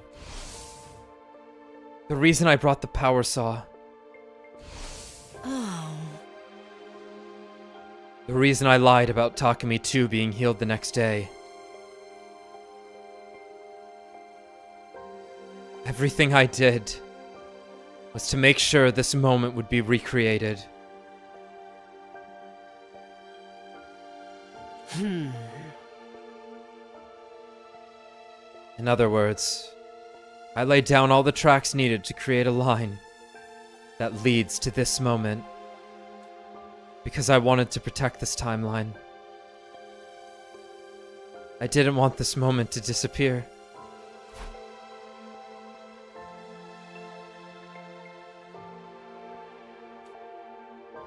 Pretty based. The Takumi over there is Takumi II. The one with the Gi data in his brain. He's still infected. That's why he killed so many of his friends in this timeline. If I'd prioritized fixing him in the early stages, I could have built a line that avoided that tragedy. But I didn't. I knew what he was doing, and I turned a blind eye, because I wanted to hear him say it. I wanted to hear you say it. That's why I did all this. That's the only reason. Ugh. Do you despise me for it? You must think I'm a horrible person. No. Those words aren't enough to describe what I've done. You killed everyone because the Gi stole your ability to reason. But the same can't be said for me. I made the conscious choice to allow all of this pain and suffering to take place. In that sense, my sin is far more grave. I know I can never be forgiven. That might be why I'm trapped in this endless loop. This is my punishment. I'm trapped in a prison I can never escape. For all eternity. To pay for the horrible things I've done.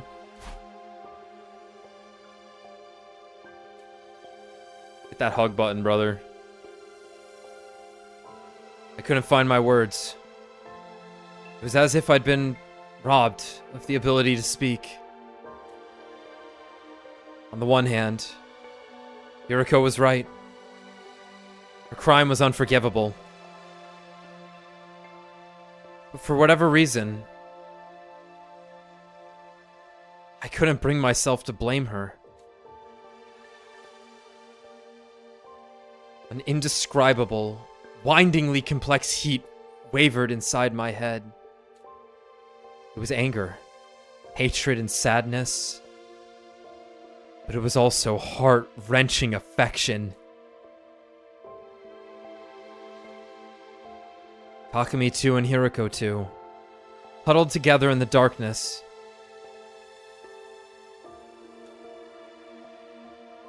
One who had committed so many sins. The one who was about to commit even more. Two people bound in the chains of a cursed fate. But Hiroko had done everything just to see this very moment.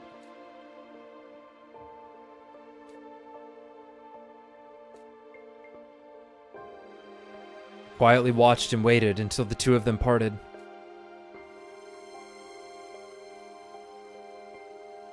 In the silence, shaky breaths filled the air. Hiroko's sobs spilled from her lips as she could no longer hold them back.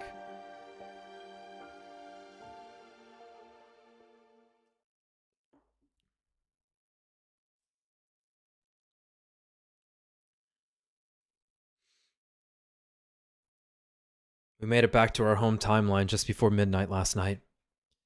By the time we got back to the academy, the date had rolled over. Morning came, and there wasn't any good news from Tsubasa.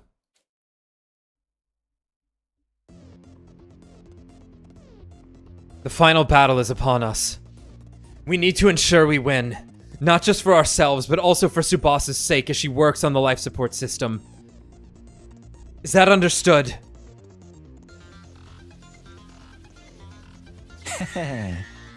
As much as I care about Tsubasa, I'm more concerned about how losing would be a death sentence. Yeah. Yeah. How am I supposed to read this? Yeah. It's lacking an H. What does this mean? Well, it's easy. You say it. Yeah. Though I walk through the valley of the shadow of death, I will fear no evil. She's become Christian. Like all samurai. Our strategy is like exactly Tom Cruise how probably in that one movie. Cruise is exactly how Hiroko laid it out. Everyone remembers it, right?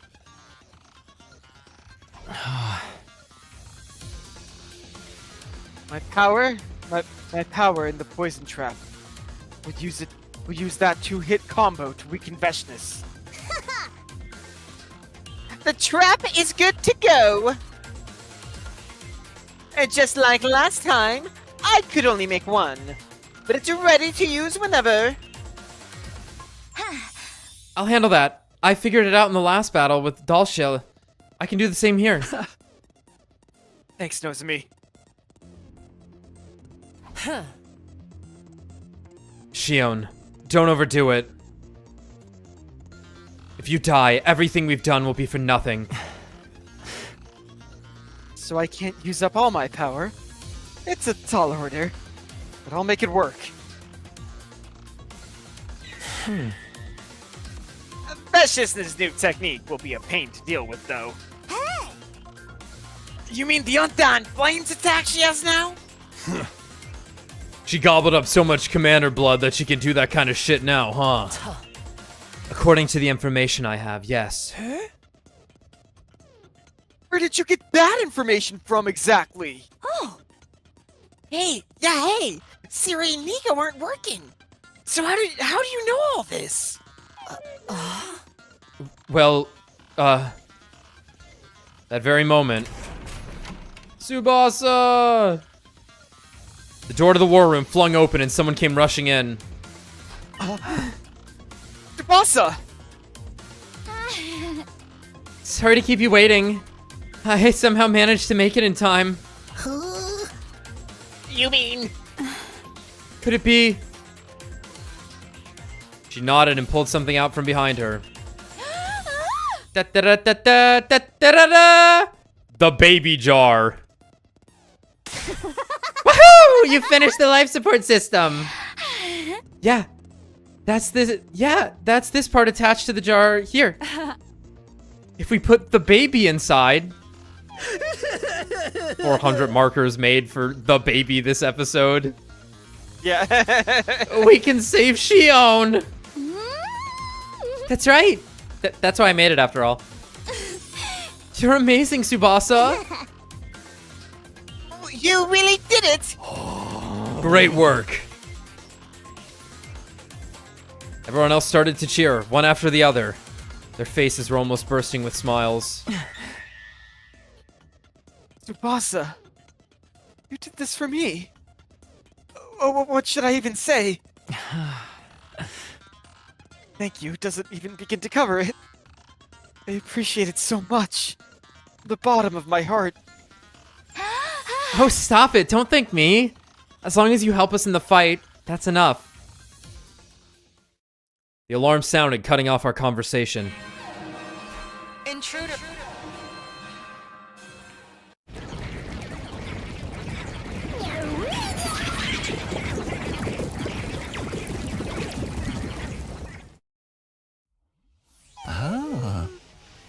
For the love of murder. Looks like we're not going to make it to the defense room, even with the jar ready. We're gonna have to take these guys out first. Everybody, our final battle is here. One thing to tell you before we start. Everyone's gaze has shifted to me in unison. I met each of their eyes as I continued. What happens out there? Stay alive. Don't let yourself fall into the trap of thinking nothing matters just because you can be revived. The past 99 days, we've survived without losing anybody. Not a single person. This isn't my first time saying this, but this hasn't happened in any other timeline. What we've achieved here is nothing short of a miracle. We can't let this chance slip through our fingers. So, I'm begging you. Do not die! We have to finish this fight and survive together! I certainly have no intention of dying today. I want to stick with you guys for a long time to come. You accepted me, in spite of everything I've done. I need to repay you for that. I agree. Everyone happily let a creepy lump of lard like me be part of the team. I don't even want to imagine saying goodbye to all of you. I agree. I want to live on as your possession forever. I can't let it end here. I need to protect my dear sister at least until she gets married. My dearest? I've got things I want to do before I die too. Still haven't gotten to enjoy a blood-soaked killing game with you guys. I think we're on the same page. I refuse to die without getting to dissect any of you. Same here. I've never even gotten to accidentally graze Tsubasa's boobs. Oh my god. The moment you do, I'll have to kill you. Everyone, I will not allow you to lose now. That's right. We must prevail and put the baby in the jar. Then we'll bring that final attack to a screeching halt and stay alive. Day 101, day 102, and all the days after. Forever and always. All 17 of us. Forever. Yes, that's right. This special defense unit is indestructible. Just like your undying flames. We'll burn on forever. Hell yeah. Everyone nodded firmly, full of resolve. Looking at their courageous faces, I gave the signal. Okay then, here we go. Special Defense Unit, we move out for the final time.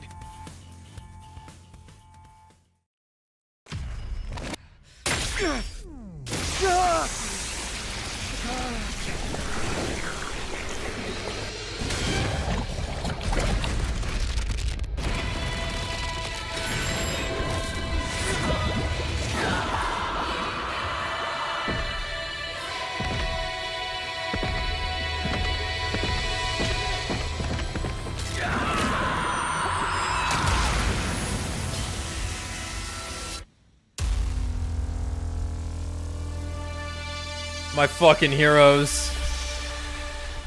They're the best. Now, unfortunately, we're already pretty late into this. If it will let me skip the battle, I'm skipping it. I'm sorry. It is just way too late already. And we have fought Veshna's. It's a foregone conclusion. I know it's anticlimactic, but...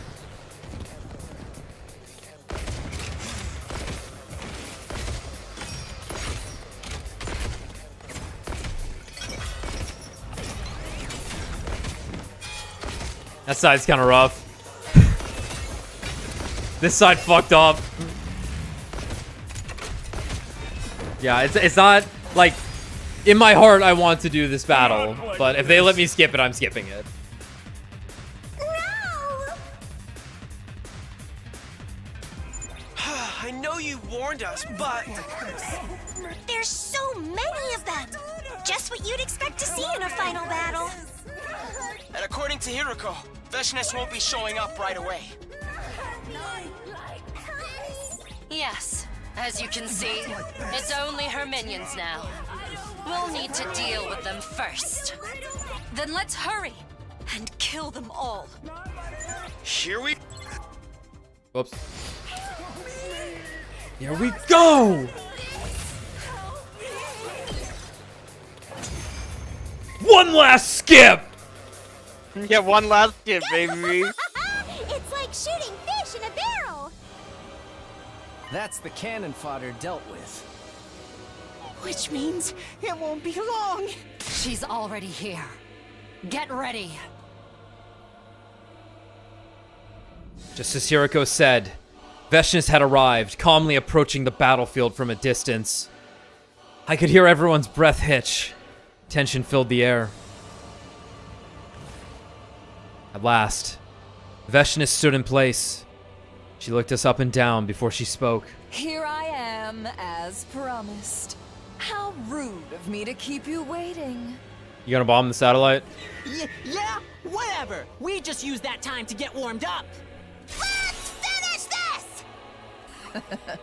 You're so utterly foolish, unaware that it all ends here. You don't get to decide that! We're going to win! What a splendid answer. So teeming with false confidence.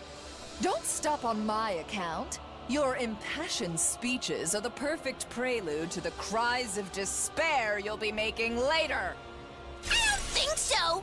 Your ears don't deserve to hear my sonorous, delicate voice! Yes, just like that. The greater your bravado, the greater the pleasure I'll feel when I take your heads off. Please, continue. Or are you out of ideas already? Overlord Veshnes, I hear your command. Allow me. Shut the hell up, you hag. Stop running your mouth and fight. Oh, Ava. Still enslaved by the enemy's ridiculous brainwashing, I see. Well then, have it your way!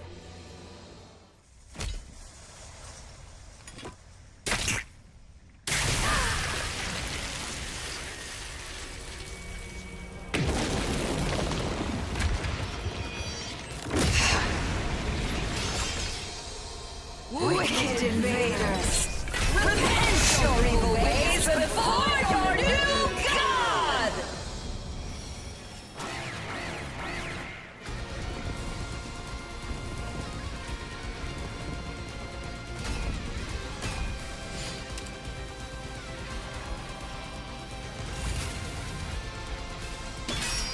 And got her. Everyone, careful! She's going to use that attack! That attack? You mean? Everyone dodge it.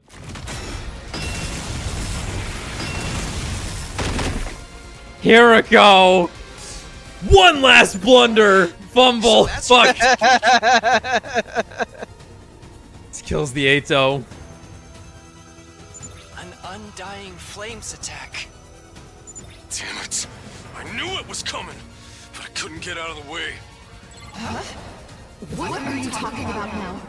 You knew about my newly mastered skill? No. That's not all. We know all about your plan, too. My plan? Would you like me to tell you so you can fact-check it? If that's what you want, I'll tell you everything we know.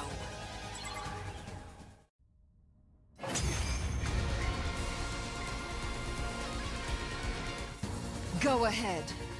And tell me what it is you think you know. You said something at the start of this battle. Here I am, as promised. How rude of me to keep you waiting. After our last fight, you told us you'd come today. You're here now. But the delay wasn't for dramatic effect. You actually couldn't come until you'd finished building it. Am I right? What are you talking about? Don't play dumb. I mean the Undying Flame missile you've been putting together. How do you know about that? You just told me! Right. Veshna certainly did say something about needing to prepare. Does that mean she was working on the missile? Yes, but don't worry. It's not ready yet. Veshnas, you waited too late to violate your religion's taboo. That's why you couldn't complete it in this timeline. Timeline? What in God's name are you talking about? There's nothing you can do about it now. You're too late, Veshnas. Your fate is already sealed. You lose. What? I have the power of a god. Scum like you couldn't possibly defeat me. But we can, and we will. We've got our own power now. It's much stronger than yours. It's the power of our bond. Such drivel. That's not worth anything. Then let us show you just how strong it is. That's right! Take a good look at how strong we are! All 17 of us united! Enough of your nonsense! The next thing out of your mouths will be cries of agony! Bring it on! Okay, everyone, here we go!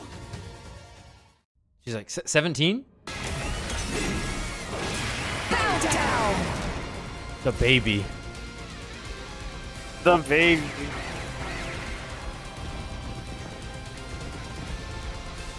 We're gonna be saying that, like, so much in Death Stranding. Yeah. Like, every time. Just the baby. The baby jar. Shion! Don't worry. I won't use all of my strength. Things will be all right. I'll save enough to skirt the line between life and death. That's too dangerous. You need to keep it under control. Plus we have the fart bomb. I'm telling you it's fine. I would never betray your trust like that. I'll fight for you. And I'll survive for you. I want you all to smile when this is over. Thank you, Shion. Don't thank me until we've won. Now then, let's do this!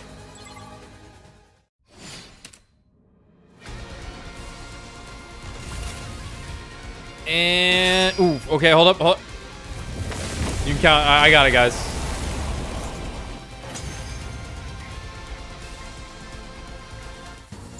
We did it! Our plan worked! You impertinent little rats! The poison is taking effect. Veshnas should be weakened! This is our chance! Let's not waste it for Shion, who gave it everything he had! Such utter nonsense. I still have plenty of power left. More than enough to crush you. She's bluffing. Don't back down now. You really think we would? I feel more ready to fight than ever! My adrenaline is firing on all cylinders! Everybody, this is it! The last push! Give it everything you've got and take her down! Right! We have to win this! For all of us! For all our friends! We cannot give up on our future! We have nothing to fear. We can't lose. Because we are the... Special Defense unit. Best in the world. Indestructible and undefeated. Never lose. Never yield. Special defense unit. Fight on! She loves it.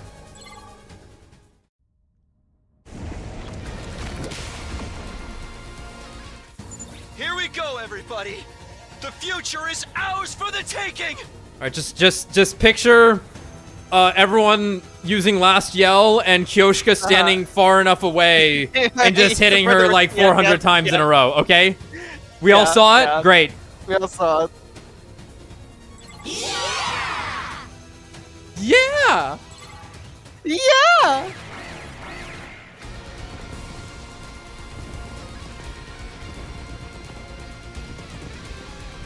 And then we have Takumi blow her up with the light that burns the sky. Burns the sky. Yeah. It's working. The strategy's working. Keep it up, Kyoshka. Yeah. When he said one last strike, he's like, holy fucking shit. Look at that, man.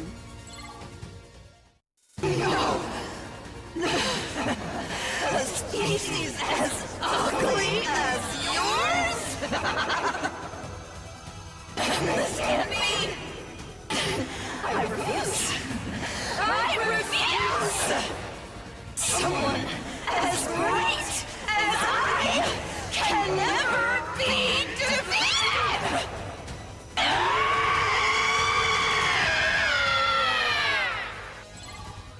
It's impressive. We've fucking done it.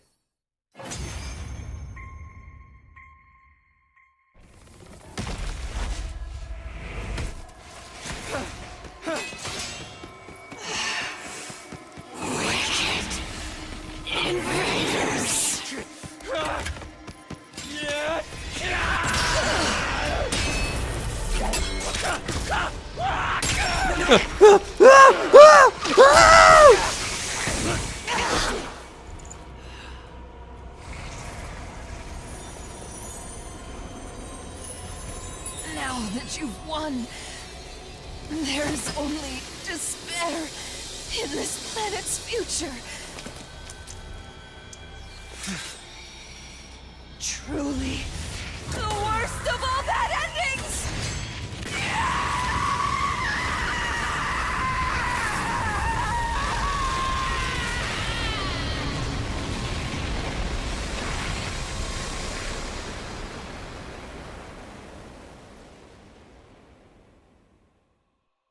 But why does she die like that? I don't know. I mean, I guess she's just so powerful that it, like... You can't just suck the Globin out. Our victory signaled the end of all of that fighting. Our victory signaled the end to all of the fighting. But we didn't have time to bask in the afterglow. We deactivated our class armor and gathered outside of the defense room.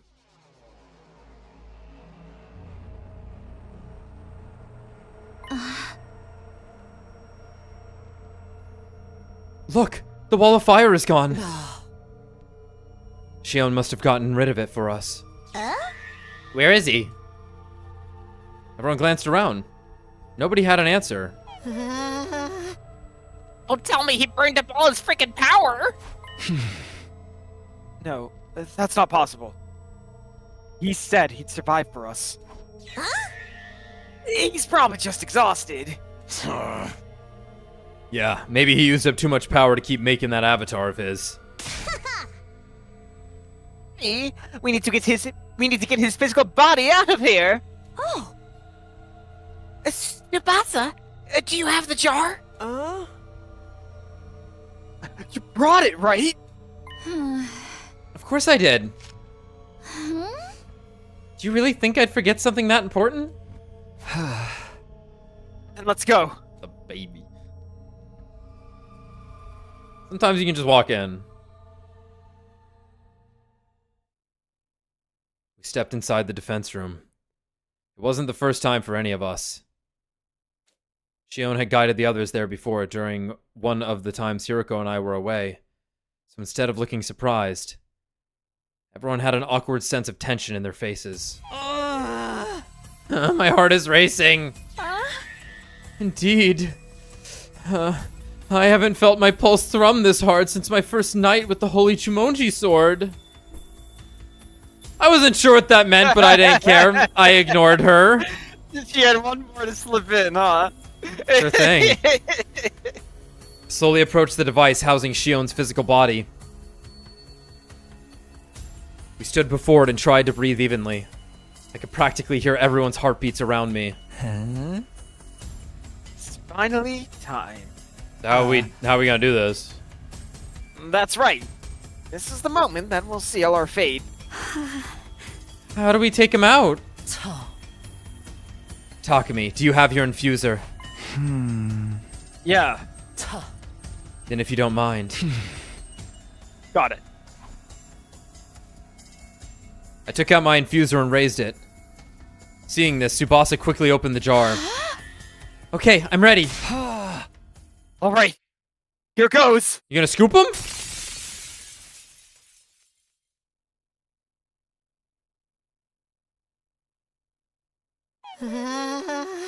What? Well? Did it work? Yeah. Everything's fine, don't worry. The life support system is operating normally. The baby, he's okay. Everyone inhaled deeply. Now that all that tension had been let out, we started to celebrate. All right, we did it. Hell yeah! What? Just as planned. Yo! Now Shion doesn't have to die. And that's not all.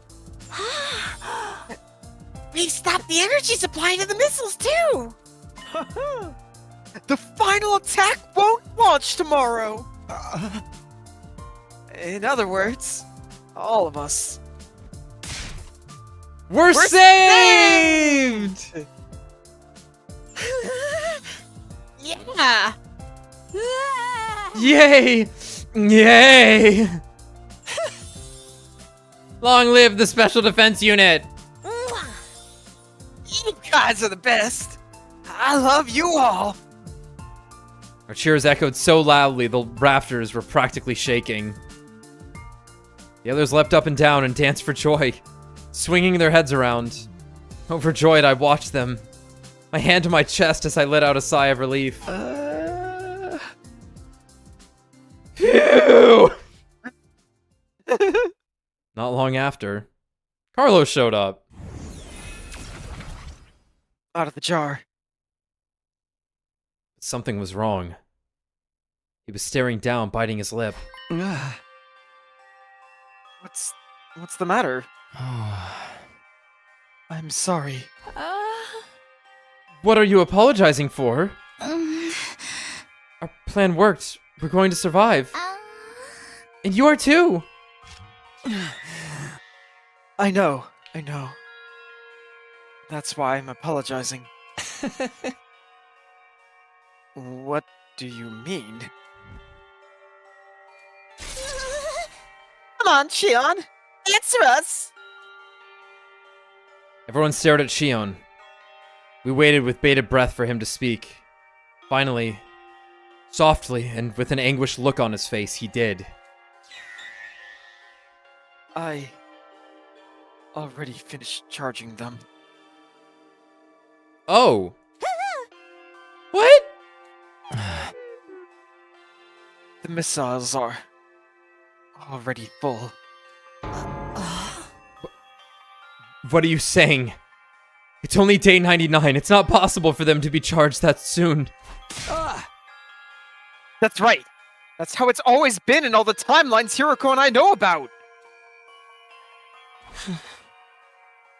Perhaps Leon's feelings were too intense.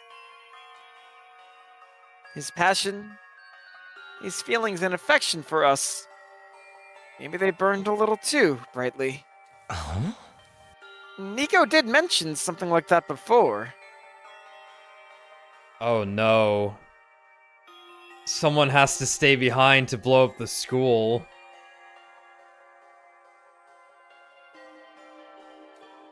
deliver Mortis codes. The more positive the emotions Shion feels, the greater the supply of energy.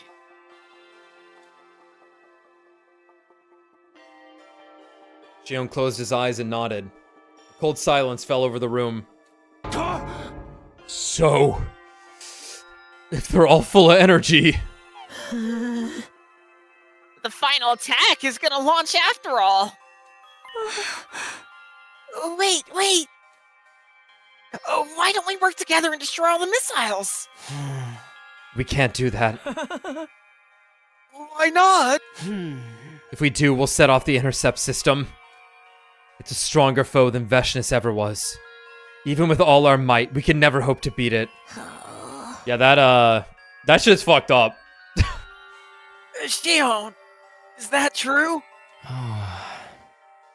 Unfortunately, yes. There's no doubt about it. I couldn't control it even with my power. If you fight the intercept system, you'll almost certainly be killed. So then, the final attack. That's right. It will launch tomorrow at 10 in the morning.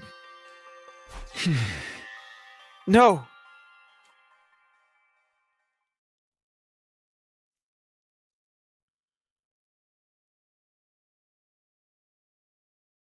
Shit. Yeah. The missiles were already full of energy. At least they weren't launched immediately. Apparently the control system hadn't been designed with this possibility in mind. The final attack was a significant event in the history of the people living on the artificial satellite. Starting it even a day early could very well cause unforeseen problems for them. They probably just see it all as part of the show. Disgusting. It makes me sick. But it wasn't all misery for us. In essence, this meant we'd be given a reprieve of half a day.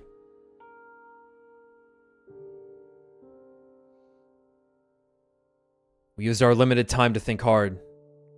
How could all of us survive? We pressed on until 10 a.m. without doing anything. The final attack would launch, and all life on the planet would be obliterated by undying flames. There was no way to escape the flames. Hiding somewhere with thick walls or deep underground wouldn't save us. We were guaranteed to be killed by the relentless, all-consuming fire. We couldn't destroy the missiles in the defense room either. There was no way we could beat the intercept system. And of course, there was the issue of the escape pod. It was completely corroded by the particle bacteria, so we wouldn't be able to use it to escape. So what do we do? Is there a way to save us all? Just then, Tsubasa spoke, her face pale with terror. We made it so far too. This is so cruel. There's nothing we can do.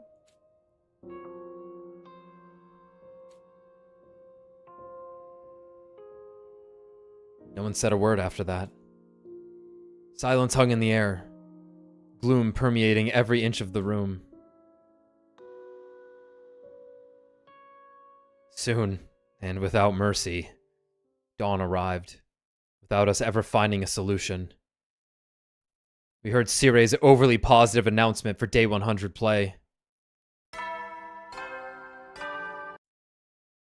Troops, congratulations!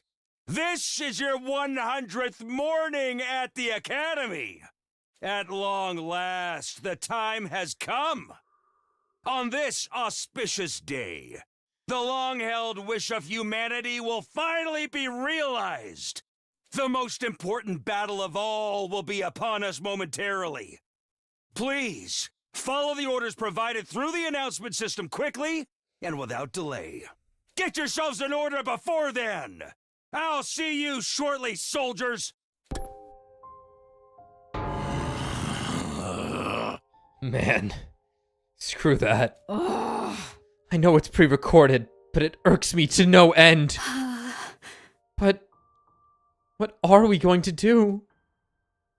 The question had been asked over and over, but there was still no one who could answer.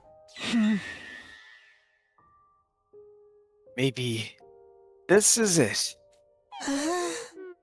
Yeah, maybe it's time for us to give up. Hearing that must have pushed her over the edge. With an anguished sound, Hiroko ran out of the cafeteria.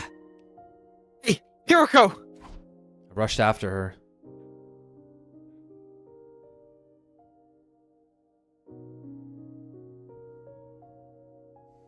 I caught up with Hiroko in our usual spot behind the school.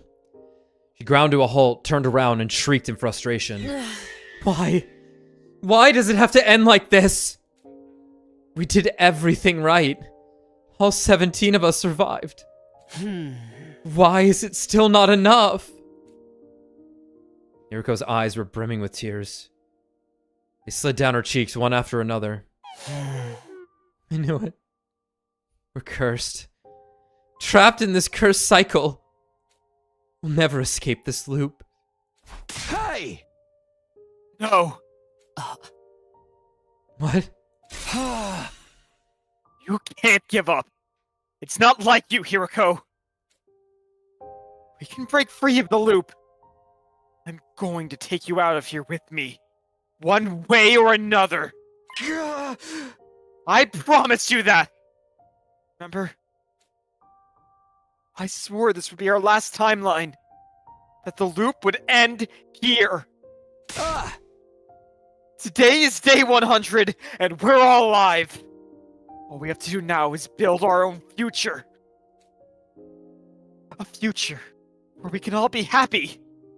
Where I can be happy with you, Hiroko. Takumi. Tears had vanished from Hiroko's eyes.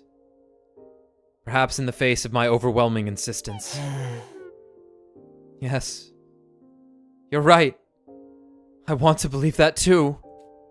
But you have to look at reality. We're hemmed in on all sides. There's nowhere we can go. It's like someone put a lock on every door that surrounds us. Zero escape. The dice puzzle flashes through his head. Carlos flashes through his head. Clover flashes through his head. Ah! And then it just zooms in on Kyle, and you're like,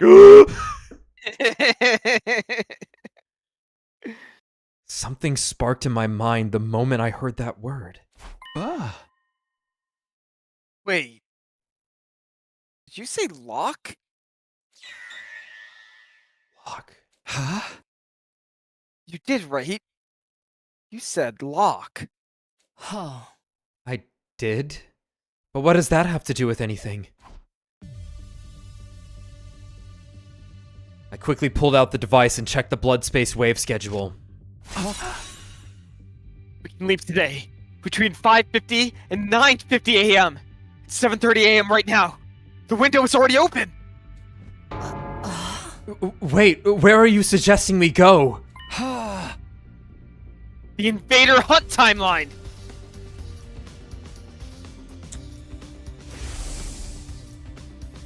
The one with the killing game. That's right. But that timeline is locked. No. Oh. Locked. What you said just now reminded me of what you told me before. I don't know when H03 locked it, but it was sometime between day 45 and day 49. Whenever it was, the lock will only be removed after 50 days have passed. Even if he locked it on day 49, 50 days later would be day 99, right? The machine will be unlocked now. We can jump to the hunt timeline. Some of the conditions we needed to meet are already present in that timeline, so... It's okay, you don't have to explain. Let's go and tell the others. Right!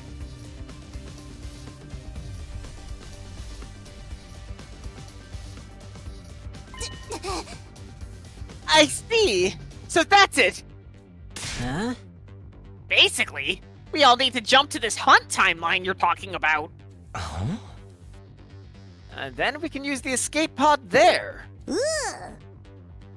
That's exactly what I suggested 2 days ago. Right. And Mr. Sumino was all like, we can't steal the escape pod from another timeline and we'd be killing ourselves. Or am I remembering wrong? So why is it suddenly okay now? I'm sorry to say it, but everybody in that timeline is already... Oh no. They're going to the bad end where Veshness, where they had the fucking punch-out ending with Veshness. Yeah, and they fed Carlos to the escape pod. Yeah. So it was already rigged to just work for whoever, too, because they had already bypassed the security systems. Oh no. Are they really? Dead? Yes. The survivors of the Hunt timeline were all killed on day 93. They sacrificed themselves to finish Veshness. One more thing.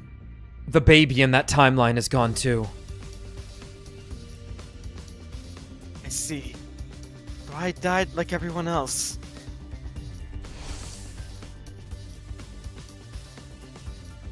The others grew stiff, at a loss for words. There was a plaintive look on all their faces. I couldn't say I expected any less. Who could keep calm after hearing that we'd all died in another timeline?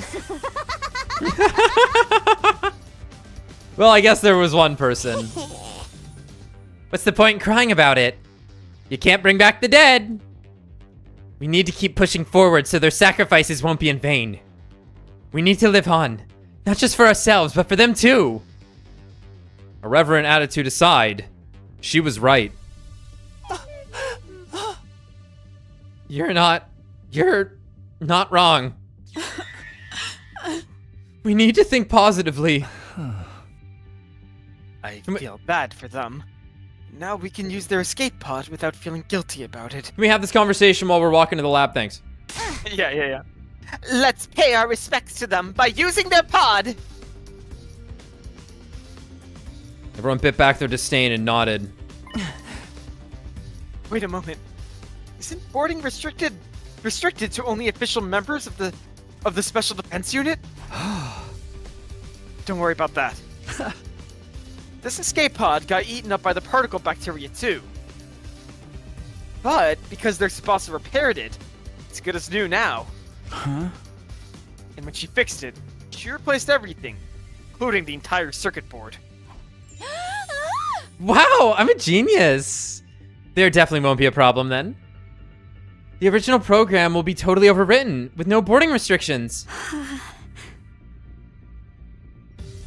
So even unofficial members like myself and the baby, you'll be able to get on just fine. Trust me.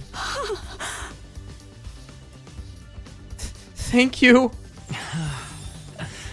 Sincerely, I'm so grateful. Thank you. Hey, don't thank me. It was a different timeline Tsubasa who did it. Anyway, that about sums it up. That's why we're going to the Hunt timeline. Everybody there is dead. The pod's boarding restrictions have been disabled. It's our best, maybe our only shot. Woohoo! The details are too much for me, but all I know is everything's gonna be okay! If we go to the Hunt timeline, we'll all be saved. Hell yeah! Takimaru pumped his fist in the air and everyone let out a cheer. Okay, let's get going, right? Oh, but... Oh! What about Siri and Nico?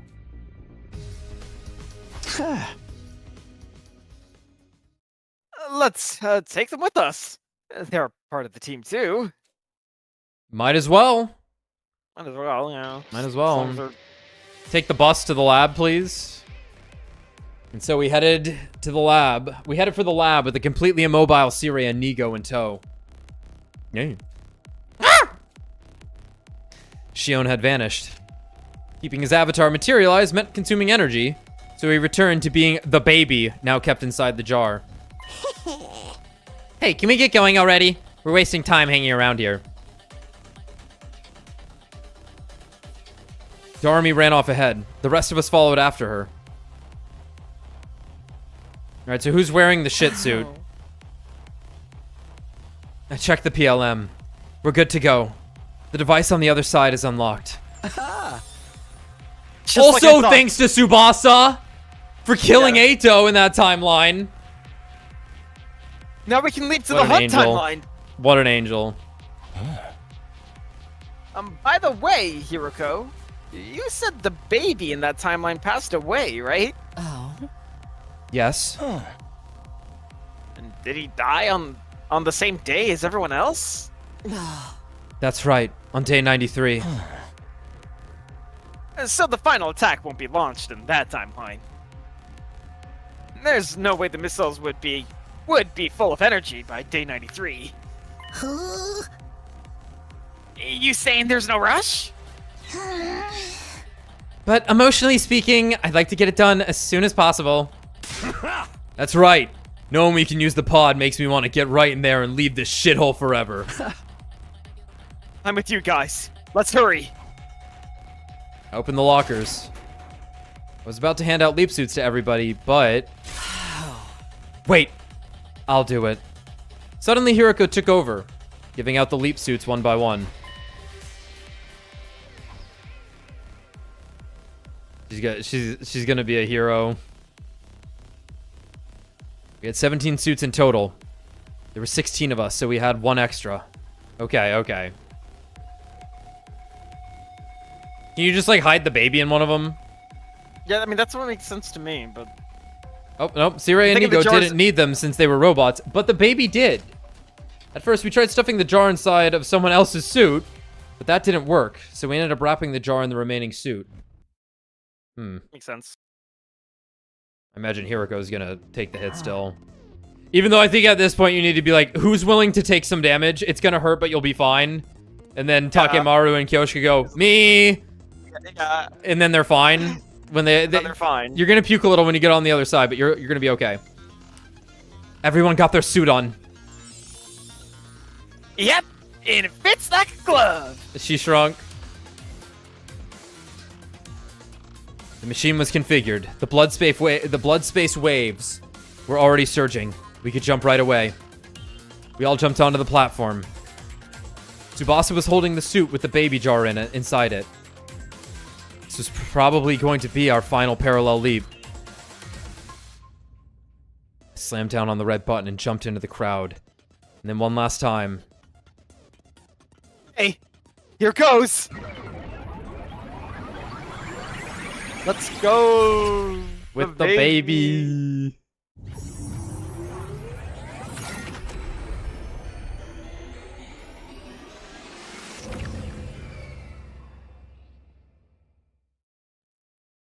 She should still be fine, though. Even if she, eats some shit here. Yeah.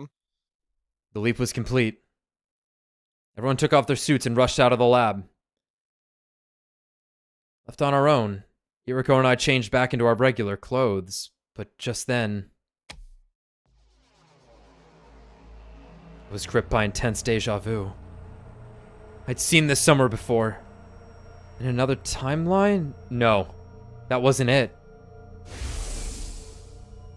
It had been on day 86. Just like after we visited the timeline where the academy was blown up. Hiroko was hunched over. Hey, are you okay? She didn't answer. She was breathing hard, one hand pressed to the wall, her shoulders heaving. And in her other hand, she held a leap suit. The one she'd been wearing. I ran to her side and looked at the suit. There was a hole. The suit had a tiny hole in the back. You knew about this hole, didn't you? That's why you gave out the suits. I had to. If somebody had to wear it, then... But this isn't the first time. You did it on day 86, too. That's right. That was just a coincidence. I just happened to pick it. I must have terrible luck. The hole in Hiriko's suit meant she was definitely suffering from leap damage. If you parallel leap 2, maybe 3 more times with exposed skin, your body will eject all of its cryptoglobin. That means no more revivals. You'll die, and you'll stay dead. Why would you do something so stupid? It's fine. This is fine. I've done horrible things after all. I don't think this will absolve me, but this is the least I can do to atone. Now, let's get going.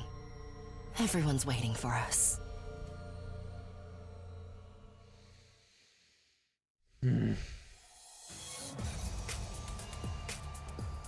Yuriko and I went outside. We joined the others and immediately made a dash for the school. I'm fine. Don't worry about it. Yuriko tried to reassure me as we ran. She didn't look too bad, but I didn't feel any kind of relief. We needed to get into the pod as quickly as possible so she could rest. That was all I could think as I kept putting one foot in front of the other. Eventually...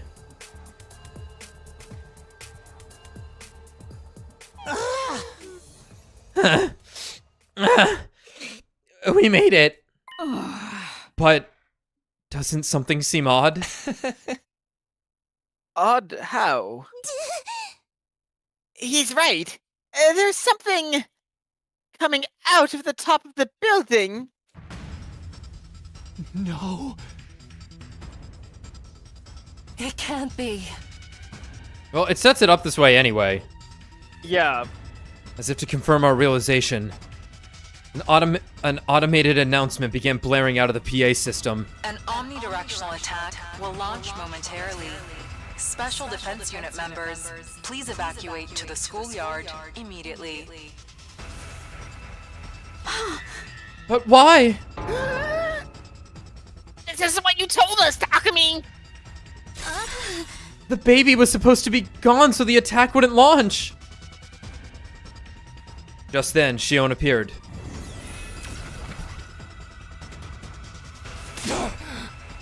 Hey, Shion! What the fuck is happening? Why is the attack launching? I don't know. Can't imagine how it could have built up... How it could have built up that much energy. Huh? We have to hurry and get to the escape pod.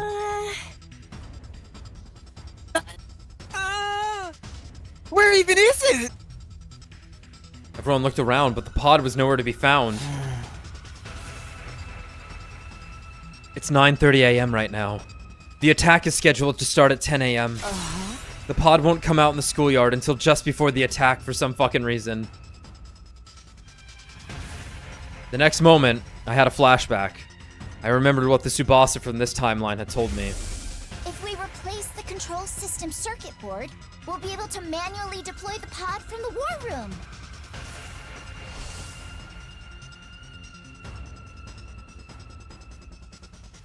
I told everyone what I'd remembered.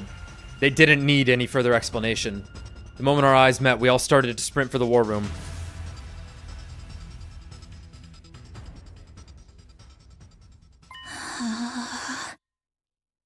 I see. So that's how it works. I get why it happened now. Tsubasa was furiously navigating the computer system in the war room. Why, what happened? Final attack. Since everyone in this timeline got wiped out, people from the artificial satellite came here. And they brought a spare baby they'd been secretly keeping on the satellite with them. A clone of Shion. That's one last piece of bullshit. The furtive pygmy. Carlos! Carlos. What the hell? They would clone a baby of the baby. Why would they put all the oh my eggs god, in twins! basket. Yeah, that makes sense. They put him in the machine in the defense room as a replacement for the baby who had passed in this timeline. Huh? You mean there's another baby in the defense room right now as we speak? Not exactly. This one was still developing, so his body wasn't quite stable yet. Because of that, right after he finished powering the missiles... He passed away. Tsubasa nodded silently. So they had a clone of me. Well, I did have my suspicions. Looks like the people on the satellite didn't think they had anything to worry about, even if I were to die. They had a spare, so it was acceptable to them. Losing me was hardly even a setback. Everyone stared at Shion with intense emotions in their eyes. It was a mix of sadness, sorrow, and a burning anger directed to everyone on the satellite. Shion, I don't even know what to say. They probably thought the same about us. Indeed, to the people on the satellite, our lives are worth less than dirt. Damn it! I really wish I could give one of those guys a kick in the nuts! Screw that. I want to beat them all to a bloody pulp. I don't blame you. There's something we have to do first.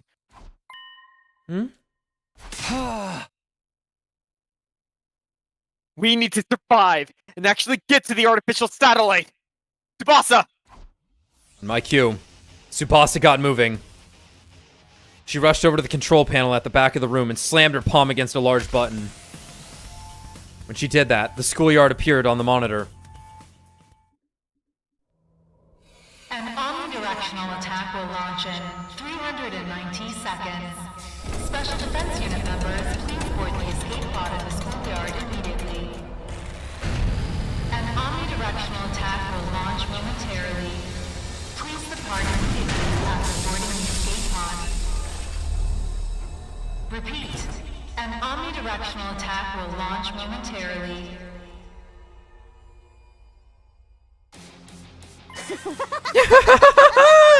It's really happening! The escape pod. Oh, I'm so overwhelmed I could cry. Isn't it too early for that? Oh. Celebrate once we get inside it! Okay, everybody, let's go. The pod will automatically launch 100 seconds before the attack starts. The version of me in this timeline must have reprogrammed it. Are you for real? You mean we have less time now? Come this far, we can't afford to miss it now. Then stop yapping and start running! Everyone nodded and took off, all of us running faster than speeding bullets. We thundered down the halls and stumbled down flights of stairs. Finally, we made it to the first floor. We turned the corner and arrived at the entrance hall. Just then, oh yeah, I heard a sound behind me. I turned to see someone on the ground. Hideko! I scrambled over to her and propped her up. Hey, are you okay, Hideko? Stay with me! An omnidirectional attack will launch in 300 seconds. Special Defense Unit members, evacuate to the schoolyard immediately. Takumi, go on ahead. You emo girl, stop! Absolutely not. I'm not going without you. Then, what do you propose to do? I'm gonna pick you up and carry you. I'll carry you to the pod. Yeah. You can't.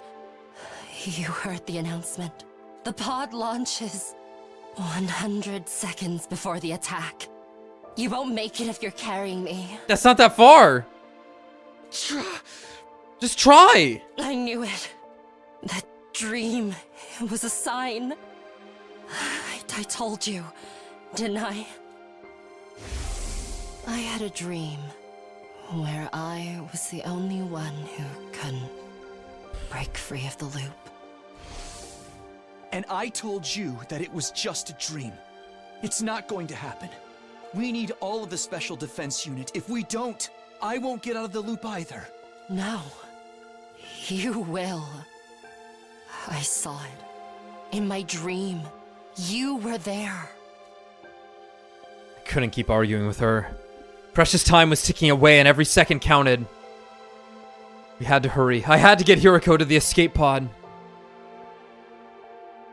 The moment I tensed up my arms to lift her, she swatted me away, refusing my help. Enough. Knock her out. Let me go. I think it's fate that I die here. I finally understand why I can't be saved. Yes, it wouldn't be right. Not after what I've done. Shut her up with your lips. There's no way we'd be allowed to survive after killing everyone on this planet. Her voice frail and faint. Hiroko looked over at the bottom of the stairs. I followed her gaze. Straight to the hidden door that connected to the secret basement. Hiroko, you can't. I can. The basement's close. I can crawl if I have to. I'll go there. I'll enter the Liver Mortis codes. After the pod launches, of course. Right before the attack. If I do that, I can stop the missiles from launching. The whole school will be blown to pieces.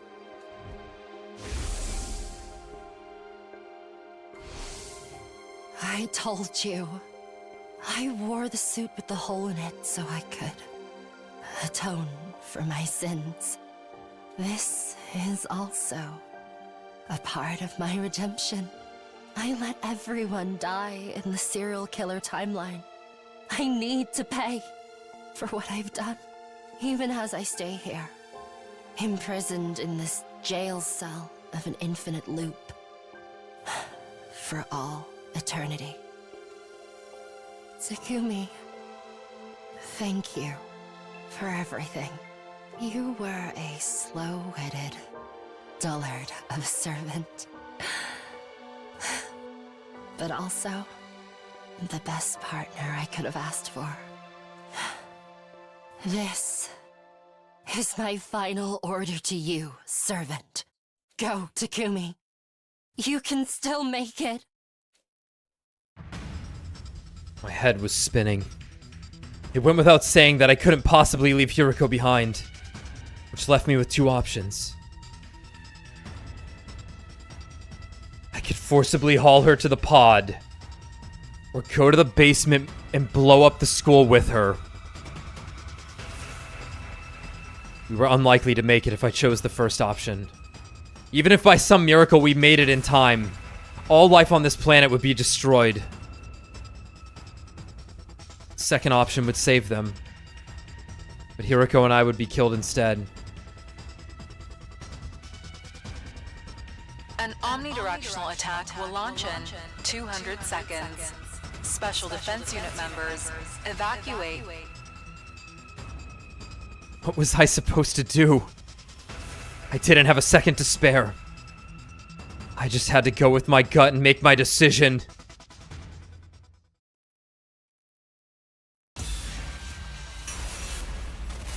You have to just break free. End the suffering. One last choice.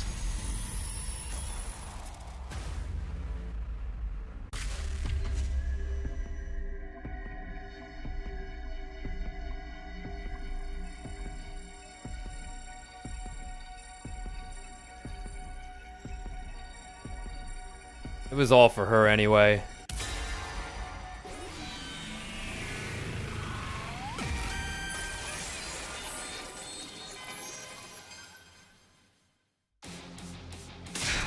All life on the surface will die?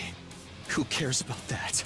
Yeah! There's only one life I'm worried about saving right now. The one I care about the most. It's yours, Hiroko! I can't let you die! I grabbed hold of Hiroko and took off running. I tore through the hallway, turned the corner, and flew into the entrance hall. I heard the announcement. 170 seconds remained until the final attack. 70 seconds until the pod launched. I could do this. I could make it. I held my conviction close to my heart and ran to the exit, opening the door and dashing through. I ran. I ran for my life. I recklessly and single-mindedly sprinted forward. I could see the escape pod in the distance. A small shining dot that looked no bigger than a grain of rice. How fucking far away was this thing? I ran toward it. There was ferocious energy behind every stride. I couldn't breathe. My chest ached. My heart raced so fast I thought I was gonna burst. I thought it was going to burst. I could hear the fibers of my muscles tearing. Pain tore through my brain, making my vision blur. But I couldn't stop. I had to keep pushing on. More! More! More! Anything to get there even 1 second faster. I needed to get into that pod. I said I'd get us out of this loop. I swore I'd protect Hiroko! This isn't how our story is going to end. I have to do this! I summoned the last of my strength to keep my legs moving through the numbness. But time was still slipping away. An omnidirectional attack will launch in 140 seconds. The pod launches 100 seconds before the attack. Only 40 seconds left. It was still a long ways off. I couldn't get my legs to cooperate. I was slowing down in spite of myself. Maybe it's impossible. Maybe it really is hopeless. Just as those thoughts flickered through my mind. Chin up, Takumi! You can do this! Kurata! Everyone was there. Gathered around me. We'll talk later. Hand Hiroko over. We'll take turns carrying her. Then we'll all make it, man! There was no time to hesitate. I let them take Hiroko. Okay! Do me proud! With that, I started to run again. Now with my friends alongside me. We traded Hiroko between us. One after the other, taking turns, we carried her forward as fast as we could. How much time left? 10 seconds! We're getting closer to the pod. Closer and closer. The open door was so close now. So close, it's right in front of us. We're right there! 5 seconds left! 4, 3, 2, 1!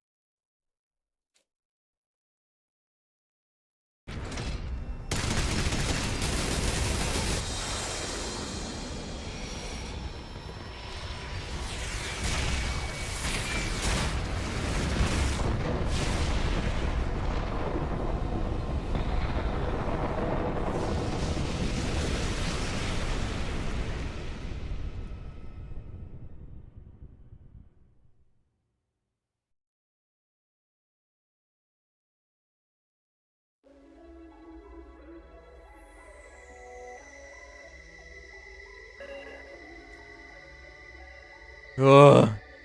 Oh my god, Carlos has a chair. The double wide chair was for Siri and Nigo. Oh, okay, okay. Okay.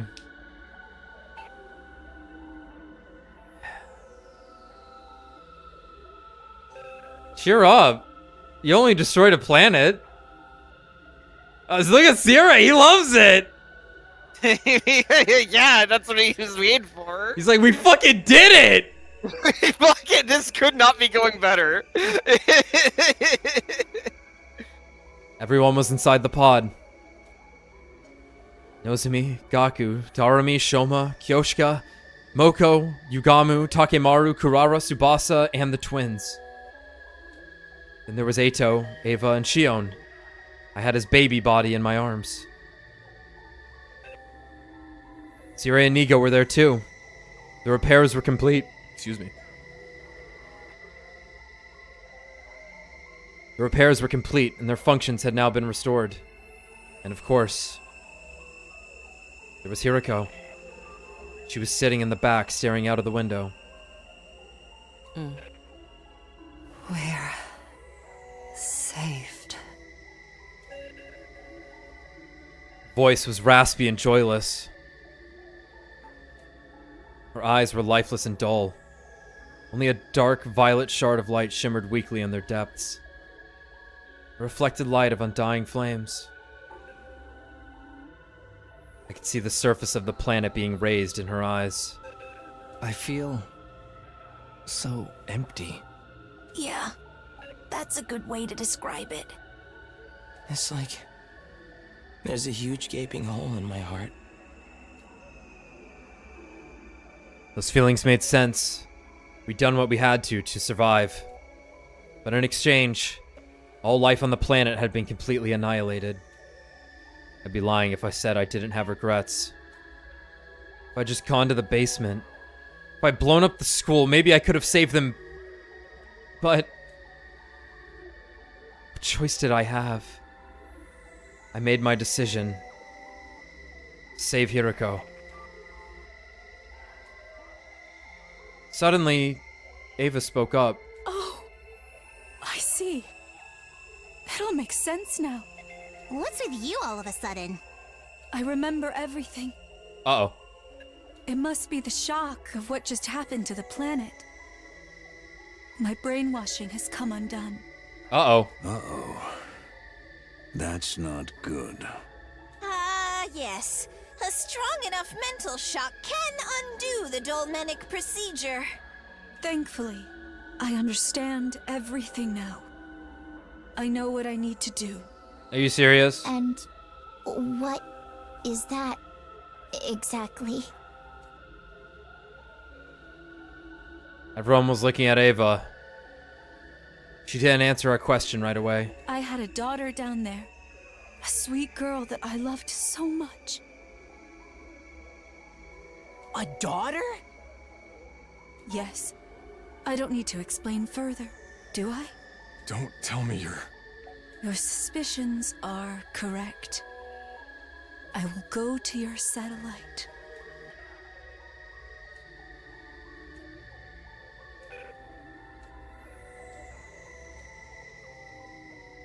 And kill every last human there! That's fair. We're kind of on board for that, honestly. they kind of suck. I mean, they kind of suck. The pod continued to fly through the darkness, making its way to the satellite and all of the unwitting people on it.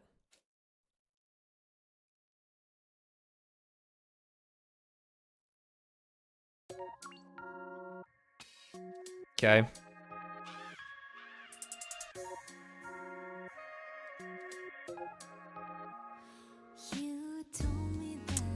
I guess that's,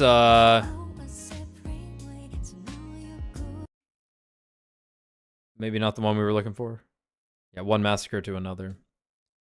Alright, it's the self-sacrifice route.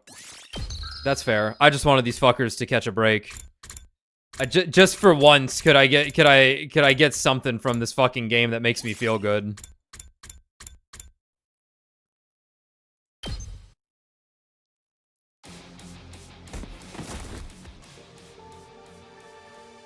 Guess we're gonna kill ourselves.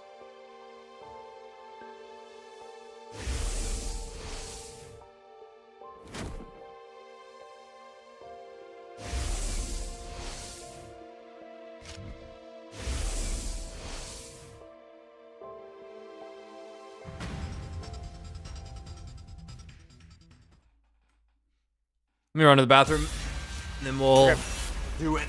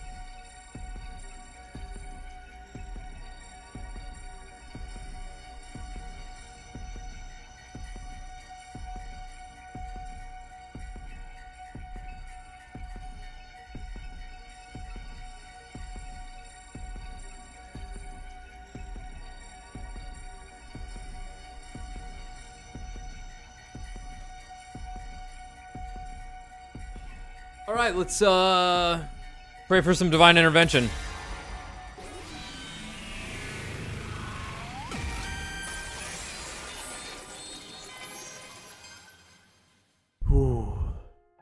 Yeah, you're absolutely right. We could save ourselves, but what's the point of a future where all of the other life here has to die? Even if I'm the only one, I don't want to sacrifice all those lives for ours. So... I'm going with you, Hiriko. Hiriko let out an exasperated sigh. You really are stupid beyond all salvation. Let me guess. You're not going to take no for an answer. You know it. All right. If you're not going to back down, you can come with me. Hiriko. Now stop wasting time. And hurry. I lent Hiriko my shoulder to get her upright, supporting her weight as we headed for the stairs. And then...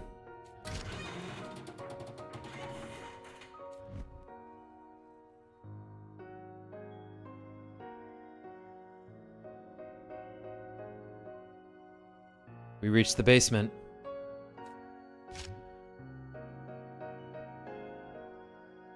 I rushed over to the terminal, quickly entering 8 of the livor mortis codes. Only one was left. Hiriko's. The moment I entered 4 in the slot, the school would be blown to oblivion. An omnidirectional attack will launch in 130 seconds. The pod launches 100 seconds before the attack. So, there's only 30 seconds left. Hiriko pulled something out of her pocket. Kitty. It was the calico cat figure I'd given her all the way back on day 10. Oh. I've wanted one of these for so long. I told you in that timeline. Did you remember? Huh? Not want to give it to you, but now, yes, I remember it vividly. A soft vinyl figure. I collect them. Ones of cats, ideally. I'd like a calico. We're going to be doing this all over again. I wonder how loop 147 will work out. Will you still remember? About the calico? Not just that. I mean, everything that happened this time.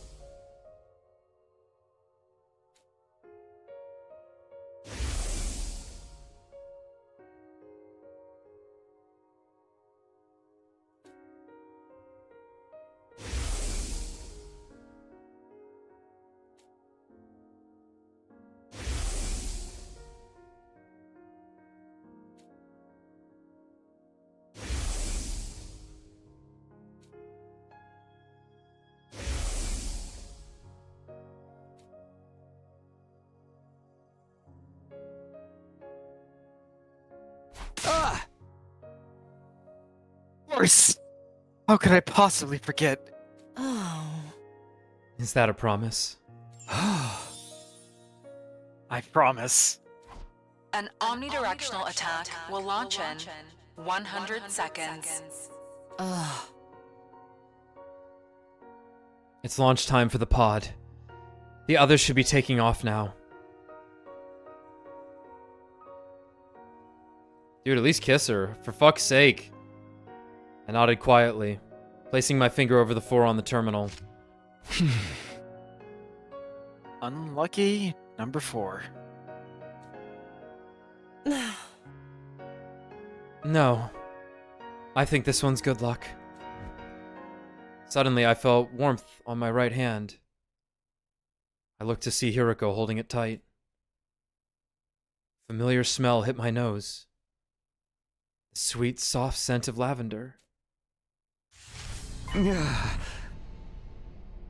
Ready? Ready as I'll ever be. You sure? You're still the same idiot you were when we started this timeline. Yeah. Then here I go. 3, 2, 1. The very second I was about to apply pressure with my finger. We've been pranked.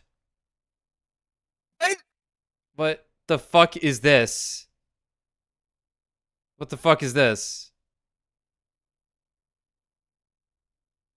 We've been tricked.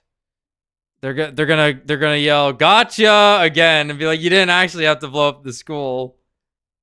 Or we're all gonna die together now. Oh. How? Don't worry. The pod's still on the surface. Tsubasa whipped up a program that lets us launch it manually. Yeah. And she's up there waiting right now. So just hurry up and go. But who's going to enter the final 4? Sire or Nigo? Oh my god, the fucking ghost can do it. That's right. I'll press right before the final attack is launched. My fucking god, the ghost can do it. Fuck, the ghost can The do fucking it. ghost can do it. I didn't even think about that. The baby. The baby.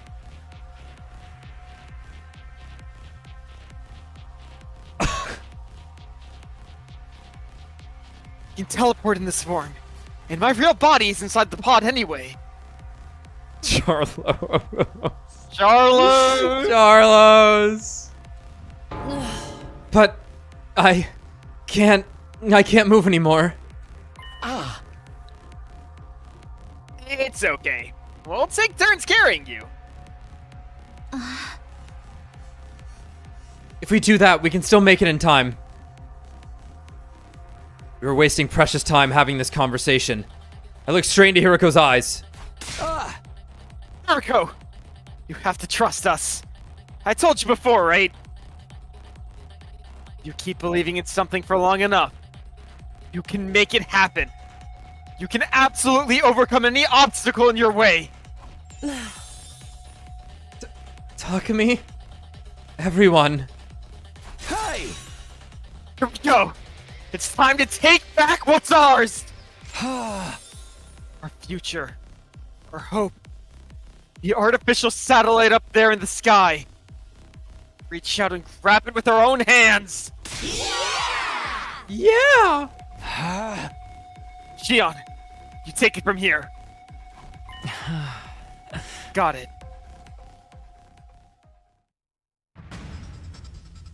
I held Hiroko tight and ran. I flew up the stairs, stumbling into the hallway. I handed her over to Takemaru. We passed her from one person to the next as we ran outside.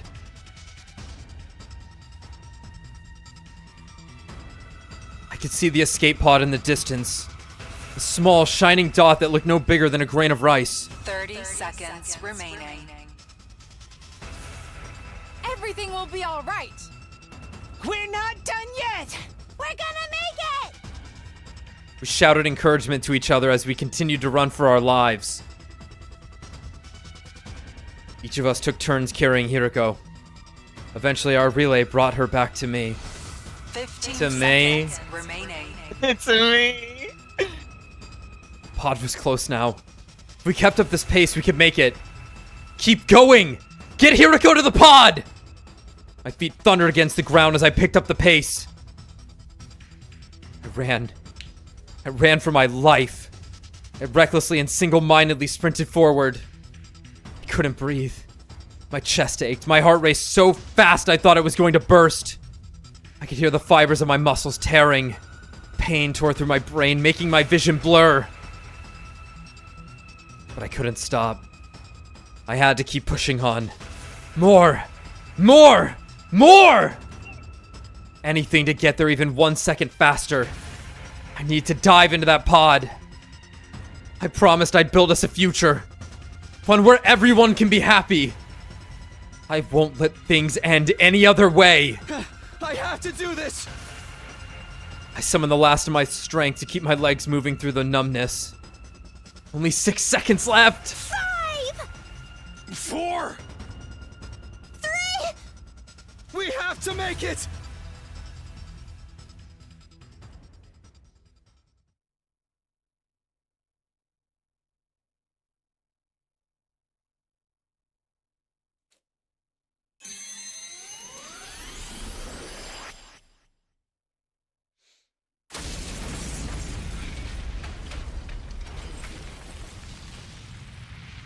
It's not graduation if you don't blow up the fucking school on the way out.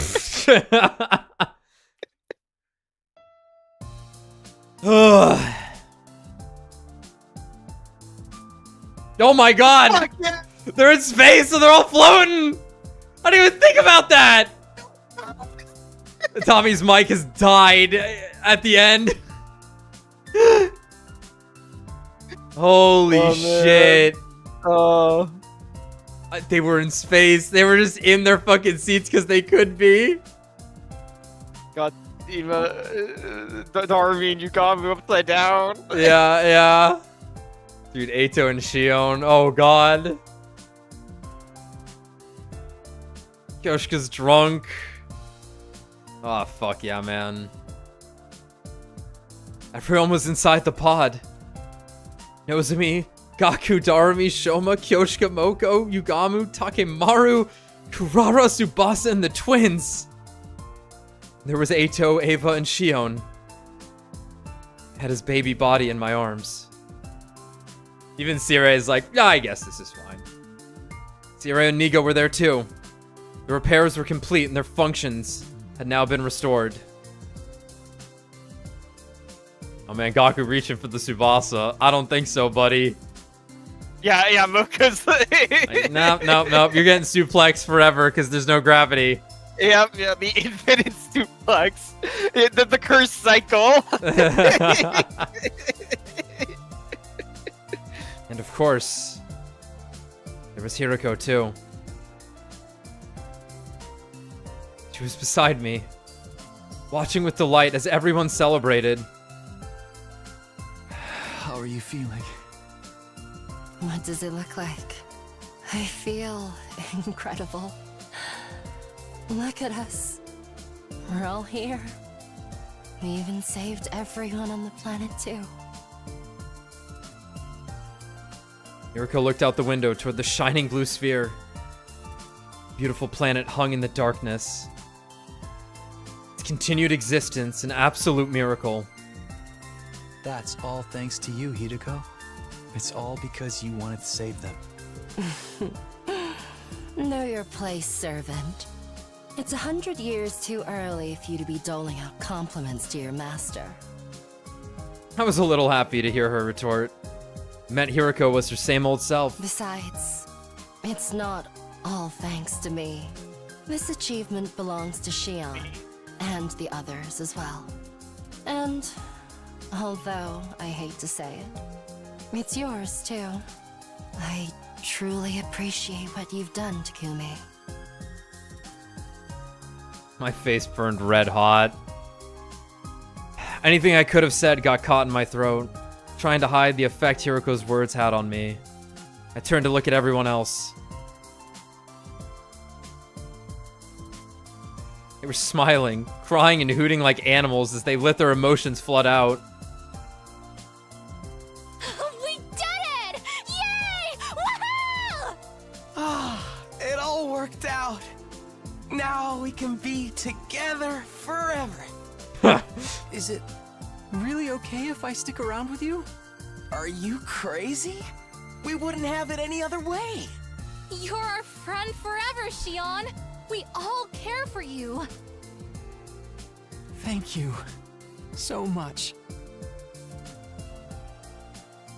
Aw, yeah, you are the best buds I ever had. I love you guys. Oh, I'm sorry. I let my gutter juices out in a zero-gravity environment. Don't call them gutter juices, man. They look like shining diamonds to me. Yeah. Takamaru!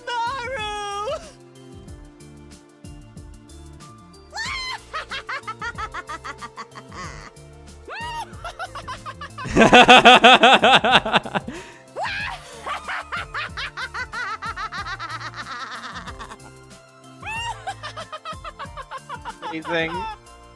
Amazing. I love it. Wow. Tsubasa, you're a freaking genius! Thanks. Now, give me some space, please. Sit tight, Tsubasa. I'll send him flying with a slippery Moko German suplex. Called it. I mean, she's gearing up for it. Tsubasa, baby, nobody does it like you do. Yeah, true. Just leave me He's alone. right. It's true. She's the best. Kako! Ema! Aw. Wait, what did you just call me? Hey! You did it too! Well, why not? Let's just be Kako and Ema from now on. Kako. Sounds good to me! Ema.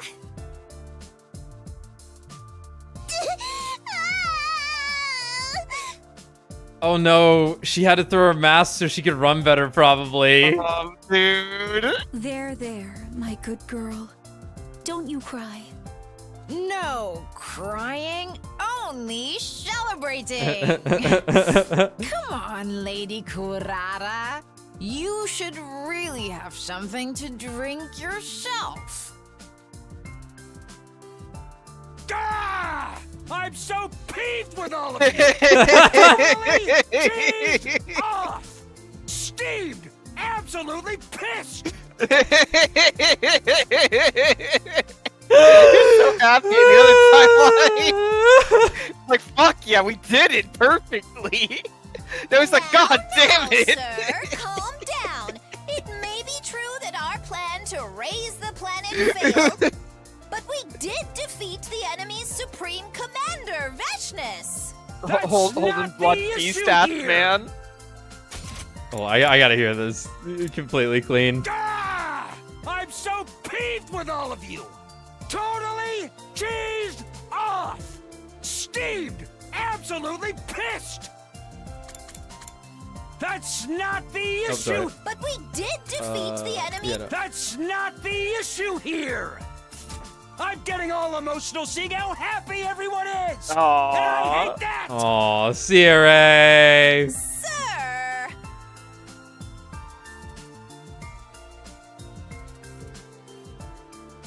Yuriko gazed at everyone with stars in her eyes.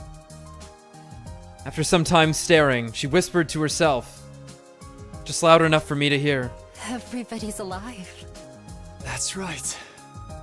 Safe and sound. It's way past 10 a.m. But we're all still here. Yeah, Which means... we're... Free from the time loop! The what?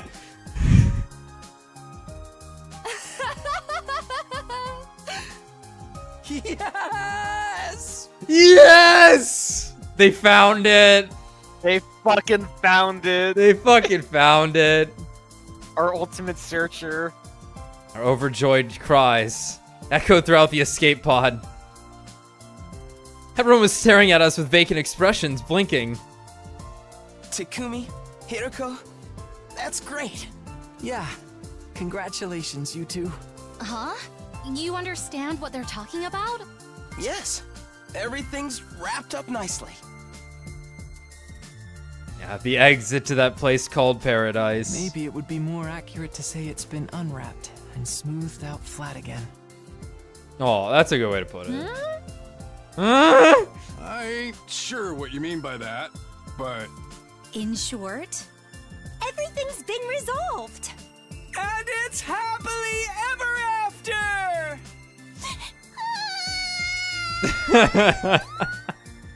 We finally made it! Let's do the thing! Yes! Time to choke each other! Or play jump rope with intestines? When have we ever done any of that weird crap? Takumi, that's your cue. Take it away, Takumi! Got it. Ready? Go! Special Defense Unit, best in the cosmos, indestructible and undefeated. Never lose, never yield. Special Defense Unit, fight on! Pod continued were to undefeated. drive through. We were undefeated. We never once fucking saw Takumi's goddamn fucking special ability to restart a fight. No, we didn't. No, we didn't. That's ranks only. Yep. I couldn't let you all down. The pod continued to drift through the emptiness of space, toward the artificial satellite in the dark distance. We weren't sure what would happen to us when we arrived. After all, we disobeyed the will of humanity. Maybe harsh punishment awaited us. Or maybe now that we'd served our purpose, people in charge would want to have us killed. Somehow, I felt that things would be alright. No matter what kinds of difficulties we encounter. No matter what trials lie in our future. If all 17 of us come together, we'll find a way through them. On day 101, day 102, and all days after. So long as all of us are together, we can keep on finding our way. We'll walk an endlessly continuing path, leading us to an eternity where we can all be happy.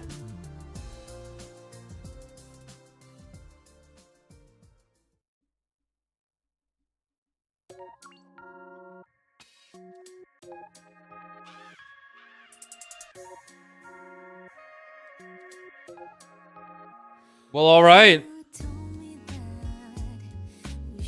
Weirdest fucking game ever. This is one of the strangest games ever. And they so clearly bit off so much more than they could chew. The game could be better in so many fucking ways, dude. Yeah. Like, as much as I love the cast and I've enjoyed the time spent with it, it's like they bit off so much, man. They bit off so much, and it's a little aimless. And like, I know what those guys can do when they're at their best. And you know, this is not exactly what I've played in this game is not what I wanted from these guys putting their best foot forward, working together. But god damn it, I gotta give props to him still, no matter what. There was the quality of writing, the consistency, the fact that it wasn't boring, the engagement, and man, those fucking characters. The fact that every route gives you a little something different. It has a lot of goddamn fucking heart, that's for sure. That's for fucking sure. But yeah, it's a beautiful mess of a game. That's a good way to put it. It's a beautiful mess of a game. Yeah. They needed something way more focused. Like, the saddest part, I think, is the combat gets completely sidelined eventually. Whereas, like, if you were playing Danganronpa or Zero Escape, I don't know how Somnium Files works, but like, those games stayed consistent with what you did in them to keep you engaged. You do the trials in Danganronpa. You do the fucking puzzles in Zero Escape. This game had really fun combat that did not stay ubiquitous. Because they had this really great idea with the first 2 loops, I think. With the start of the game and then Route Zero. I think they did a good job there. But too much was compartmentalized elsewhere to like really nail that effect that I think the truth ending would have had for me. I think that is the ending a game like this should have, but it missed all the other components along the way for me. Like I can see Loop 1 and Route Zero being its own game and being an incredible thing if it was designed with all of that in mind, right? I think that would have been outstanding. I think that would have been some good stuff for sure.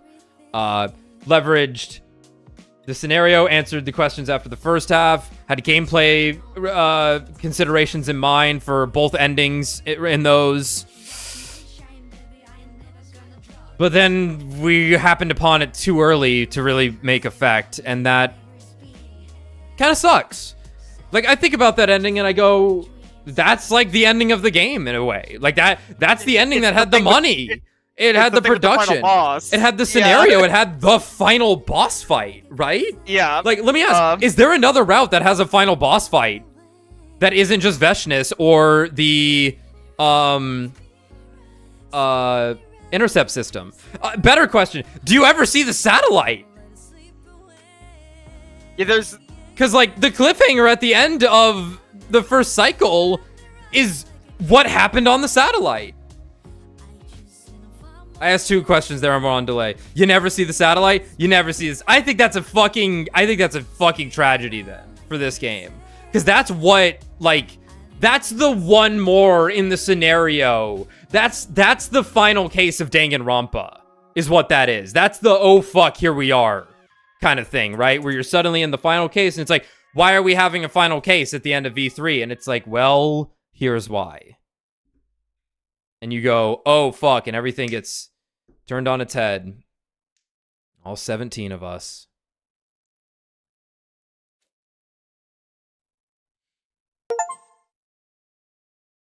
SF. There is another final boss somewhere? That's interesting. The coming of age route? Okay. Okay, that's cool. Like, I'm happy to hear that then, that there is, like, more gameplay somewhere.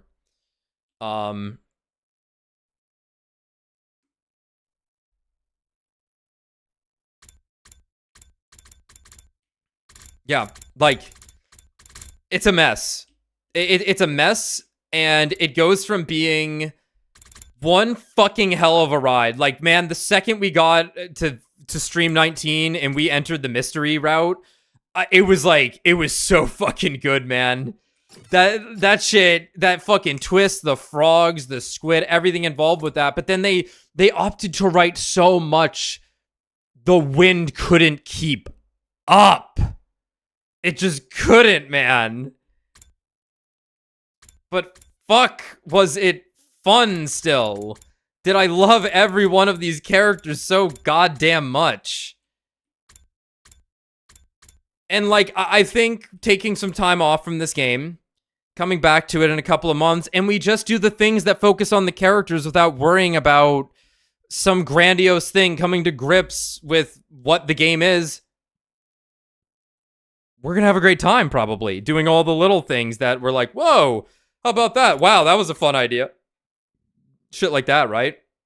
Yeah, and there is, like, a various amount of, like, questions that are, like, major questions still lingering, and I'm curious if they're out there in the other routes, or if maybe they are, it is a bunch of open-ended stuff that, like, they're planning on doing in a DLC or a sequel. Yeah, so, right, so I saw someone say in chat, so I'll just ask. So, like, are there any answers anywhere for the fucking stuff with the glowing light meteor and the woman in the lab coat? It looked like someone was like, this is DLC bait.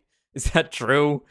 Yeah, because obviously, like, the one with the lab coat, there was, in the last 10 days there... That's rough. They were given the keys to the backwards time machine, and this doesn't get brought up. They never even utilized this. And we did all of SF, right? It's not like we, like, missed something in SF. They never explained what the second coming was. They had to just put this game out. Yeah, yeah. We didn't delve too much more into like the blood religion god of the blood and space. obviously there's enough to extrapolate from the fact that you can just kind of like faith one into existence. But I want the I want the nitty gritty on like everything about the planet. Like I want to learn literally everything that they designed, not just the characters going through it. Yeah, because like another thing would be like, again, this might be out here in one of the routes. Maybe this is the boss of the coming of age thing. In my mind, I don't think we got clear answers on what the fucking blood space anomaly was that was hurting Shion. Oh yeah. That one kept popping into my head where I'm like, was that just Kako-G being a bitch? Or but no, she was just around. And again, maybe we just missed it. Maybe it's still in this game. But there's like that one seemed pretty integral. Yeah, but there's a bunch of things where I am like, how was there not just like a route that had like that was like critical path considered to be?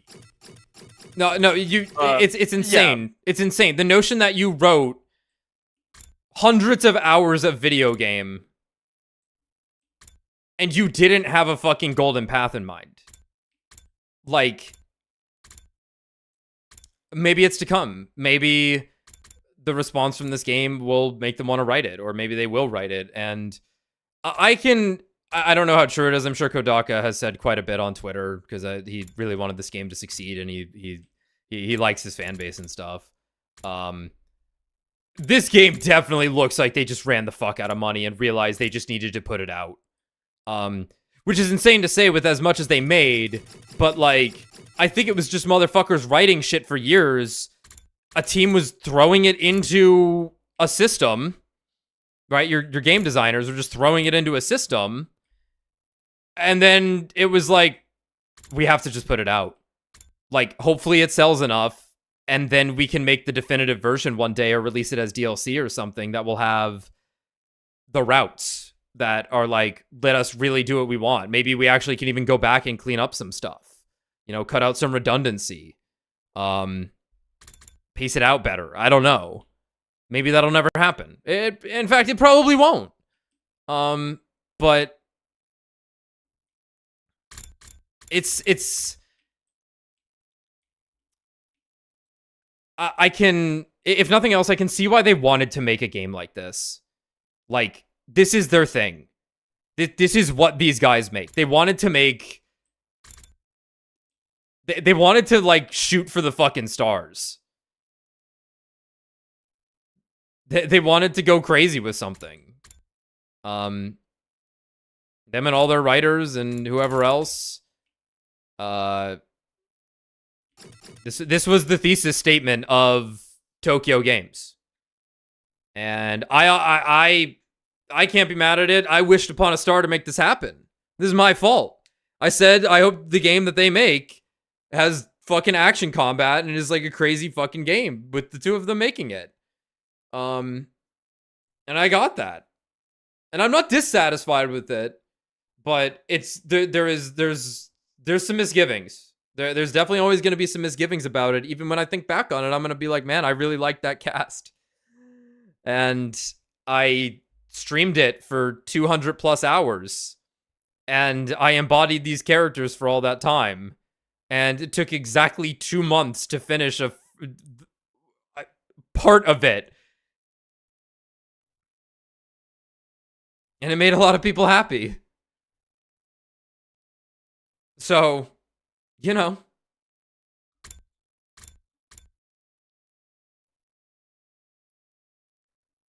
But we will be back at some point to fill out all these fucking lines now that we've probably, I imagine we have done the thickest of the routes in this game. I have to believe so. I have to imagine this is some of the thicker content in the game. But damn,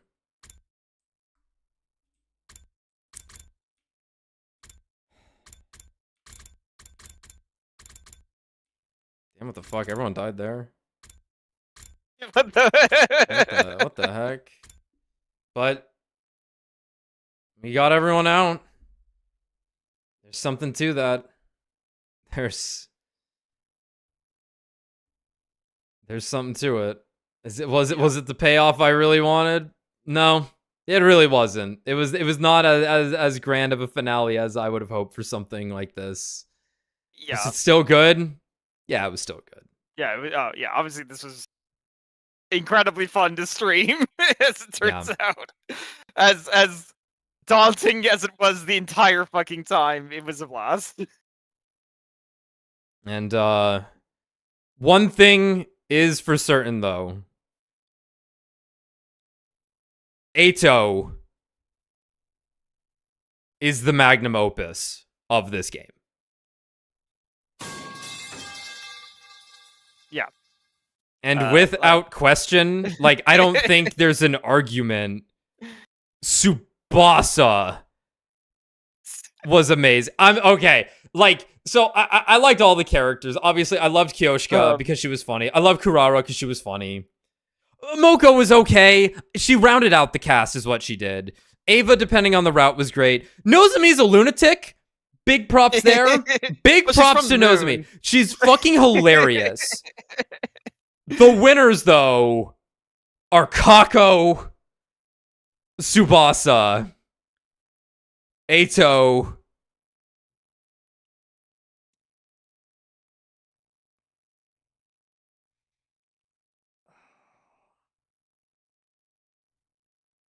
and maybe Hiroko, depending on when she was written. I think that, okay, I don't like how Uchikoshi wrote Hiroko in the SF route. I liked her in all the other routes. I think he fucked her up in the SF route.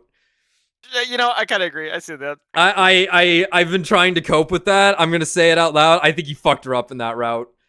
I think that was a bad Hiroko in SF, despite that being the focus. But I liked her in all the routes leading up to that, if that makes sense. Yeah. Yeah, but definitely Eito, Kako, and Tsubasa. I agree there. Obviously, like, Yugama's great in some routes. Shout outs to, so here's the big shocker. The best route we played was not written by Uchikoshi or Kodaka. It was written by Kyohei Oyama. It was the third main writer on the game. And he fucking killed it. It was like by far the best one that like leveraged the game. And the timing and everything way better than the other guys, I feel. He wrote a route that like had scenario and direction and wasn't muddled down by the big idea. He knew how to fucking write those characters into a scenario. That guy really knew how to like make something tick. Really get you invested in every single character. And it was weird, it was absurd, it was emotional. It had bees, it's true. It had bees. Tsubasa stabbed the shit out of Eito because he was talking mad shit about her man. Parenthesis his. That was good. And it had Nozomi going insane with Ava. It had Commune. That was a good route. That was a very good route. And I like Takumi quite a bit. He does not go the distance of a Danganronpa protagonist, nor does he really go the distance of a Zero Escape protagonist. He had good energy for what this game needed, I would say. He holds it. He's a nice. Yeah, he has good energy for what this game needed. That is a good way to put it. But like, yeah, the thing that's very exciting about a mystery game, though, especially one written by these guys, was always it's that moment where they become something more. It's that transcendent moment for the protagonist. Junpei at the end of 999. Sigma and shifting into soup mode. Yeah. Every Danganronpa protagonist. Yeah. My only profile picture on Discord is Hajime. My only profile picture I've ever used on Steam is Shuichi. Like, I love those two guys. It just makes sense. Yeah. You're gonna need to make a new account with an Eito somewhere. I'm thinking I'm changing them to Kako and Eito.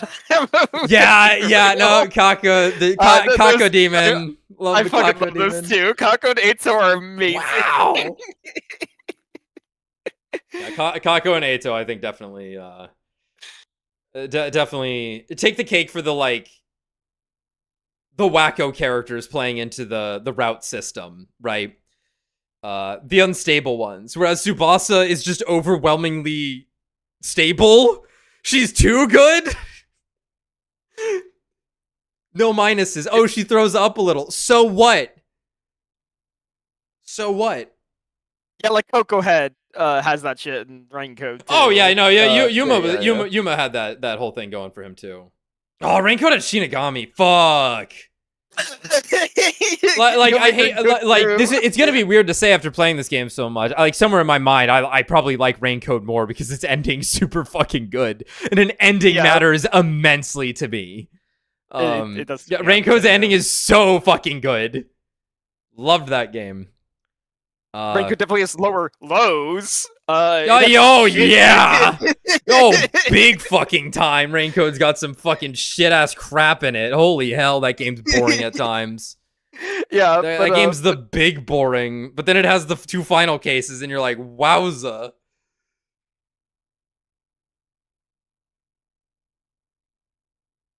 Great design cast here, also.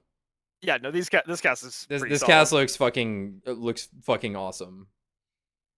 I'm looking forward to seeing more of the side characters and seeing what we get out of them. There were some interesting route names I noticed because finally glancing at them. In particular, one that really stuck with me. I was like, was that there's a Veshness route, and I'm like, once again, the one thing we really missed this entire playthrough, I feel, was where is the delving into the culture of these commanders? You have Ava and so many of them, and it's you never quite get there, right?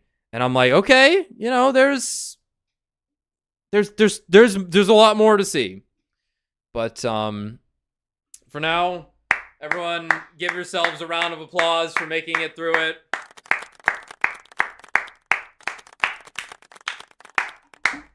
After 30. Oh, my 37 episodes. 1 induction of TMJ into my jaw. Numerous lifespans. Potentially the loss of most of my friendships. A lot of time in GIMP. Playtime, 207 hours. Achievements, 26 out of 47. And hold on. Let me get the clear count. Let me see exactly what the clear count was here. Squids and frogs. Yeah, after many squids, frogs, bees, Kako demons, girl failures.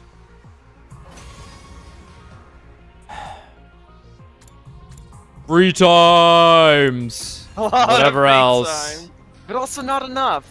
Crazy. We managed to clear 29 endings. And mind you, there's a couple we could have grabbed right away. I know. It's probably closer to 40 that we could have grabbed or something. Maybe not. Okay. I am going to rest for a little while. Not too long, but a little while. And for those interested, we will be back soon to continue our meme combo where we will be saying the baby. The baby? A lot. Everyone, thank you so much. Thank you. Thank you so much. This has been the Season 1 of WaifuEater Channel's playthrough The 100 line, last Defense Academy. Signing off for now. And we'll see you next time. Later.